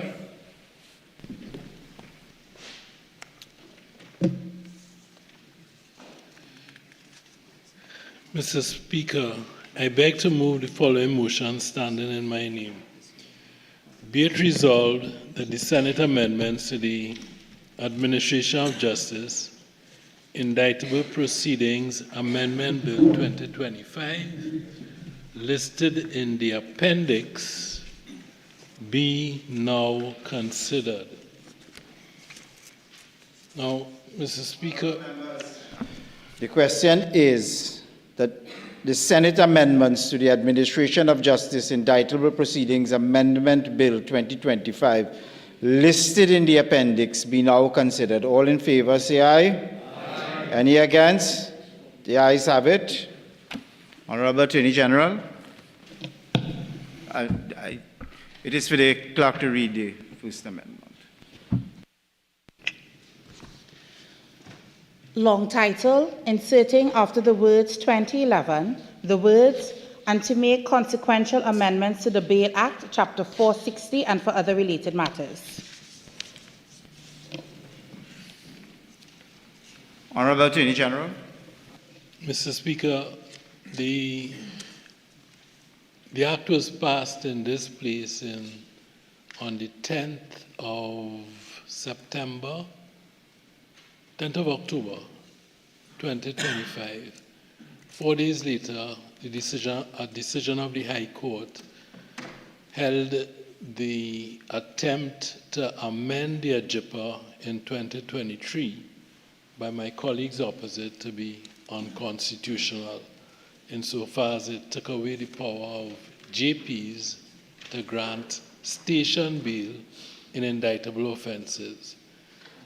The legislation was amended. We moved with alacrity to amend the legislation before it got to the Senate to take into account that decision, which we considered to be proper and which we considered to align with the policy that we had advocated in respect of search warrants. That is to say, to grant JPs the powers which they have had for the last 120 odd years. I beg to move that amendment be approved. Charlotte.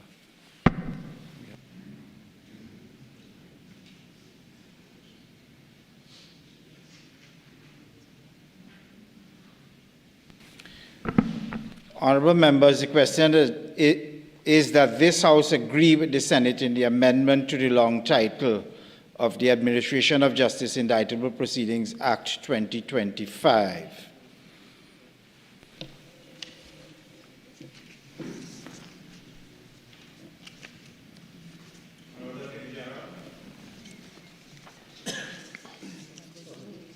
I beg to move.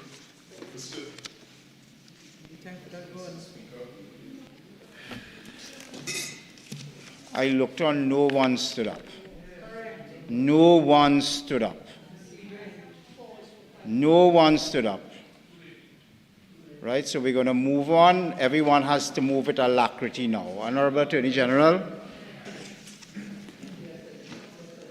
Wake up, man, wake up. The question is that this House agree with the Senate in the amendment to the long title of the Administration of Justice Indictable Proceedings Amendment Bill 2025. All in favor say aye. Aye. Any against? The ayes have it. Clause 1. Delete and substitute the following clause, short title and commencement 1, subsection 1. This act may be cited as the Administration of Justice Indictable Proceedings Amendment Act 2025. 2. This act comes into operation on such date as is fixed by the President by proclamation.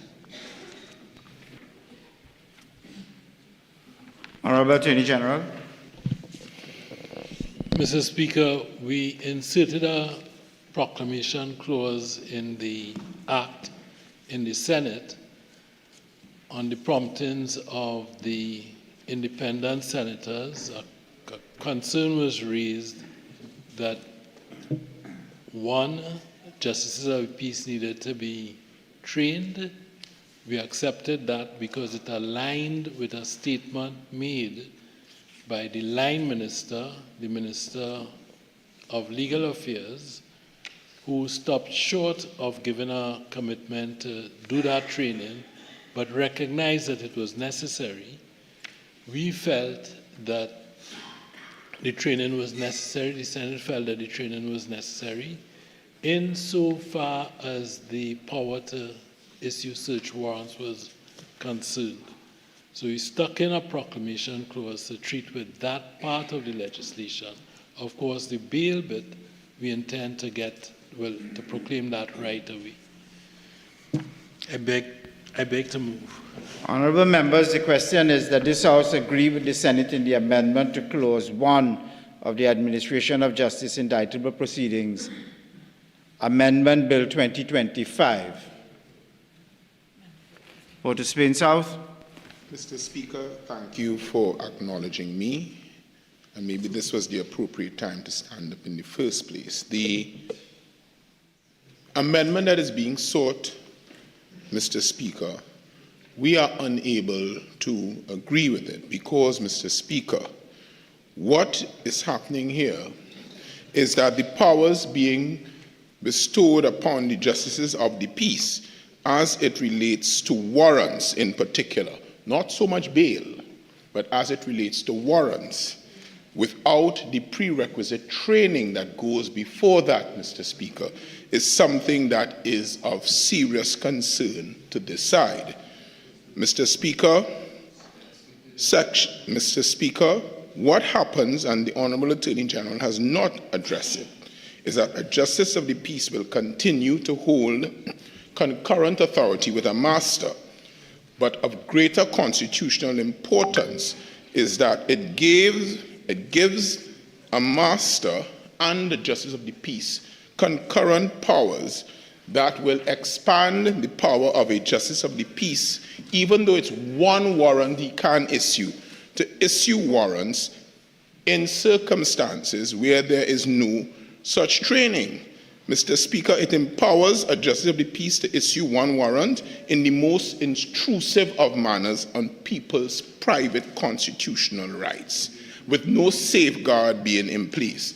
And in this regard, this side has a serious concern about it, in that you give the power without doing the training. And Mr. Speaker, it is not correct to say, because I heard it said in this House that, well, Justice of the Peace for 2,000 years have been issuing warrants. That was before the Magna Carta, that was before the Constitution. We have a Constitution in Trinidad and Tobago, and on this side, we would like to abide by the Constitution.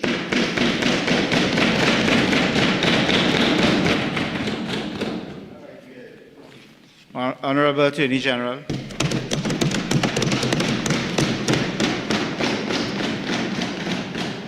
Mr. Speaker, I'm not sure if my colleague and friend heard me, but in respect of bail, that aspect of the matter, the bill was amended in the other place to include bail. We moved quickly on this side. So when it was before this House, it dealt only with search warrants. But by the time it got up to the other place, there was a decision, and we codified that decision. Nobody in the other place had a problem with that. Okay, so nobody in the other place had a problem with the JPs granted bail.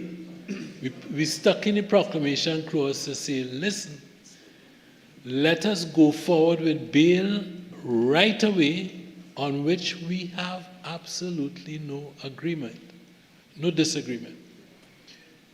We have disagreement on search warrants. The disagreement in the other place, the majority of the members said, train the JPs. And we said, okay, we do that. The minister had made that commitment here. So that I'm not understanding the problem. We stand by our position. I beg to move.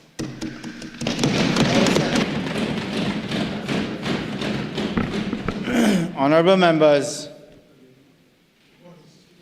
the question is that this House agree with the Senate in the amendment to Clause 1 of the Administration of Justice Indictable Proceedings Amendment Bill 2025. All in favour say aye. Aye. Any against? The ayes have it. Okay.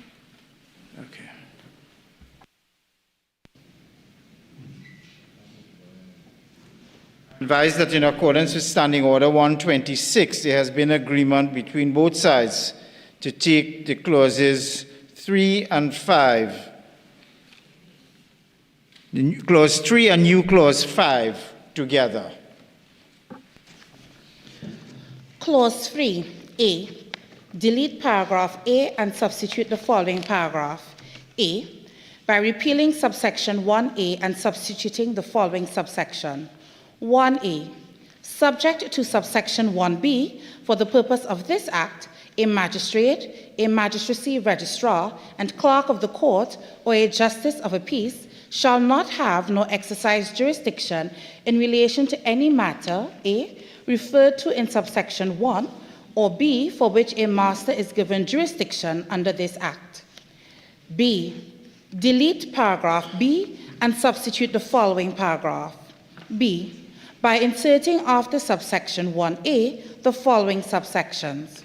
1B, for the purpose of this Act, A magistrate, a magistracy registrar, and clerk of the court, or a justice of the peace shall, subject to subsections 1C and 2, have and exercise concurrent jurisdiction with masters to issue search warrants, and B, except where an accused is required to show sufficient cause or exceptional circumstances under Section 5(2), 3, or 4 of the Bail Act, a justice of the peace shall, subject to subsection 3, have and exercise concurrent jurisdiction with masters to grant bail in accordance with Section 5(2) of that Act, to fix the amount thereof and take recognizances. 1C, a justice of the peace shall not, A, issue a search warrant in respect of more than one set of premises at a time, or B, exercise jurisdiction under Section 5(1)(b). C, in paragraph C, delete the full stop and substitute the words semicolon and. D, insert after paragraph C the following paragraph. D, by repealing subsection 3 and substituting the following subsection 3, where A, the registrar grants an accused bail or remands him in custody, he shall cause the accused to appear or be brought before a master and shall transmit the record of the proceedings and all relevant evidence to the master. Or B, a justice of the peace grants an accused bail, he shall cause the accused to appear or be brought before a master. New clause 5 inserted. Insert after clause 4 the following clause. Consequential amendment to Chapter 460, Act number 20 of 2011. The Bail Act is in subsection 5, in section 5(2), I'm just going to read that again. Consequential amendment, Chapter 460, Act number 20 of 2011. 5. The Bail Act is amended in section 5(2) by inserting after the words subject to the words section 10 of the Administration of Justice Indictable Proceedings Act of 2011 and.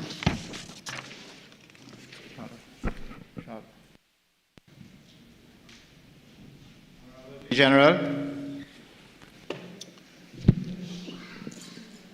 Mr. Speaker, in the other place, there was a concern that in giving the justices of the peace the powers which they had since 1916, between 1916 and 2023, and in particular the power to grant station bail in respect of indictable offences, that we had, in an attempt to do that, we had unwittingly, because this was an AJIPA matter, we had allowed them, the powers under AJIPA to deal with multiple premises at multiple times. The amendment takes care of that, and that's the reason for the amendment. It was made by one of the senators in the other place who has considerable experience in this area. I thought it had merit, and we've accordingly made the amendment. I beg to move.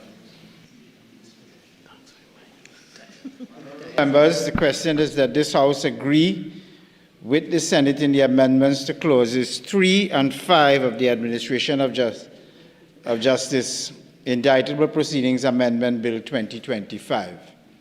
For the Spain South. Precisely the mischief that this side has a disquiet about is what is being discussed here. Now, apparently what came from the upper house was, look, the justices of the peace, you don't give them the power to issue several warrants, but they get the power, Mr. Speaker, to issue a warrant for one set of premises. What precludes the same justice of the peace without the safeguards to be in place first for issuing one warrant for one set of premises, another warrant for the other set of premises? The mischief is not cured by that, Mr. Speaker, because here's the mischief. What the substituted Section 1A makes it plain is that magistrates, magistracy registrars, justices of the peace shall not exercise jurisdiction in indictable matters reserved for masters under subsection 1. We can have no complaint with that. But that limitation is immediately eroded when you look at the new 1B, because it expressly restores and preserves the concurrent jurisdiction of a justice of the peace in two critical areas. We have no issue with the bail, because that is something that Justice Gobin dealt with in the Alexander case, and it's a practical consideration, because when the court is closed, people want to get their bail. But when it relates to the issuing of warrants, Mr. Speaker, we have no systems in place in Trinidad and Tobago, for example, to verify whose names are gazetted, which justice of the peace names are gazetted. There's no systematic vetting of their suitability, no mechanism to report incapacity, no mechanism to report misconduct, no mechanism for a disciplinary framework that reflects the gravity of the powers that we are now bestowing on them. To say, well, you don't have the power to issue several warrants, but you have the power to issue one warrant at a time, still gives them the power to issue warrant for serious matters, Mr. Speaker.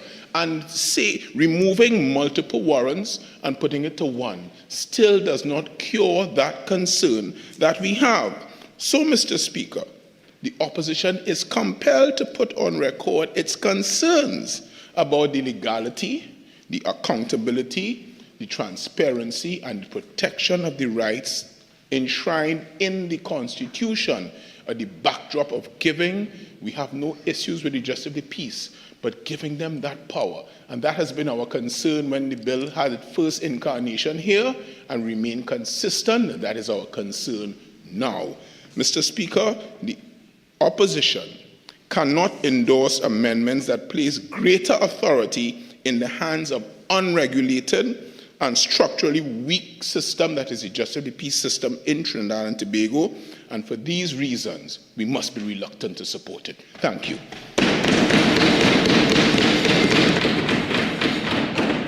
Honorable Attorney General. Mr. Speaker, the section reads, a justice of the peace shall not issue a search warrant in respect of more than one set of premises at a time.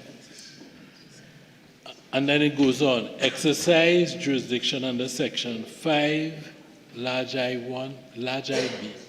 We think that that captures the sentiment in the other place. It's consistent with government policy, which is to give to justices of the peace a proper role in the justice system. In terms of training, we have undertaken to do that, and Mr. Speaker, with those words, I beg to move.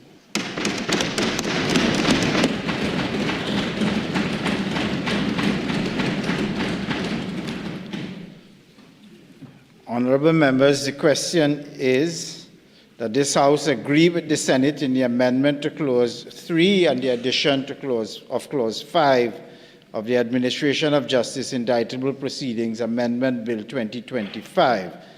All in favor say aye. Aye. Any against? The ayes have it.